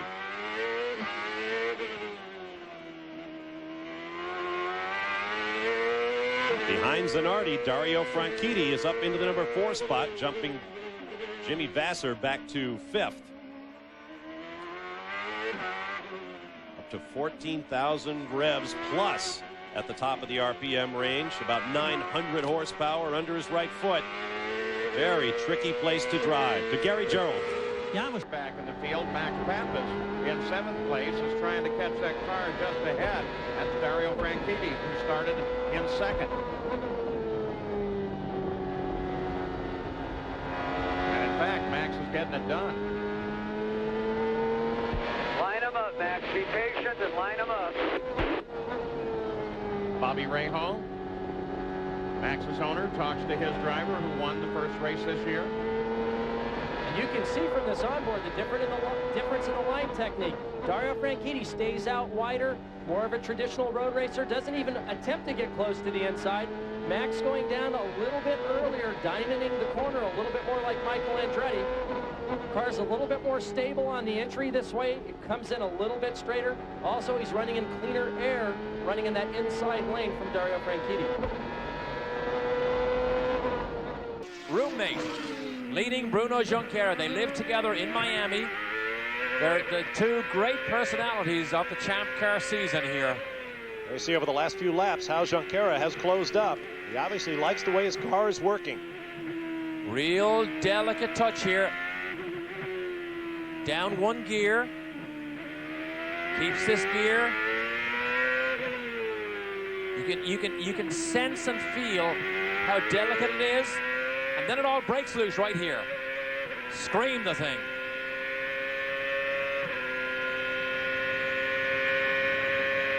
Bruno Junqueira almost became the Williams Formula One driver until they tested Jenson Button.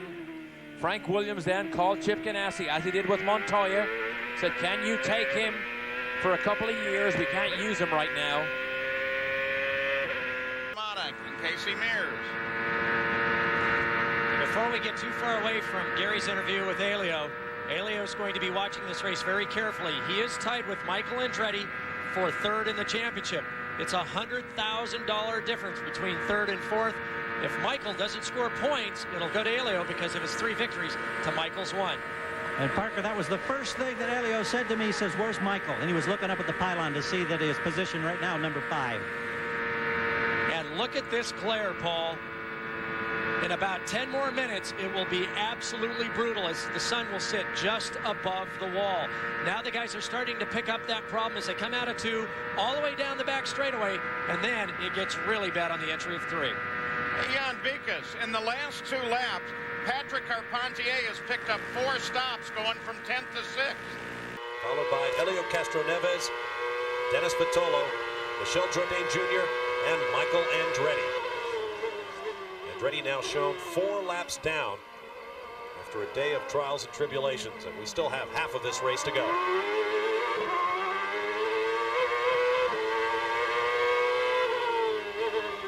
Now, Zanardi enjoyed clear racetrack, and he made great use of it. He's put a whole bunch of distance on Scott Pruett, 8 seconds now, but now he's caught up to some competitive Carpentier and Meyer, and he gave it a show, but the last thing you want to do is dive in there and don't leave yourself out.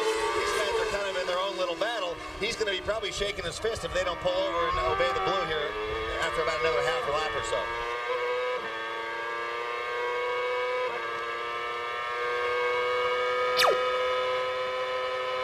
Well, there's a surprise. Pasta, Alex Zanardi's favorite food, also one of his personal sponsors. He's trailed Michael at any point during the course of the race weekend. You see Michael downshifting to 5th gear, slowest part of the track. Big bump there right at the apex. We'll see him upshift. Big lift for turn 1. This used to be flat. Downshifting again for turn 2. That shows you how the speeds have dropped since qualifying, where they used to run top gear through there.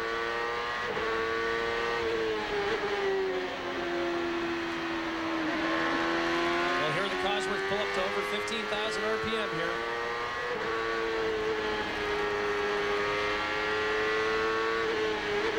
Look for the bump halfway around this corner, Paul, right here. See that big bump makes the cars very nervous coming through that corner. Track bumpier than last year and not helped by lack of downforce.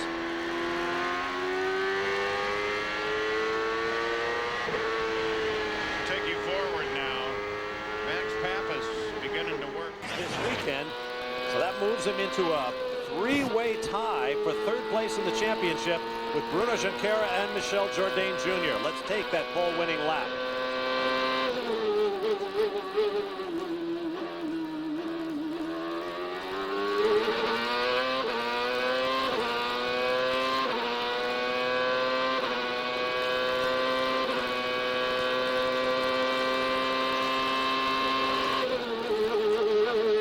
on the brake. Just nicked the rev limiter, top gear.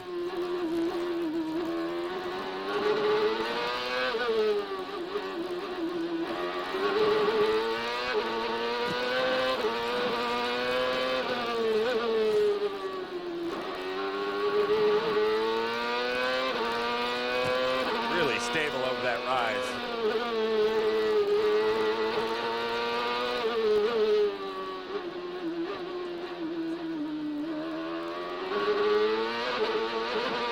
Throttle early. Now what a treat to ride on board during the pole laps. Talk about the... It's to feel like on full tanks, in order to have the car balance perfectly by the time they run through that fuel load. And as we've watched Michael all weekend long, this car has been phenomenal. He's been able to run high, low, in traffic by himself very, very quickly. The car always being very stable. And that's what wins 500-mile races. Just has to make sure he doesn't push too hard too soon and use up the mechanical portion of his equipment and fall out of this race before it's over. Look at the 500-mile stats on Michael Andretti. Michael's not won a 500-mile race in 1989, and that was the Michigan 500, but he's led at least one lap in the last 7 500-mile race events. And then, well, look, we're on board with the gentleman I was talking about. Stood up at the driver's meeting and said, I'm sorry, guys, but I'm coming through. You either can get out of my way or I'll push you out of the way. And yet Jimmy's still right where he started, back in 24th place. And Parker, just a few moments ago, Jimmy Vasser was on the radio saying the problem isn't speed, just can't get around these guys. It is tough to pass in these narrow streets of Houston. I'm a little surprised, Gary, because, you know, we've heard that at many other tracks during the course of the season, and yet we've seen very creative ways in which to pass, or drivers like at Vancouver just barging their way through. But yet everybody has settled down into this pace, and considering that there are a lot of drivers still looking for seats next year, I'm not so surprised by the championship contenders. They just want to score as many points as possible, take opportunity of other people's mistakes. But I would think the guys at mid-pack and farther. Called Chucky on the high cam. Now let's go on board with Bobby Rahal as he takes the green, his final qualifying attempt in his 264th start as a champ car driver. Let's ride both laps with the 3-time champ. And what's really important here is listen to the throttle in the middle of the corner. Let's listen to the engine.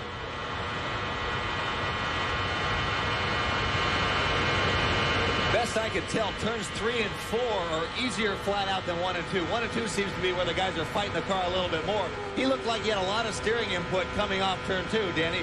Take a look, see if he might be fighting a push. A lap at 232 miles an hour. First lap for Rahal. And you can hear him actually breathe it just a little bit right there in turn 1 and 2, just ever so slightly. That cost him possibly a shot at the pole. I think in contrast, Scott Pruett was really the back end seemed like the thing he was really treading lightly on here. Bobby looks like the car is stable, but the front starts to push up the track. And the fast way around here, anytime on an oval track in qualifying, is have the car ever so slightly loose where the back's just wanting to step out. So you don't want it to step out like Adrian Fernandez, but where it just has that feel that it's going to slide on you. Coming down the pit straight, 6th gear, 185 miles an hour. Hard on the brakes, 3 Gs here, down to 2nd. Slowest portion of the circuit, 41 miles an hour.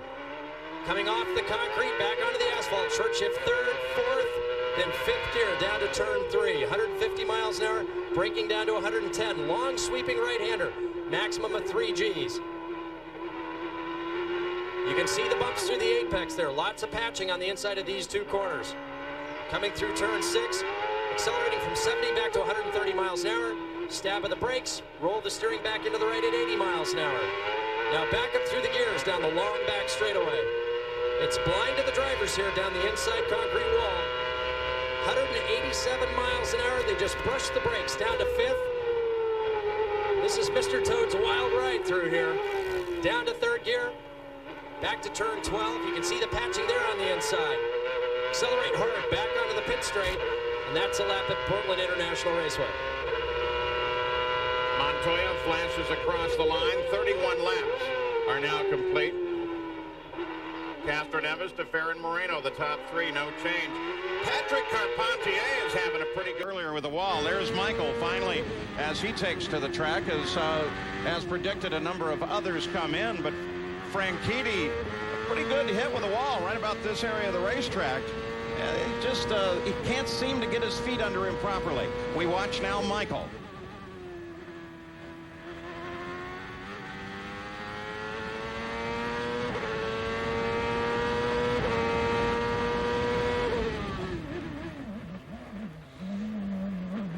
Whoa, that's some hard braking, Paul. When you hear the engine revs drop that much, that means he's locked up the rear wheels. He kept it underneath him as he came through turn 1, but he's pushing very, very hard. Not a contributing factor to a great lap time, though.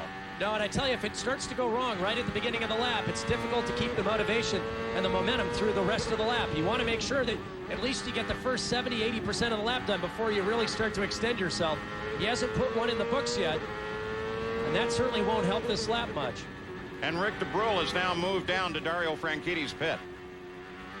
Indeed, just want to update the situation on Dario Franchitti. They brought the car in. He actually kind of dinged up the left front of the wing. They've had to replace that. Apparently he's not happy with the back. Get up in that gray. Of course, he lost a lot of ground. That tire will be slightly flat spotted, but not a big problem because the left front does so little work around an oval.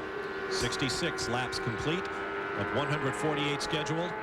Okay, you can actually see if you look over Vasser's head, look at his hands when we get down the straightaway, they'll be shaking a little bit more. See how he's getting a little bit more movement in the hands? That's because he's got that left front is flat spotted. He'll have to live with that vibration until they see his hands moving right there. He actually took his hand off a little bit to relax it. Which probably indicates he's having to fight that wheel and hold the car steady as much as possible. It's more uncomfortable than anything. It's just irritating because that vibration doesn't give a great feel of the road. Getting back to our point about what the package is to have in 1997, right now it's pretty much a mixed bag. We've got a Reynard, a Swift, a Reynard, and a Penske in the top 4, and 3 different engines: Honda, Ford, and Mercedes. Dario are both very, very quick, obviously. They're going to set the bar to whatever height they can get it to. That'll give Montoya and the rest of the field the shot they need, and they'll have 8 minutes and a full set of tires to try to get it done. So, very difficult position for Michael and for Dario. It's a good target practice for the rest of the field. Good news for Michael as he heads out toward the east end is that there is clear track ahead. He'll be able to blister this lap off as well. A right-hander. This is just a big square down at the east end of the racetrack. Another right-hander. This brings you on the straightaway back to the pits. You can dodge left, go in, dodge right, and you're going to have to take the chicane, which is the final lead onto the main straightaway. And Paul, he carried a tremendous amount of speed through the back section of the course and also through this chicane. This should be a very, very good lap. Uses every inch of the airport runway as he comes across, and it gets him the pole. That lap gives Michael Andretti the pole with a 57.23. P1, so come on in. You got 1 minute before your black flag. Keep the throttle down longer in 4, and not only got clear of his teammate, but got around the outside of Kanaan. The sense of speed at this racetrack is just extraordinary. Less than 1.5 miles around, basically flat, and these cars averaging 210 miles per hour or more are absolutely shocking in their speed. You saw Oriol Servia downshift going into turn 1, I believe. Once they get up to speed and On board with last year's winner, Adrian Fernandez. Started in 17th position, currently running in 18th. And if it's a bit of a prediction to the end of this race, Fernandez won last year on a really brilliant fuel strategy and often figuring out how to time those pit stops, when to bring them in and how much fuel to give them. Of course, you have to start with a full fuel load. They're going to look at that as a rule for next year and maybe put all of the fuel in the pit side tank and let you start the race with a short fuel if you want to. But under the current rules, you start with a full 35 gallons on board. But still, fuel strategy is really a very interesting game. A lot of consideration being given to try to take out the driver adjustability of the mixture control. They're having problems policing right now any of the electronics. I think that might be difficult to do, but certainly they need to do something to take away the luck that's involved, or the pure luck that we've seen in the last few races of just happening to hit the yellows at the right time so that kind of alleviates engineering skill, driving skill, team's ability to do pit stops. Just being in the right place at the right time has worked out more often than not to determine the winner. Running down at this point, the Esplanade, the Pacific Ocean is just off to your right. This one's 60 miles an hour in second gear in qualifying, but you tend to use third gear in the race.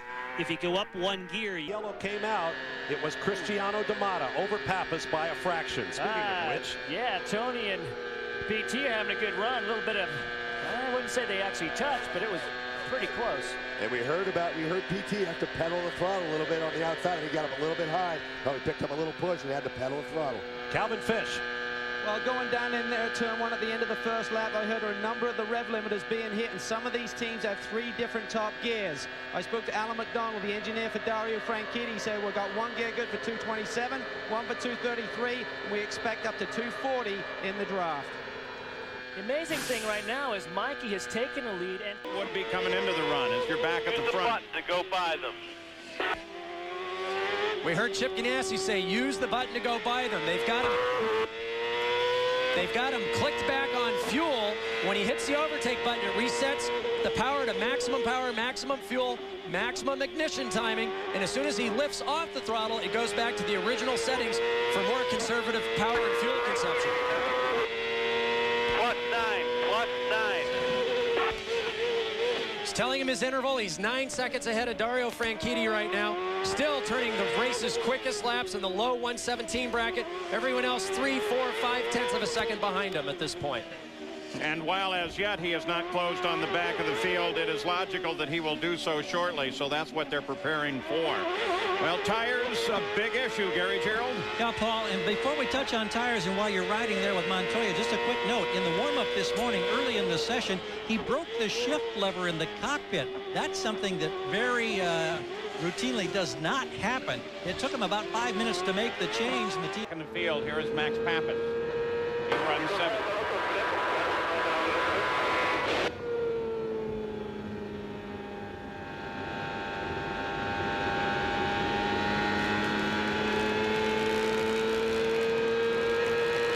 Papis should be looking ahead for Roberto Moreno into turn 3.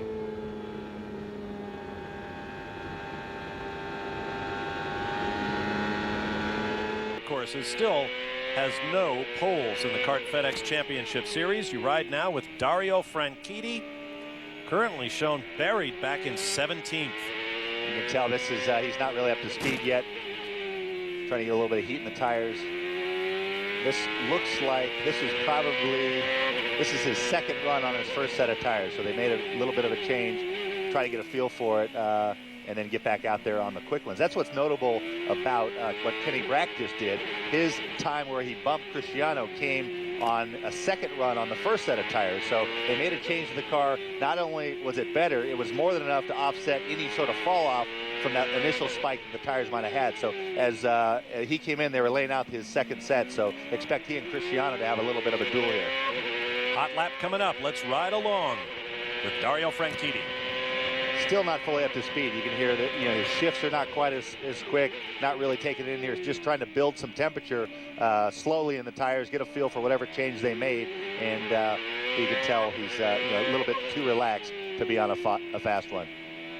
One of only 3 cars on track right now, so he'll have clean racetrack. Tony Kanaan and rookie Mario Dominguez are on track with Dario Franchitti.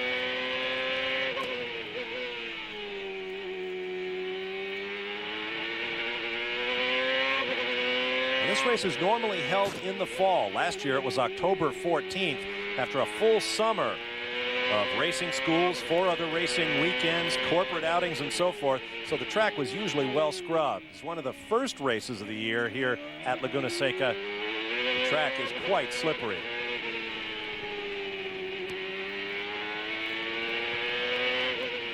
To Calvin Fish in the pit lane. Well, Tanzan Bell has just gone back out. Champion.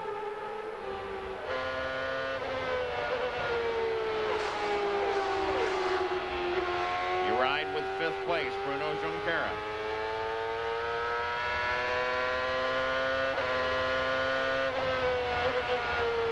Doing a lot of serious adjusting there on the steering wheel. I don't know the exact layout on the Chip Ganassi wheels. Could be a fuel mixture adjustment on the rotary knob at the bottom. Every driver has a preference. Every team has a preference. There's enough there to make the car completely undrivable if you work at it hard enough, or take the driver's attention away and cause him to have a major problem at an inopportune time. But look how relaxed Bruno is. I'm very impressed with this rookie driver. Everybody. That will raise the track temperatures as we go on board with Patrick Carpentier, the winner 2 weeks ago in Cleveland. This is turn 3.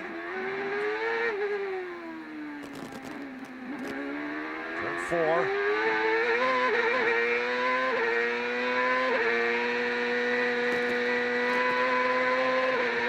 Pacific Boulevard North, becoming Quebec Street. Minus 10.5. Into a parking lot.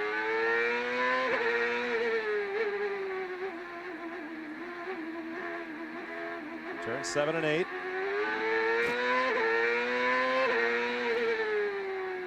This is 9.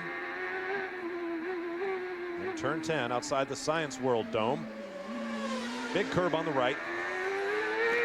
It's big, but it's not real severe, so the guys can get up on there without too big of a penalty. That was the chicane onto the start-finish straightaway. Headed for BC Place. Have a look at the board, Pat. An hour down these short straightaway. A D&a-half under braking, and you can see that as he comes off the corner, a little twitch there coming off of turn 2. He'll reach down, upshift from 5th to 6th. Once again, hard on the brakes, downshifting. 3.5 G's here, and then back on the throttle as he comes off. It's difficult for the drivers coming out of turn 4. It's a big white wall without any visual reference. It's easy to get lost or to use up track quicker than you want to, and that's why we've had near contact or contact coming off of that wall. First lap, the better of the two. Driver in the series runs a Bridgestone Potenza tire. Now, for Kanaan, for some reason, all weekend long has taken him about 4 or 5 laps when he gets a fresh set of tires to get them up the pace. New tires, he went out, he was running 61s. Now, after about 4 or 5 laps, he's dipping back into the 59s. So look for Kanaan to start moving back towards the front. Tony Kanaan on Friday put a lap in to put him on the front row of the grid temporarily. His first comment to his engineer Ian Watt when he got out was, "This is the car from hell. If we can make this car more drivable, I'll go much faster." Which reminded me of a comment Tim Coffeen made to me one time, that when Matta has the car on the edge and difficult to drive, it's at its very fastest. And also reminded me of Toronto just last week. The morning warm-up, Christian Fittipaldi was the fastest man in race. On board P.J. Jones now. We mentioned that he'd been working on Cristiano Matta. You can hear 2 downshifts there, Paul. Normally in qualifying, it's only, whoa, a big move by P.J. Jones. He got right down on the inside on the rumple strips, and those rear tires were just a little bit wider than the fronts as far as how far they stick out. He got on it, stepped right out. He did a great job of saving it. Looking at the Kmart telemetry for P.J. Jones. Watch the acceleration over 200 miles an hour as he comes down the pit straightaway. Hard on the brakes. Keep it gathered up, feed some steering into it. You're going off the road.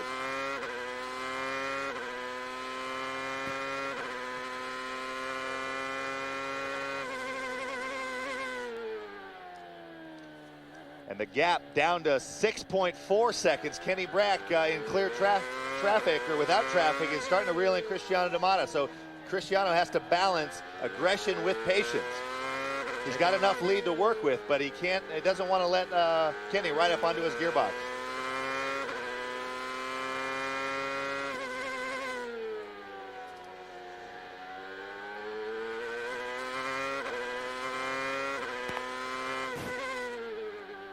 Turn 6 where Carpentier went off.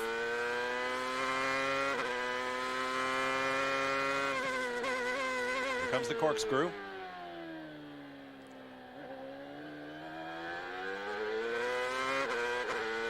Quick, short shift. Shifting up to 3rd and then banging into 4th immediately. The cars gain speed so quickly in that fast downhill left-hander. Is from Dario Franchitti, who said, you're up in the mountainous region, it's like being in the middle of a James Bond movie. All of a sudden, you pop up and here's this tremendous facility. Some estimates up to $1 billion have been spent with the museum, the hotel, the Fan Fun Lab, which is like an Epcot center. And here we are on board with Jimmy Vasser around this great 1.5 mile oval. Tony Kanaan just ahead, just behind him. Helio Castro Neves. We'll just sit back and enjoy the ride.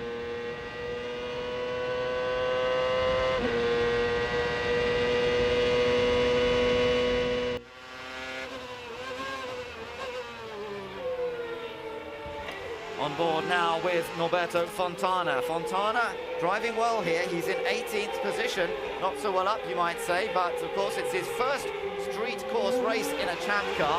And it's quite a plenty of experience in Formula Nippon, or Formula 3000 if you want to call it that, in Japan.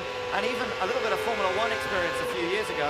Driving a champ car with well over 800 horsepower, actually getting on for 900 horsepower, turbocharged engines. Not an easy task at all when you've got concrete walls this close. That's exactly right. And Fontana, he was doing a pretty good job on Friday and Saturday, and he, as we say, made a mistake in qualifying. That cost him quite a few positions, but he's certainly charging well this afternoon. He's made up a couple of places. He is running out in 18th. That's exactly where he started, but he lost a couple of places early on, has regained those, and now he is working his way to try and find around it in the Minassian Gugelmin. So heading down into turn 8, this is part of the new revised section of track, and then back on to this stretch, which has always, in the recent years, been a part of the Long Beach circuit. Our camera breaks up a little bit as they go beneath the bridges, but apart from that, we're getting some great pictures. Let's just quietly watch him through this top section heading towards the hairpin.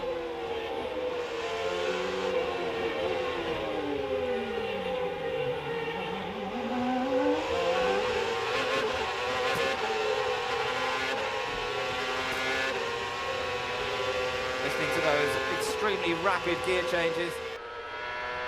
This is back at Bruno Junqueira. He currently runs 6th. And Tony Kanaan is just ahead of him.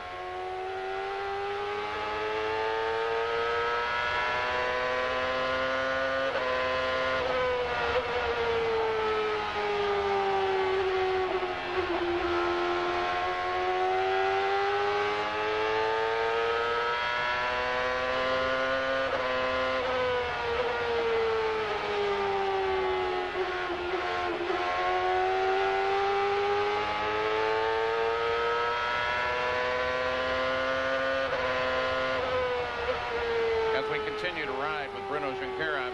Imagine it's tough on drivers like this who basically are coming from an extensive road racing background and have now hit a couple of ovals, but to try to figure out this oval, especially because they're thinking oval. Well, the oval game is very different to begin with because you can see it's not as physical as a road course. Notice how relaxed Bruno's hands are. He's very... Eric Daly, Calvin Fish, and Scott Pruett with you. You ride with Alex Tagliani.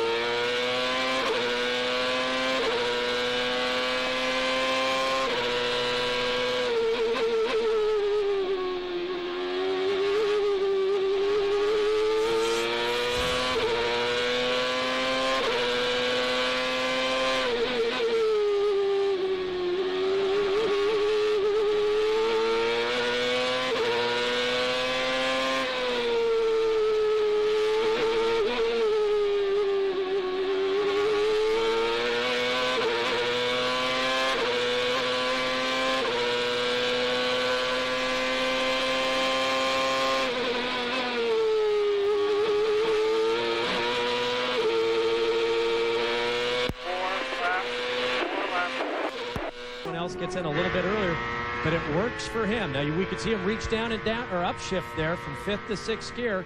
It's an unusual oval. Here they're just lifting, then back on the throttle, pulling just at 4 Gs, minimum cornering speed of 160 miles an hour.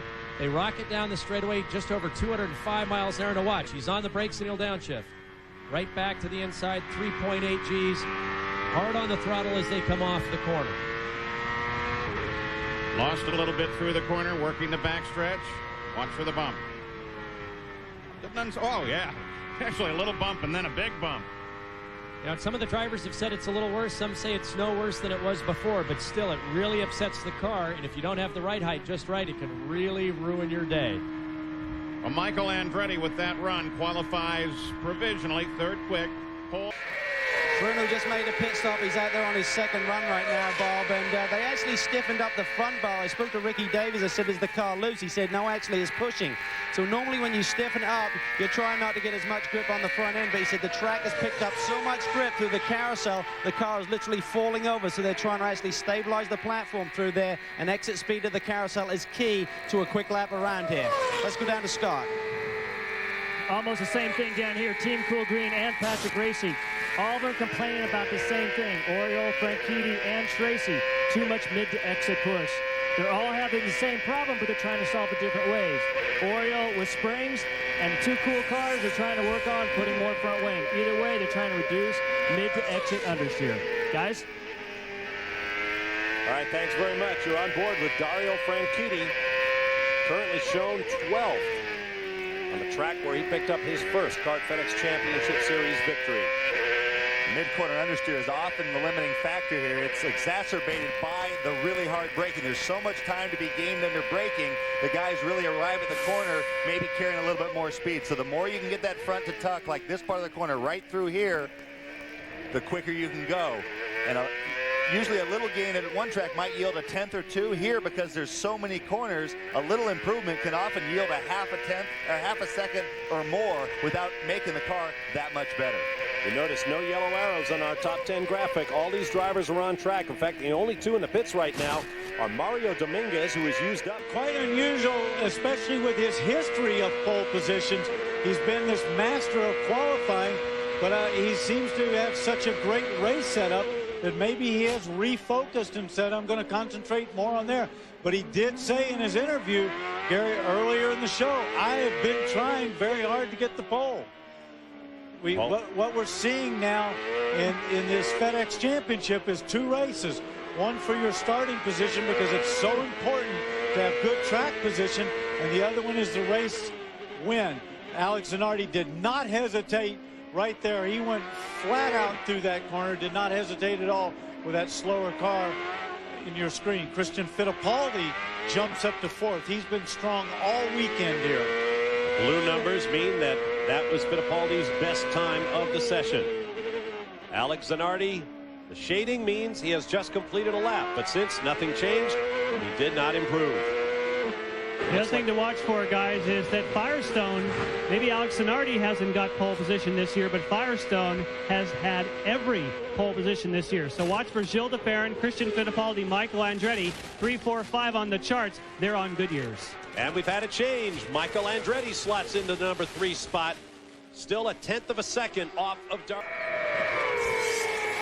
What can you add to an interview like that? On board with the champion, Cristiano Matta. Now here's a look at the pole progression over the years, key years for this race. Back in 1997, Mauricio Gugelmin went 240.942 miles an hour, and that was a world record. Then came the Hanford device, that aerodynamic barn door that hangs off the rear wing, meant to slow the cars, punch a bigger hole in the air for passing. Scott Pruett managed to handle it to the tune of a pole at 233 miles an hour, crept up another couple of miles an hour the next year. Then Gilles de Ferran 2 years ago went 241.428, and he was hanging on for dear life the whole way, I can tell you, before a big boost reduction in these cars brought last year's pole down by about 12 miles an hour. But one way or another, these cars absolutely fly around here. They sure do, and that Hanford device is really a pretty ingenious device. The big challenge is if you... Hiro Matsushita has pitted. That helps explain why he was moving slowly in front of Michael Andretti. The Lola firm that won championships in the PPG Kart World Series has fallen on hard times of late. Only 4 drivers still using the chassis in the series. Whoa, big steering input there for Andre Ribeiro. Well, you can see what's happening. The car right in front of him is Zanardi. Zanardi is behind another car that he's obviously trying to get back. This is a good opportunity for Ribeiro. He says, hey, I've got to make it up while he's held up, and I don't want to lose that ground. He wants to close up any opportunity that he can get.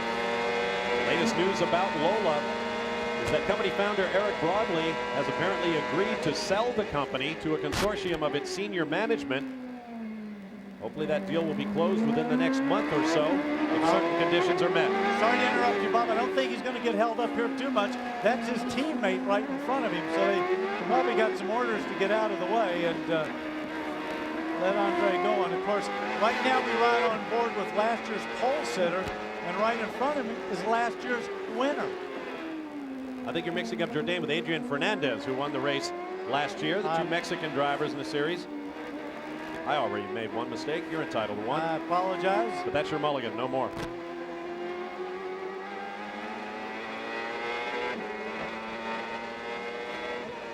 Watching the shadow bouncing up and down under the front wing. Here goes Ribeiro. See how close they come to all those walls, right out there to the edge. You can't make any mistake.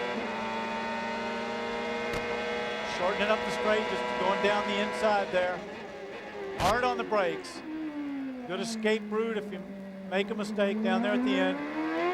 Short shift there, up into third gear. Concrete patch, third gear. Now we've got a tight right-hander. It'll go up a gear. On the power, this is a double apex. See how long it is around there, right out to the wall. Fifth gear, this is really quick through here. You got that blind wall right there. Come right in there close. See him slide off that concrete patch. Turns in.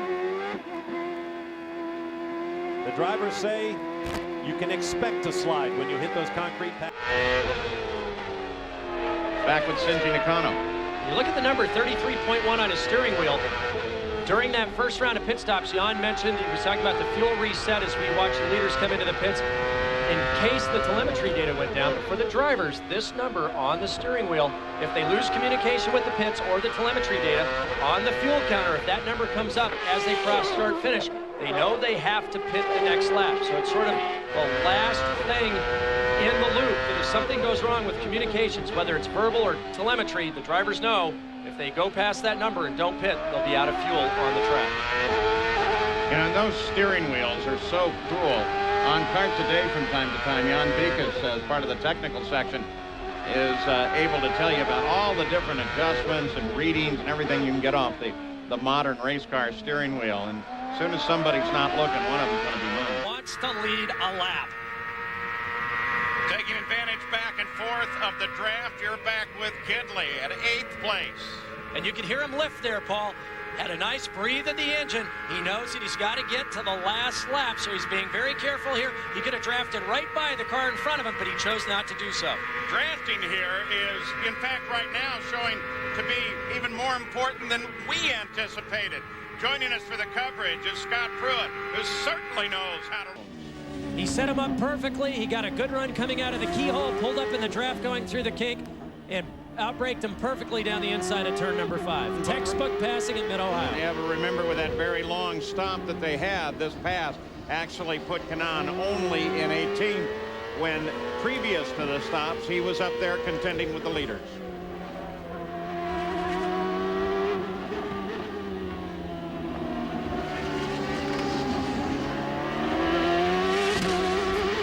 The pit straight, there is the line, and we're just going to ride with Tony Kanaan here.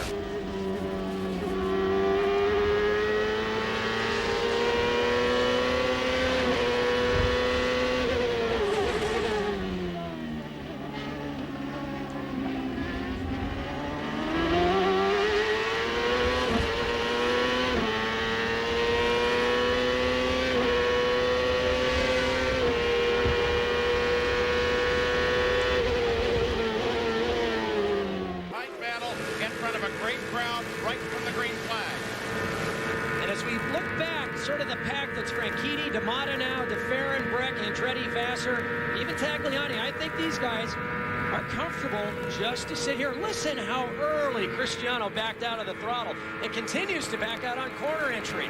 So he's found a nice place to run. The only thing you don't want to do is lose contact with the lead group, because it would be just absolutely devastating to go a lap down. You can get it back. You just want to keep contact, though, with this lead group. It'd be very, very easy on the engine. Notice he's not shifting. He's not putting any strain on the gearbox. He's found a nice placeable place in which to run, a nice pace to run. In 16th spot, on board with Michael Andretti.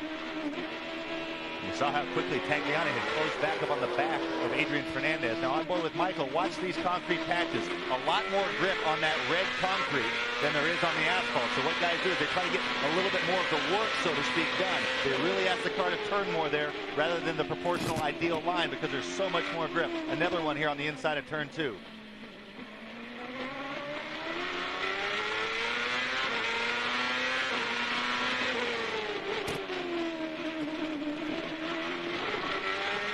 finish that fast lap by Tracy answers the question on whether the rear suspension is okay. But he's gonna have a totally clear track.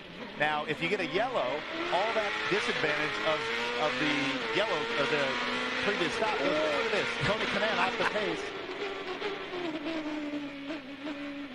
Someone said Michael Andretti has eased up in his elder years. I don't think so.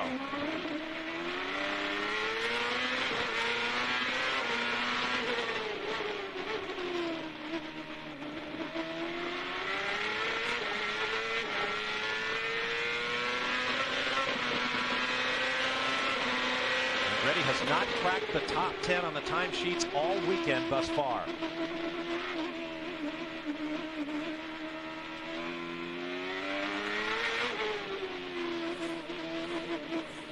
Final corner.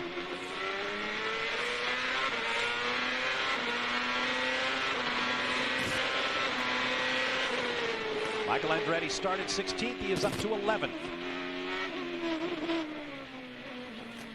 So the order is now Fernandez, Tagliani, Franchitti, Fittipaldi, place. This is Scott Pruett, who I think they'd hoped he'd be a little further up. We've also turned on his two-way radio. That's Rahal Boesel just ahead of him.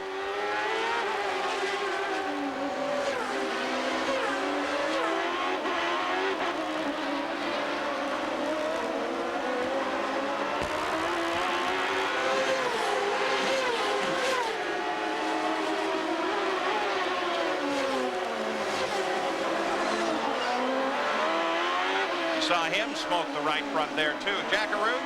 Paul, let's update you on Scott Pruett. Remember, he was on pit road with a flat. He did not cut the tire. Playing air there, he's talking about the understeer that the car has developed. It means it wants to push out to the wall. He did not cut a tire, guys. What happened is when he was involved in that altercation, when everybody came together, they came up against some carbon fiber from another car and sheared the valve stem off, so the tire immediately deflated. That's a tough way to lose air. The other voice you hear on the two-way radio is Jim McGee, team manager for Pat Patrick's team.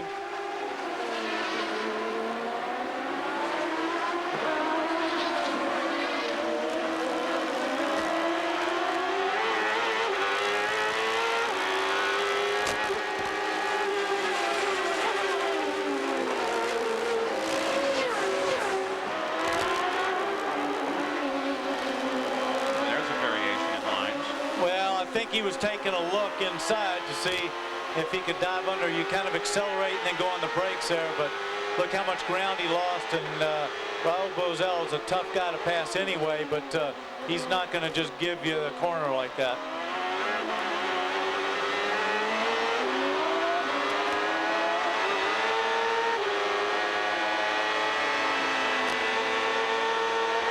You see there where that one little look inside cost him a great deal for the next couple of corners.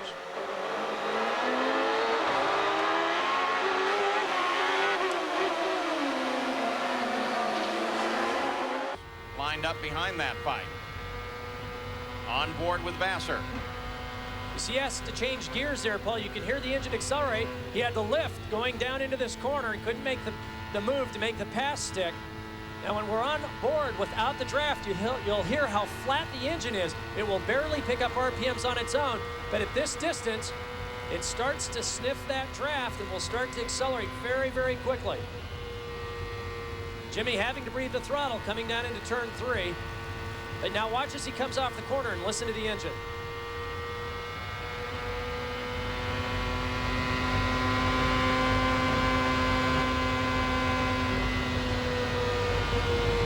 Breathing the throttle once again, coming down into turn 1. I think that Jimmy's content just sitting here. Normally he may have run the car a little harder down into the corner.